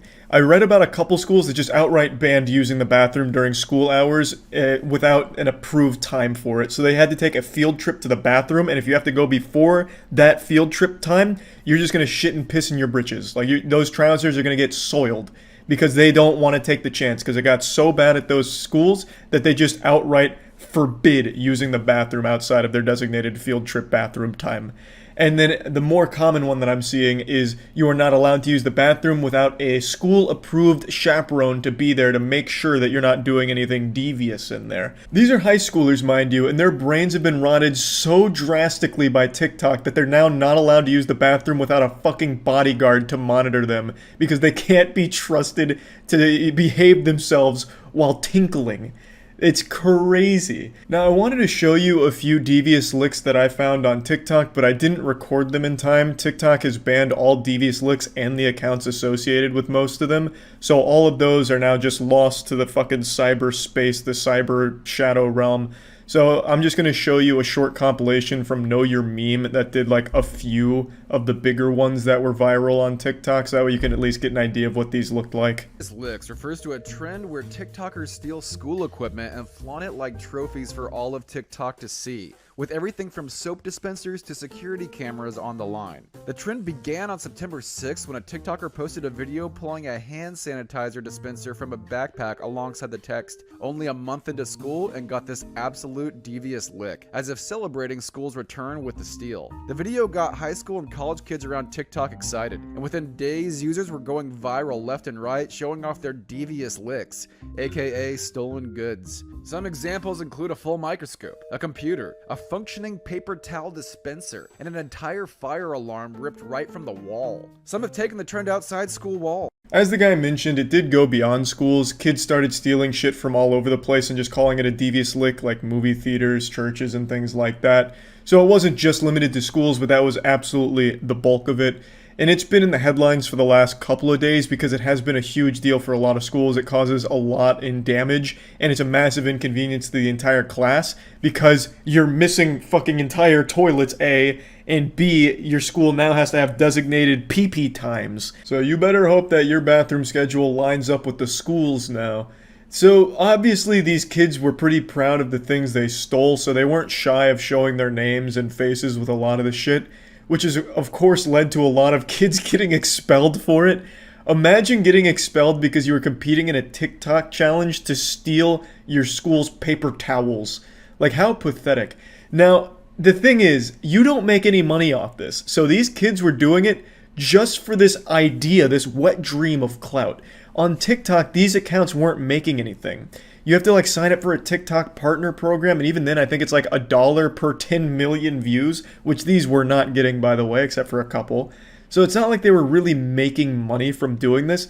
They got expelled for nothing and got laughed at online by everyone except the brainwashed douchebags that were cheering them on in the TikTok comments.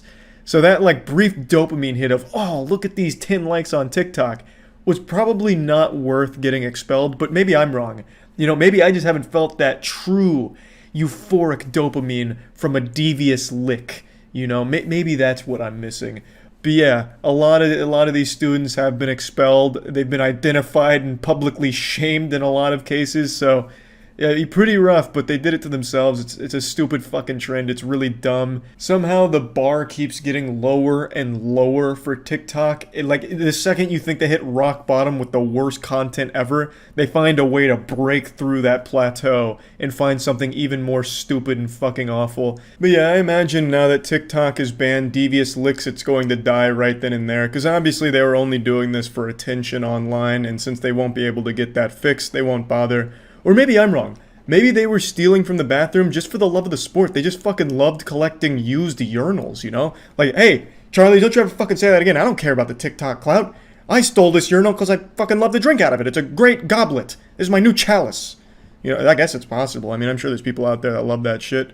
But yeah, I guess we'll see. Maybe a month from now, every bathroom near a high school will just be completely ransacked and dilapidated, and written in blood on the wall, it'll say devious licks. You know? Who knows? I imagine it's probably done now that it's banned, but we'll see. That's about it. See ya. Why, hello there. This is one of the rare serious videos.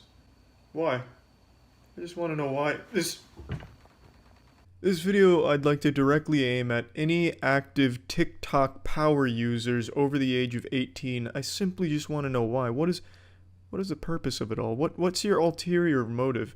For those of you who don't know, and I know none of you don't know, every single one of you fucking knows what TikTok is. Kids being born these days know TikTok before their fucking alphabet. It's the biggest thing on the planet. It's apparently worth like $600 billion. It's insane. It's fucking insane how big it is. But is it really?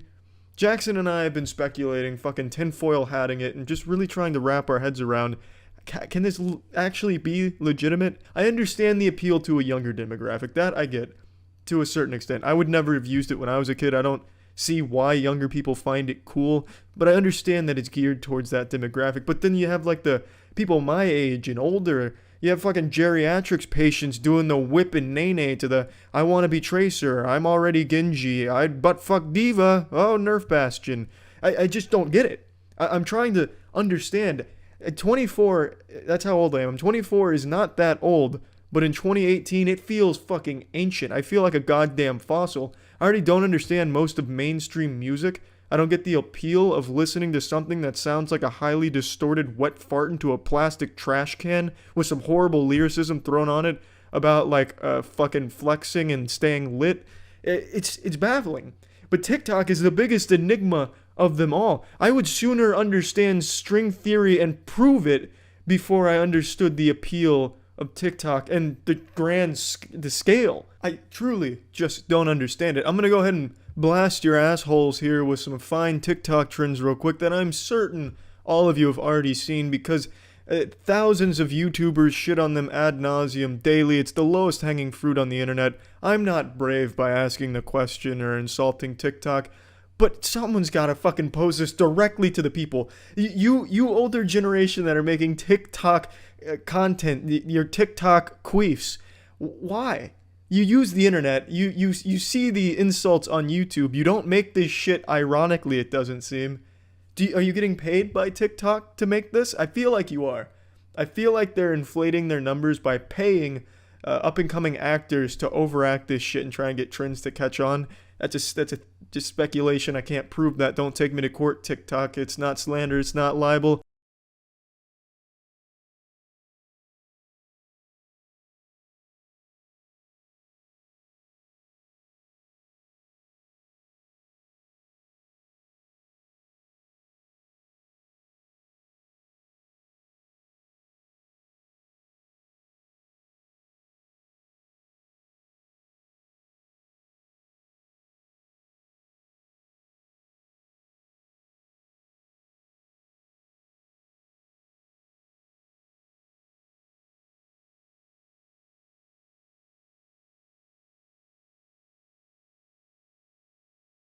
That was inspiring, right? Makes you want to crank that soldier boy, hit the stanky leg, and have your father film it for that TikTok clout, don't it? I just don't understand it. The biggest thing that really confuses me and makes me skeptical of the entire platform is the numbers on them. Any TikTok page you click on is going to have millions of fans. Old Pop Wiggle Wiener down over there at his barn making fucking barnyard rodeo TikTok videos probably has like 10 million followers, and that's on the low end of the TikTok fame side. The sheer numbers on that platform are so unbelievable that I genuinely have a hard time believing them. It's incredible. Every video you click on, millions of likes, hundreds and thousands of comments that are typically just one emoji, the fire emoji. If you read the reviews on TikTok, there's some people pointing out fake reviews, and there's some really suspicious reviews on there that are just like, this is lit, fire. This is cool, fire, fire. This is amazing, exclamation point, exclamation point, exclamation point. Mom left dad again, and I don't think she's coming back, but I have TikTok, exclamation point fire. It's weird. It's fishy. It's a little bit odd how a brand new service, pretty much, is as big as it is. Every government in the world could collectively come together and say, you know what, ladies and gentlemen, we're giving away $10,000 for free to every single one of you citizens out there that download this specific app, the We Heart Government app, and that app would have less downloads than TikTok. I just don't get it. So I want this. Yeah, I don't know what I want from this. I don't know. No TikTok user is going to publicly talk about why they use TikTok, I don't think. Thank you, Tetra. No TikTok user is going to come out and say why they use it or how much they're being paid by TikTok to use it. Because it's unethical. And that'd ruin the credibility of TikTok as a platform, so I understand why they won't. But I'm on to you, TikTok. I was the one that fucking discovered your shitty platform on YouTube. I was the one that started shitting on you. I am the patient zero of shitting on TikTok. Everyone else is simply just another victim of being exposed to the outbreak. But I was the one who dove in to your fungal infected cesspool of shit content and really weird predatory shit and shit on it first. That was me. And now I'm coming back to finish the rim job. I'm closing the book on it. So please, if you or a loved one or someone you know suffers from creating horrible TikTok content, please get help. Tell us why. Admit it. Please, just explain it to me. I have to understand. It's fucking 5 a.m. I don't even know why I bothered making this. Just fucking having cold sweats at 5 a.m. thinking about TikTok and its popularity and how I'm not cool because I don't use it, I guess. But I need to know. I have to understand. I just really can't fathom a universe where this generation is going to look back on TikTok 50 years from now fondly and be like, yeah, that was some good shit. That was TikTok before it took over the, global government.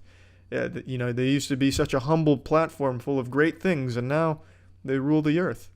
I just can't imagine people would ever think TikTok is as cool as it appears to be. Doesn't appear to be cool. That's not what I'm looking for.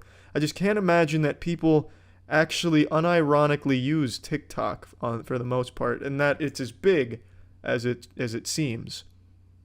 I just don't fucking get it, man. It just makes no fucking sense to me. Alright, see ya. Yeah, it's only been a couple days since I talked about the NPC TikTok live streaming trend, and it is completely out of control now. It's spreading faster than the bubonic plague, and it's significantly worse for your health. It is tragic that this is the state of entertainment now. I don't blame any of the streamers hopping on this trend because it's an infinite money cheat code right now. This is a non-stop avalanche that's only gathering more and more steam, but instead of it being an avalanche with snow, it's an avalanche with doubloons. This is legitimately free money because people, for some reason, are just throwing all of their allowance, all the schmeckles from their pockets at every single TikTok streamer that's doing this NPC trend. I'm confident all of you have heard and seen this trend by now, but just in case, I'll introduce you to the patient zero that started this NPC streaming outbreak. Bruh, fire, meow, hee-haw, yes, you got me feeling like a cowgirl, let me write it, huh? Aw, thank you, Fruity, I love you. Balloon. That was good. Coconut. Hee-haw, yes, you got me feeling like a cowgirl. This is Pinky Doll, and with the rate at which she's growing from this trend, she'll end up being more well-known than the Bible at this point. She has exploded from this. 50,000 viewers during her most recent NPC stream, and apparently, according to reports, eyewitness accounts, she went for 5 hours of doing that nonstop. Can never fault the work ethic there. That is some fucking iron will. That is a certified top 10 anime never give up moment right there. 5 hours of just repeating the same emotes forever. Literally just spamming taunts in a fighting game for 5 hours like this. That's not easy. That's beyond mind-rotting. But that's where the money's at right now. She has blasted a new market wide open here with weirdos that want to watch NPC streams forever.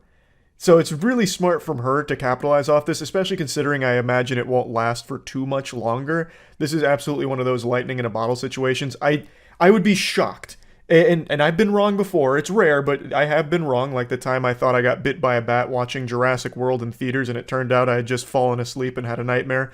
Point is, I have been wrong, and I don't think I'm wrong here. I believe this trend will probably fizzle out and die like a sad little wet fart within about another week or two at most. I just really don't envision a world where kids will continue to keep coming back to these because it's the same thing every single time. Though, I'm going to go ahead and argue with myself here. On the flip side of that coin, kids do just endlessly loop finger family videos and Elsa making out with Spider-Man shit and you know, Crazy Shark or whatever his name is. Left Shark, I think is what it is. Baby Shark. Christ. Like, they do subject themselves to the exact same things on repeat forever, so maybe this will have legs for quite some time. I'm not really sure, but regardless, it's smart from Pinky Doll to keep striking while the iron is hot, because she is making a fat stack of cash from all of this here. And again, she's not alone. This has become the biggest trend right now. Either people hopping on ironically and then still doing it for like hours and then doing it multiple streams, or just people fully shamelessly copying and doing exactly what she does. If you go on TikTok and just scroll through live streams, pretty much all of them are this. There's been a bunch of videos posted of it, so I'll just show you clips from a couple of them that keep floating around, and people that just scroll through TikTok lives, and it's literally every single one of them doing NPC streams. Guys, thank you all for the likes. I appreciate it. The roses. Roses. Roses. Roses. The clip goes on for a lot longer, but I want to quickly interrupt before getting back to it. That roses to roses true combo there was actually fucking wild. That wasn't planned or anything from the person who posted this, I don't think, because they were just scrolling, I believe. So that just happened naturally. Like, that's how formulaic the NPC streams are. They're pretty much the same thing, just repeated forever. And they all generate a lot of attention from the audience, like thousands upon thousands of viewers for pretty much every creator that's hopping on board, as well as a ton of money, because again, the trend is NPCs acting out their emojis that people are donating. So they're getting donated roses, so it's smelling the roses. Roses! Roses! Roses! Oh, roses! Roses! Roses! Like, across the board forever. It's always the exact same shit for everyone doing it, and it's highly successful for them. And the audiences, for some reason, find it very entertaining and satisfying, which is concerning. It's the perfect illustration of just how bad for the human attention span TikTok is. Like, this is some fucking embarrassing shit for the future generations here. Because this content, the NPC streams, is basically just resetting the human brain to default factory settings. It's making you devolve to baby brain. Watching this is like watching parents play peekaboo with their baby. Peekaboo? Peekaboo? And then the audience is like, every time. Every single time, even though it doesn't change. It's fucking wild. Hello, I'm AI. Rebooting. System rebooting. Thank you for your GG. Thank you for the share. Live. Queen Slang. Hi, Zaza. A couple of those were scrolled to a little too quickly to really recognize that they were NPC streams, but they were. Like, if you slow it down, like one of them that went by really quick, they did have the hair iron out with the kernel in it, popping individual popcorn, just like Pinky Doll does in the NPC streams. Everyone on TikTok is trying to get in on this infinite money glitch. And the content itself is legitimately just perpetual stimulation, jingling keys, making as much noise as possible, as often as possible. And it's working. You can see how effective it is, which is so fucking sad. Again, not for the people doing it here, because it's a free bag, and basically they just have to be the little clown honking their nose in order to make the children laugh by saying the same shit every single time for emojis that come through in the donations. I don't really get it. I'm not a fucking psychologist here, but if I was to spitball a guess, maybe this is like an audience of people that didn't get a lot of attention growing up, like their parents didn't play peekaboo with them, or Here Comes the Airplane with their vegetables, and seeing someone do something similar is kind of filling that missing piece in their soul, and that's why they keep coming back every single NPC stream and watching and donating to all of them. That would be my guess, but again, I can't really sit here and psychoanalyze every single spectator of this new sport and try and understand the inner machinations of their complex noodles out there. It's a little beyond my pay grade. I don't fully understand it, but I respect the people that are on the grind making a ton of money off of a wacky trend like this. I've also heard a lot of other people refer to this as an NPC fetish, which again could be true, maybe, I suppose. That there's maybe some merit to that claim, but I'm also not a fetish scientist, so I'm pretty in the dark on that one too. But regardless, one thing that's inarguable, it's extremely successful, and it's not showing any signs of slowing down. In fact, it's only growing in popularity. But again, I do think that its days are numbered. I don't think it's going to last that much longer. So anyone that's on the NPC trend, you gotta stick this shit out for as long as possible. Fucking grip it as hard as you can in order to just continue to squeeze it for a little extra juice. Also, I mentioned that it's not easy to do this because it's not. Like, it's super simple, but it's not easy. It's many hours of just repeating yourself forever. But what I am surprised I haven't seen more of, and maybe it's just because I don't watch the NPC streams, I only see what gets posted online for the frequency of it.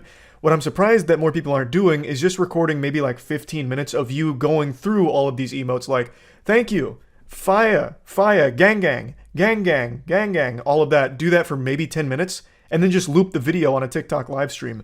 TikTok live streams are filled with fucking scams already. It's a fucking cesspool of scams. And one of the scams that people do is fake live streams where they just loop a video like that. I'm surprised people haven't been doing that for this trend, especially considering how easy it would be to do that. Like, I don't think anyone's going to be sitting there and recognizing like, oh, they didn't react to the roses. Oh my god, they didn't react to the dumbbell. Wait a minute, this is fake. And even if they did, what are they going to do about it? TikTok doesn't shut that shit down. They haven't shut down any of the scam streams, so I'm just surprised that that hasn't become more prevalent with this trend, but maybe it's just because I haven't been paying that much attention to the actual streams. Maybe this is super common and most people are faking it. That's very possible, I'm not sure. But yeah, I just wanted to talk about this a little bit because it is completely fucking out of control with how big this has become. That's about it. So yeah. I'm sure most of you have heard of the carnivore diet by now. It's not exactly so much a diet anymore as it is just a full-blown personality that people adopt, a full lifestyle now where their whole identity is, I only eat meat. And oftentimes it consists of consuming a lot of raw meat. And I've always just been fascinated by this raw meat eating community because I just don't get how they're not like plagued by trichinosis and infested with countless tapeworms, like an absolute nightclub of tapeworms in their gut. Because for me, if I eat a potato chip that's one day past the sell-by date, I get sick. Like, I get an irpy stomach. But meanwhile, they're out there consuming fermented meat that they leave out in the sun until it becomes what they call high meat, which is literally just fucking rotted poison meat.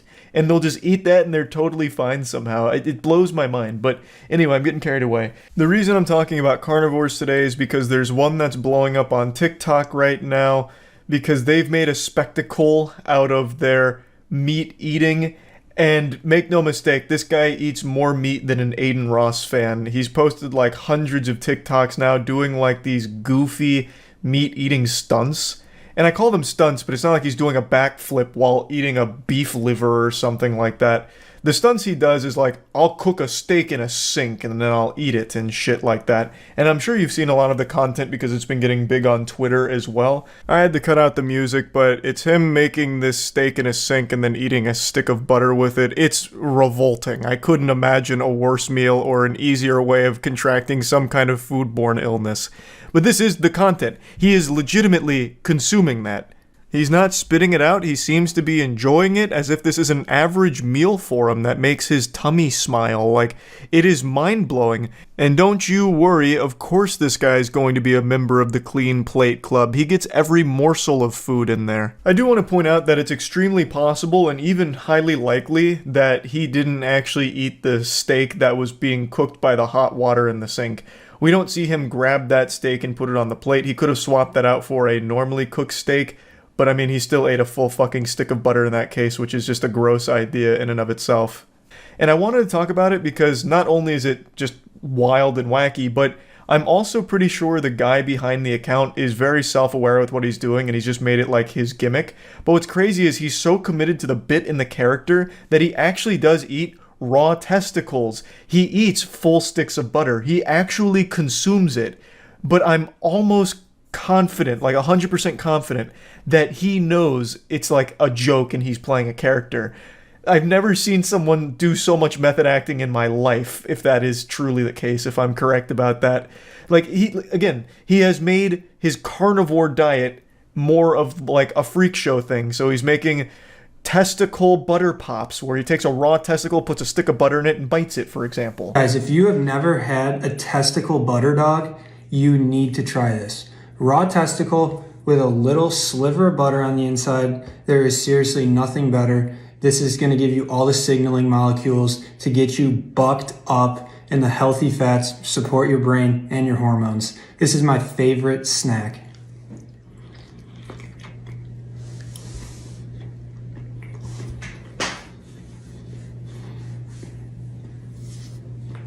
I'd also like to point out here that it's extremely possible he spit that out right after the TikTok finished. Or he just projectile vomited it out. We don't actually see him swallow it. I really do think, based on the way he talks and some of the things he says in the videos, that this whole thing is supposed to be a comedy persona that he's adopted and fucking giving his all to, out there at 110%. I'd like to give you an example on what I think is like the most obvious case of him kidding around with this whole thing, but it's very weird even still. Even if I'm right, it's still weird regardless. But this is a video he made where it's like some kind of bull penis snack. Silly rabbit, Pizzles are for kids. Today we're making my favorite breakfast cereal, Pizzle-O's. This will have the kids begging for it. By now you guys know I'm a huge fan of bull pizzle recipes, so all you're going to do, you guys know this by now, you're going to put your penis in a pot of boiling water. And it's going to take a while, so be patient. That's what it's going to look like when it's done. And before I do anything, I always rub my pee-pee with butter. And then you're going to cut it up nice and fine. Again, nobody wants to choke on the pizzle, so make sure they are nice and small. And this one still had a little junk in the tubes, but that's totally fine. It just adds to the flavor, and it just tastes so good, in my opinion. And once you're done, you're just going to add it to your bowl, and you can add a little bit of milk, but I like it straight. Let me know how you like this recipe. I think it's super creepy that he keeps mentioning kids when talking about the penis snack, saying that the kids will be begging for it. I think that's super creepy regardless of the intention of the videos. But I do think this one is a clear demonstration that this is all supposed to be a bit because it's so over the top. Also, I think it's very important to notice that he made a cut. So he did have bull penis. He had that whole fucking bull wiener, and he did cut it up, put it in a bowl. But when he was digging around with the spoon, there was a cut right before he had the spoon in his mouth. So I think there's a very real case that he didn't actually eat any of it. So I do think there is a case to be made that quite a few of these videos he's made are fake and meant to troll. Like, maybe even taking the piss out of raw meat eating to a certain degree. There are some that he doesn't fake, though, which is why it's so odd, because there are some where he does eat tons and tons of meat, and he does, like, every time I've seen, finish a fucking stick of butter to himself. But maybe that's his superpower. He's like a fucking X-Men whose only mutation was the ability to polish off entire sticks of butter solo by itself. So, I mean, maybe he was just blessed with that ability. But regardless, some of them I am just going to call out. They're not real. We don't actually see him swallow a lot of the raw meat stuff, especially the raw testicle stuff. One of them is just deceptive, where we don't actually see him eat the Pizzle-O's or any of that. So some of them are fake, but not all of them. How many licks does it take to get to the center of a testicle? Well, that's what we're going to find out today, because we're making testy pops. These are testicle lollipops. All you need is a raw testicle, cut it up into 3 little bits. It's pretty simple, and this is very, very tasty. I personally love these. Lay them out on your parchment paper, and you're going to need some toothpicks and a little gloop of honey on each one. The kids are going to love these. Once you put enough honey on it, throw them in the freezer, and then you'll have the answer to how many licks does it take to get to the center of a testicle? Well, yeah, every time he mentions a penis recipe, he mentions kids with it. Every single time, pretty much. It's fucking weird. It's pretty disturbing. Now, in this case with the testicle pops, again, we don't see him swallow it. He does, take a lick of the old testicle pop, but I was expecting an old Tootsie Pop commercial where the kid gives it to an owl. How many licks to get to the center? A 1, a 2, a 3, and then takes a bite of it. But he doesn't do that. He doesn't actually swallow it, eat it, anything like that. He just puts it in his mouth for like a second, So again, I think this is a case of he probably spit it right out instantly afterward. This is what happens when you eat 4 pounds of ground beef and sticks of butter every single day for months. And no, I'm not exaggerating. This is my carnivore diet dirty bulk. Starting out at 185 back in August, 3% body fat, visible abs. And this is me today at 205 pounds, feeling a little out of shape. But for the past 6 months, we have been way overeating. I'm talking sticks of butter wrapped in prosciutto, tablespoons of maple syrup on everything I eat multiple times a day, beef tongue on white rice, and these are all very nutrient dense foods. I was just overeating them for every single meal for months on end. And keep in mind, I really wasn't doing any weightlifting over this period. I was just doing a lot of rowing. Here's me out at lunch having a stick of butter. I would actually do this. This is another one that showcases, like, there are times where he legitimately does consume the food that's on his plate. Like, that 3 pounds of beef and a full stick of butter, he does eat all of that. And he doesn't have a beverage. He makes sure to point that out, saying no bev. And he's right. He doesn't have anything to lubricate the gears there. He just straight up eats all of that. And then he does shove a stick of butter right down his gullet in public. The confidence to do something like that is almost admirable. But then there is an example of one where he doesn't swallow. That's the butter wrapped in raw meat or whatever. I already forgot what it was. But like that's another one where we don't see him like actually eat that or anything. So I don't know. I feel like there are real videos in here, but sprinkled throughout there are the more outrageous ones where he's clearly not actually finishing those. Like those are all put on for the sake of the quick TikTok and that's it. Like the Penguinz0 I'm going to harp on quite heavily because there is a cut. We don't actually ever even see him eat a Penguinz0. So he probably faked that entire one right there. So anyway, I just wanted to talk about him a little bit because it's still fascinating. If this is all a character and a gimmick, that I think it is because a lot of the videos seem a little more blatant than others. There's one where he's talking about like taking Trin and shit that's clearly like very tongue-in-cheek, but there are some where it's like, maybe this guy actually does eat this way. It's just a very interesting situation that I thought was at least worth mentioning, and yeah, that's really about it. So yeah. Please, let us take a moment of silence for the YouTubers that now post on TikTok.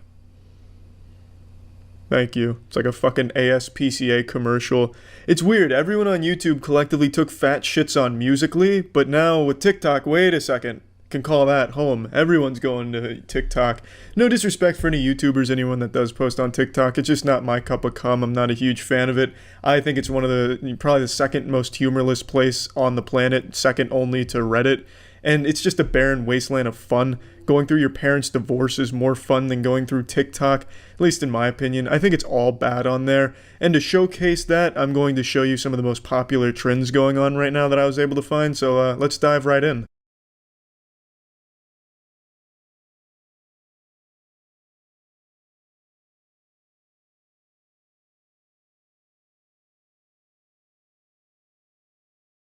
Bravo, that was a fun TikTok for everyone to enjoy, especially the janitor, the worker that's going to have to go and clean that up because your affluent ass definitely isn't going to be bothered to do it. That really kind of sums up the comedy on TikTok. This will be hilarious, just pouring this liquid into the glass until it overflows and gets on the floor and makes someone else clean it up. Yeehaw, baby, rebellious 9-year-olds for the win, except I'm 24 years old and I have a kid and I'm really trying my best to be famous on the internet. Better do this challenge on TikTok. So you'll never guess the name of this one. It's called the Spill the Drink Challenge, and there's music that plays, but I can't play it because it's a copyrighted song, but it says, hose, and that's while they're pouring it the whole time, and it's drawn out. The shit is genius, a fucking masterpiece. A beautiful challenge, just doing it right there in the middle of McDonald's, making sure to get everyone in the crowd involved, you know, getting water or Sprite on everyone, which is exactly what you want when you're just going about your day, trying to get some cheap-ass food. Yep, that's what I want to feel like my feet are getting pissed on. Great stuff. To be fair, this is the only one of this challenge I saw that was done in a public location. Everything else was staged with their family or their friends in their own house and using water or Coke for the most part. So this was just a real pioneer who decided to take it to the next level and do it in public and make everyone uncomfortable and be a public nuisance for the internet clout. I'm not going to play any more from this challenge because you get the idea. Every single one is just staring at the camera and overfilling a glass. It's fucking awful. Let's move on to a different one. You're so bad. And baby, I want you so bad, yeah. You're so bad, yeah. And baby, I want you so bad. You're so bad. And baby, I want you so bad, yeah. You're so bad, yeah. And baby, baby, I want you so bad. I should have warned you to come in here with a change of panties, because we're all getting wet with this challenge. This is the You So Bad, I Want You So Bad challenge. And I'd be lying if I said I didn't put butterflies in my nutsack. Man, what a confidence booster. It's like, damn, all these dudes looking at me like this, saying they want me, I'm so bad, and they want me bad. Like, god damn. You so bad, and baby, I want you so bad, yeah. You so bad, yeah, and baby, I want you so bad. Yeah, there's no doubt about it, those are children. Those are kids. I feel like even having watched this clip in the middle of a compilation puts me on a list. I also don't really know when Bass Pro Shop became like acceptable fashion. When I was growing up, the only time you'd ever see anyone in Bass Pro Shop gear is if they were kissing their sister and 40 years old with a beer belly. I can't imagine kids now are wearing Bass Pro Shop merch, but hats off to Bass Pro Shop for breaking into a younger demographic. You so bad, and baby, I want you so bad, yeah. You so bad, yeah, and baby, I want you so bad. There's no greater mystery in this world than the one that you see before you. How do you get more than one person to be in your shitty TikTok? How does no one along the way say, hey guys, this sucks. Why are we doing this? This is embarrassing. Why is there no sense of shame when it comes to TikToks? I'm always surprised when there's more than one person in a TikTok. I get why one delusional person might think it's a good idea, fucking biting on their lip and lip syncing and shit. I get that. But when you bring in like 3 other people, how does not one of them say, this is dumb? This sucks shithole. But hats off to them. You got 3 dudes gathered around with their red Solo cup trying to give the illusion that they're drinking alcohol, but they're clearly under 21, clearly under 18, so they're most likely just in there with fruit punch or root beer. And then you have one dude dance around the back. I mean, even scripting that and telling your friends what you're going to do, how does no one just say, no thank you, this is embarrassing? But whatever, a group TikTok effort, very popular, hats off to them, they're having fun. I feel like such a fucking boomer shitting on new generation entertainment, but I just don't get it. I don't know who's scrolling through TikTok, stops on this one, gets a big old smile on their face and leaves it a heart. Like, there's no joke there. I hate when the joke is the song or like a goofy dance. I hate that. I fucking hate it. That is my least favorite form of comedy. Big on Instagram, big on TikTok, was big on Musical.ly, which is TikTok. Just not for me. We'll move on from this challenge, though, and go to another doozy. Another real banger of a challenge.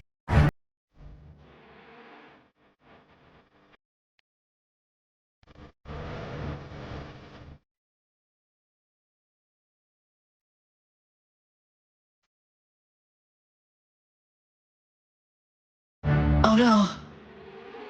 Do you smell that?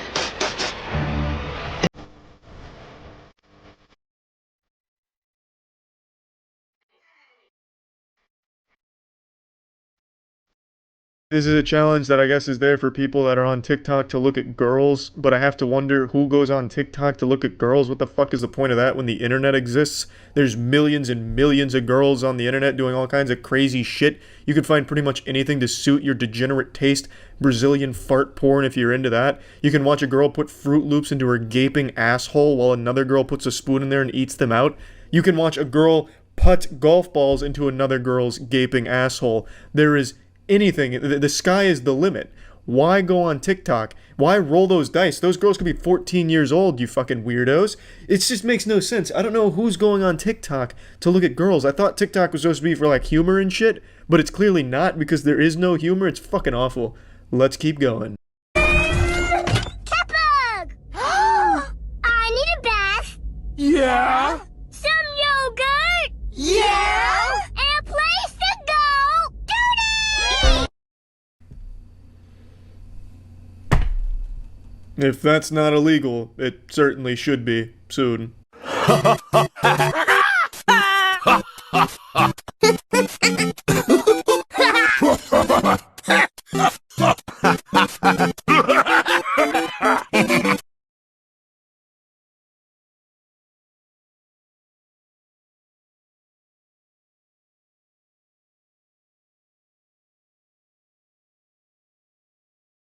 Well, I think this has been enough to make my point. There is nothing good on TikTok at all, unless you're like a predator, maybe. I just don't get it.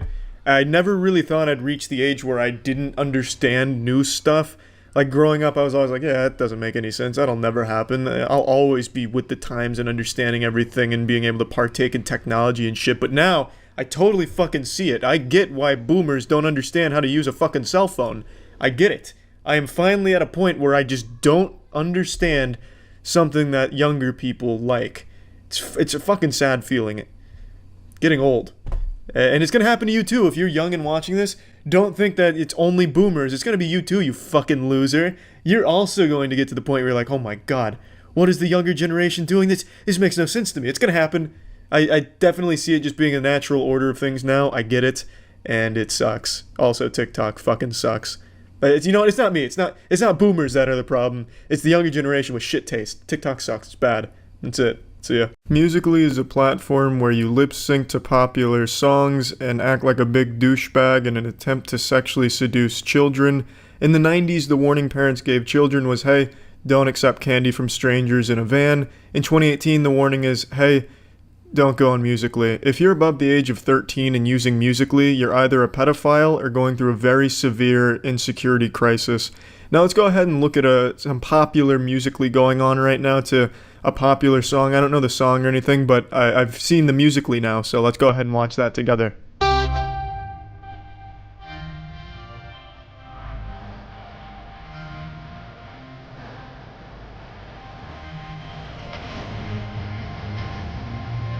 I bet you weren't expecting that transformation. He went from a dweeb to a bad boy, a pussy slang magnet, from a dork to a bad boy, a gnarly man who's annihilating vaginis now. Be careful who you call ugly in middle school, because they might just turn out to be a sex offender on Musical.ly.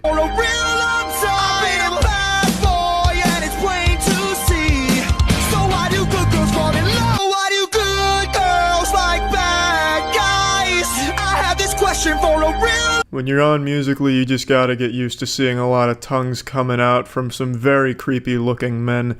I also like how Dr. Frankenstein also got in on the trend here with this one. He's reading directions for the fucking necromancy spell he's about to practice.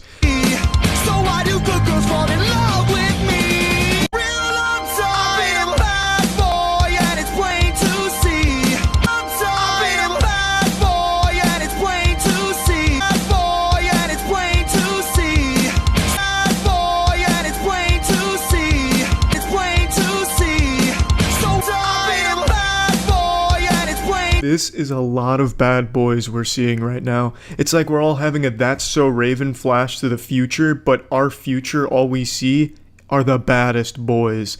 The amount of sleeveless leather jackets in these Musical.ly videos is absurd. It would make a biker gang jealous as fuck. Or maybe they'd ejaculate in envy of all the leather and shit. But the point I'm making is this really what being a bad boy looks like in 2018? Because if so, thank God. These are some cool fucking men right here.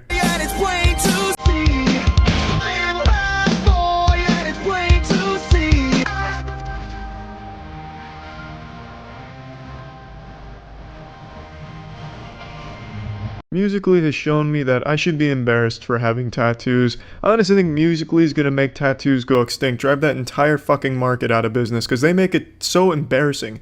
They make tattoos look like the cringiest shit in the world. I've been a bad boy, and it's plain to see. I'm not weird, but let me see you pee. And then there's like that army guy, I don't know what he was doing there. I've been a bad boy. And then he swipes and he's in his army getup. That's the kind of shit that gets you kicked out of the army, I imagine. Like fucking getting expelled like a misbehaving toddler. Gotta keep this shit on the down low here, Sergeant. Anyway, I mean, Musical.ly is pretty fucking cool. I'll keep watching, because I'm hooked now. With all these bad boys on the platform, how could I not want to watch more? That's it. See ya. I don't think I've ever looked at an extremely wealthy person and thought to myself, damn, I feel bad for them. Until today. I found this absolutely pathetic turbo virgin douchebag on TikTok who apparently has a ton of money, but is extremely insecure. And it just comes across as the saddest shit I've seen in my life. And I thought I'd share at least a little bit of this guy with you. Alright, so since y'all keep talking shit, I'm going to rub more of my opulent lifestyle in your faces. This is an actual person, by the way. He looks like Gary Vee going through a phase. This guy looks like a GTA Online character that's being controlled by a 13-year-old, and his house looks exactly the same as that. Like it's an actual middle schooler's fantasy for shit they'd think is cool. He's trying so hard to make it look like he's not trying at all. He's doing that generic rich asshole thing where he just puts a gun out on a counter during his tour. Oh, whoops-a-daisy. How embarrassing. It looks like my AK-47's just sitting out in the open. Oh, goodness gracious. But that doesn't even look like a real AK-47. It looks like a prop. It looks like something he got out of Party City. Shit looks like it's made out of chocolate. It could be real, I suppose, but I think what's more likely there is he asked his mom if he could go buy a gun for his video, and he just went to the nearest Walmart and got whatever toy he could find. I'm gonna give you a tour of just one room of my grandiose two-story penthouse in paradise. It's basically like Fifth Avenue with one of the best Caribbean Ocean views you'll ever see. What a lovely picture behind him. An American Psycho reference, obviously, but what an incredible photo shoot. His sister worked really hard that day to set that one up for him.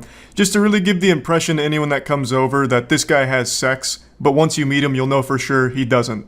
Alright, and for those of you who say I rent my yeah, I'm sure the guy that I rented my place from put these two $50,000 mirrors perfectly aligned on the wall so that I could put a 7-foot self-portrait of myself perfectly in between them. Yes, this guy's got thousands of fucking self-portraits of himself all over the place. That's his big thing. Just art of himself everywhere. I'm sure his toilet even has pictures of his face on it, so that way he's always eating your ass out. But the thing is, I can't find too much information about how he made his money, so I'm led to believe that he's just a trust fund kid who's grown up, but has never really experienced anything in the world, so this is what he thinks is cool. I don't know for sure, because I really thought going into this it was satire, but the more I've watched from this guy, the more I believe that this is just him. This is genuinely what he is and what he's become. Now, admittedly, I didn't look that hard into his background. I just watched his TikToks to laugh at them. So maybe he actually did make money somehow, like scamming through NFTs or crypto or something. It's possible, but I think what's most likely is his money just comes from his parents. Dumb Look at this. This is 3,000 square feet. One room, 3,000 square feet of pure chic opulence. That's bigger than most of y'all's houses, I'm sure. Or 3 times the size of mom's basement you live in. Ooh, hear that, basement dwellers? You just got fucking chatted on a little bit. I also love that he starts this, since you all are talking shit and hurting my feelings, I'm gonna cry on camera by pretending like my life has meaning with this money that I didn't earn. Like, he literally starts the video like, since you're making me feel bad, I'm gonna try and flex, and it still doesn't make me feel any less bad, but maybe it'll make you not feel cool too, asshole. Look at this. Look at this Calcutta marble. It's 100G of marble between that wall insulation and my dining table. And that chandelier, that'll run you about the cost of 2 entry-level Mercedes-Benzes. So, if you want to keep talking go ahead. You. I give 0 Yeah, this looks and sounds like a guy who gives 0 fucks. Literally comes on here whining and crying about talking shit so he tries to flex. Yeah, you really don't care, big guy. Alright, little advice for all you TikTok trolling minion clowns who in your language don't pull. Bitches love hot tubs. Especially decadent ass motherfucking hot tubs like this. Look at this Yeah, this guy speaks like he just learned what cussing is, and those girls look extremely happy to be there, the way they're just rubbing up all on him. They are enamored right now. They're hypnotized by this man's wealth and suave badassness. That's like his bio. He says how much of a badass he is. It's really pretty embarrassing shit. This man is the embodiment of cringe, if cringe also came with a couple $1 million from daddy. So he keeps suckling on his parents' tits and milking them for all they're worth for these TikTok videos here. And he's obviously paid these women to be here. You can tell by the way they're acting. This isn't like normal. This is a shoot. This is a fucking shoot, and they're paid for like 45 minutes of their time. I always find that to be the most embarrassing shit about these kind of people that try and flex wealth. The women they put in their videos is always very clearly people they have paid to be there. How is that not extremely embarrassing? That you had to pay women to be around you for your videos. Questioning my legitimacy and overall badassness. So I felt the need, of course, to retort in kind. Right now, I'm sitting on a $12,000 chair. That's another thing that's always bothered me about these rich people videos, is that they can just make up prices for shit whenever they want, and you have no way of really proving it wrong. But I bet that's not a $12,000 chair that his swamp ass is sitting on. That's probably one of those like really cheap chairs that you can find at Halloween stores once a year that they use for decorations outside. I'm sitting in front of my mugshot, painted on bullets. It's pretty cool. You may ask yourself, why the does this guy have this? Why does he have it? Well, the answer is number one, because I can, and number two, because I'm badass. I am the game. My man here is the opposite of the game. This guy had to pay women to be around him. Now, it does look like he has money, so the first one is true. He has it because he can. The second one, though, I don't think there's a single person alive that would consider this guy badass. He is literally crying on TikTok in almost every video about people being mean to him. So his response to that is flexing wealth on him that he may or may not have made himself. Again, I don't know for sure. But that doesn't strike me as something a badass would do. And something that a badass would absolutely never do is call themselves badass as fuck. That's like Borderlands writing. Jesus Christ. Also, you've probably seen the necklace that he's wearing. It says S my C. It's suck my cock. The guy made a custom sterling silver suck my cock necklace. So this is a guy who is beyond insecure. He probably reads every comment, and any one of them that's not sucking his cock is considered a negative comment and probably takes a large toll on his mental health.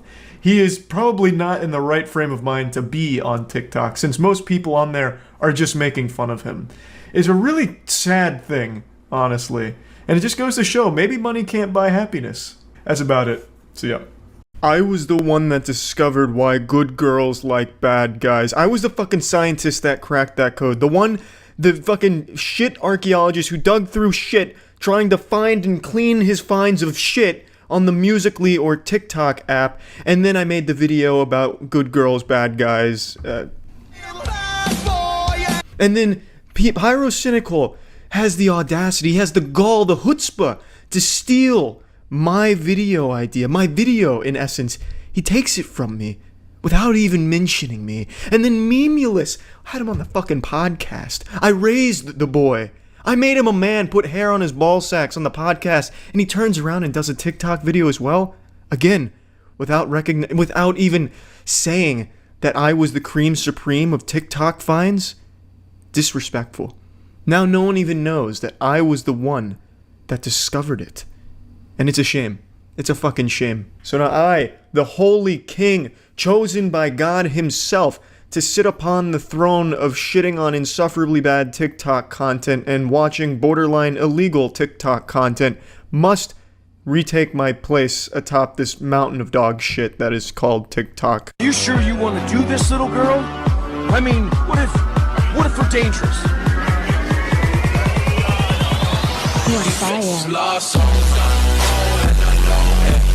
This is exactly what I meant by borderline illegal. So apparently this dude was under the impression that he was communicating with and singing to like a 6-year-old girl, and then it turns out she's not actually 6.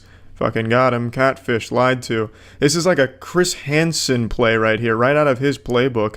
I don't understand. And what the fuck was that picture anyway? It looked like a missing person on the back of a milk carton picture. This is just some weird shit, and it's apparently a trend on TikTok. There's a fucking 100 of these. Sure you want to do this, little girl? I mean, what if we're dangerous?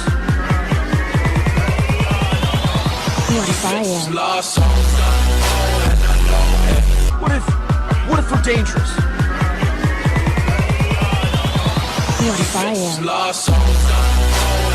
How many child predators are there on TikTok? How many dudes were under the impression that they were communicating with children, and then they do this challenge and it turns out they're not children, so they're all surprised? What a fucking weird trend and culture on TikTok. Let's go ahead and check out some more of them. Oh well. Karma's a witch.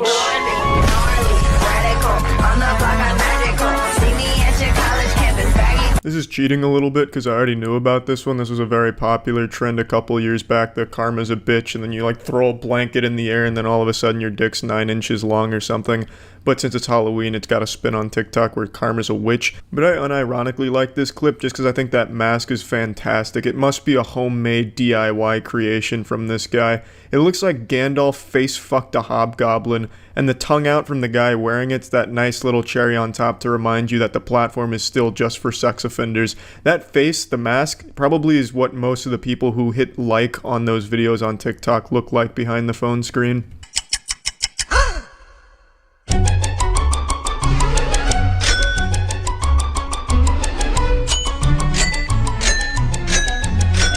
Who reacts that way to seeing a bottle of water on the floor? If I saw a bottle of water on my floor, I'd be like, oh shit, must have left that bottle of water on the floor. But she stumbles in here like she just walked into a crime scene. She's just fucking disgusted by it. Makes a face like she's watching her parents have sex.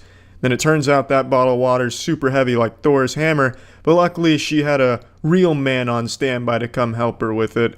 It was just a little sneak preview, a little taste of the comedy stylings of TikTok, the comedy genius of the TikTok creators. I know you're probably still recovering from the hoot and holler you had from that heavy bottle challenge clip right there, but trust me, it gets even better on TikTok.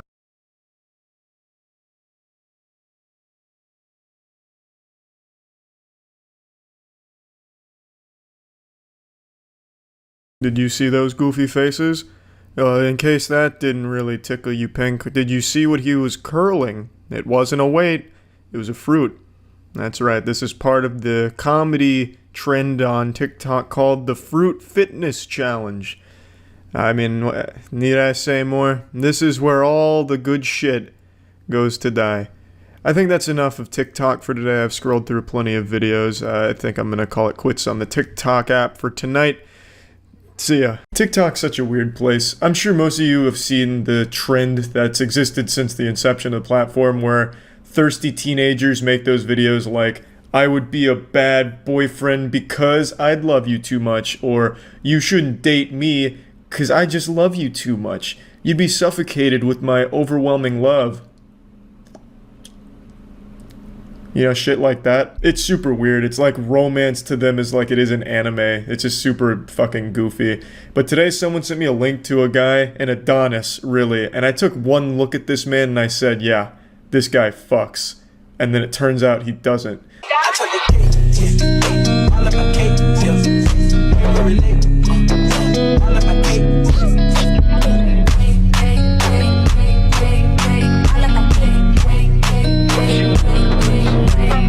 A lot of his videos are just about relationships and why he's not in one, and why he would be a shitty boyfriend. And it's the cliche thing I mentioned where he's like, I'm too much of a lover. My love is too powerful for mere mortals to understand and tolerate. I would literally murder someone with love. I would fuck their butthole with love, and you're not ready for it. Thus, I have to be single. Everybody wants to know why I'm single, and these are some reasons why. If I was your boyfriend, I would be very overprotective. Like, no one's talking to you but me. I would want to hang out all the time. Like, I want to be with you. I would FaceTime you and text you constantly, and then you would probably end up getting annoyed. Bro, I'm not even dating you and I'm ready to break up. He's just actually listing off red flags and giving legitimate reasons why he would fucking suck to be in a relationship with. It's supposed to be one of those cutesy videos where girls are supposed to have their heart melt like, aw, he's single because he's so caring. But his just comes across as, wow, I can totally see why he's single with this kind of shit. It almost just sounds like threats like, hey, if we're dating, you're not talking to anyone but me. Your parents? Nope, we're cutting them out. Your imaginary friend? I'm gonna go in there and fucking murder him. You are only gonna communicate with me. Thus, I have to lock you in the basement to make sure that you don't betray me and talk to somebody that's not me. I want everyone to know. Like, I want all my friends, all your friends, my family, your family. I want everyone to know that we're together. So those are some reasons why I'm single. You know, to be honest, I actually can't believe that he's single. These aren't the worst qualities in the world. Yeah, you know, maybe it's a bit clingy, but it could be worse. He could be addicted to ketamine.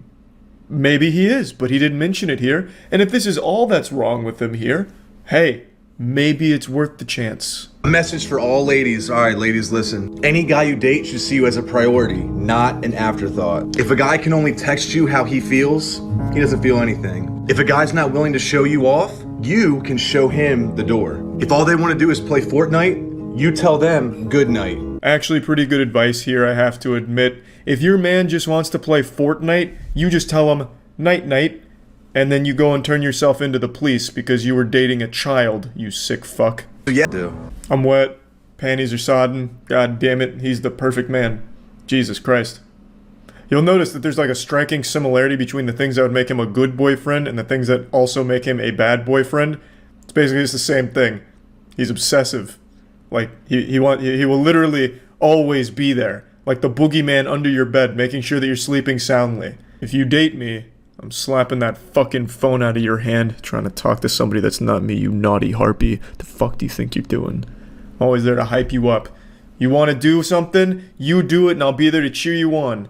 As long as it's just me there, cheering you on. Reasons why I'm a bad boyfriend. I always want kisses and hugs. Like, even if it's random, no matter what time, I always want them. I always want to give you anything and everything. Like, even if I don't have it, I just want to give it to you. I don't want you to pay for anything. Even if I don't have enough money, I want to spoil you. Dinners, movie, anything, I want to pay for it. I won't let you. I want to show you off.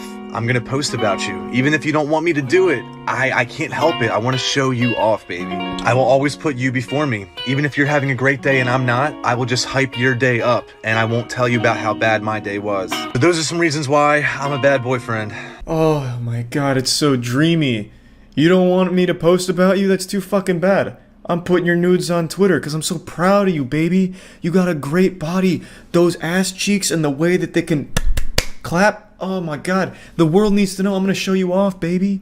I feel bad singling this guy out because, like I said, it's so common. So many people on TikTok do this exact same shit. Like, I'm such a bad boy, I would take you to a drive-thru and I wouldn't let you pay for your meal because I'm bad. I'd be a bad boyfriend. But the reason I chose him is because he has whole compilations dedicated to these videos because he's done so many of them.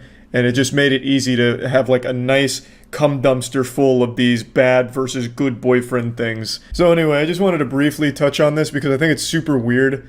I know it's not like uncommon for people to be like, I'm actually super shitty in being in relationships because I'm just too goddamn nice. Nice guys don't win, am I right, girls? Yeah, I see a lot of that shit, and then this is kind of the same thing. Like, I'm a bad boyfriend because I just want to love a girl, and girls don't want to be loved. They want an asshole douchebag, so I'd be a bad boyfriend. I see it all over the place, and this guy, he's just done it so many times, I figured it'd be a good example to talk about the trend and go into detail on it. Yeah, so that's really about it. So yeah.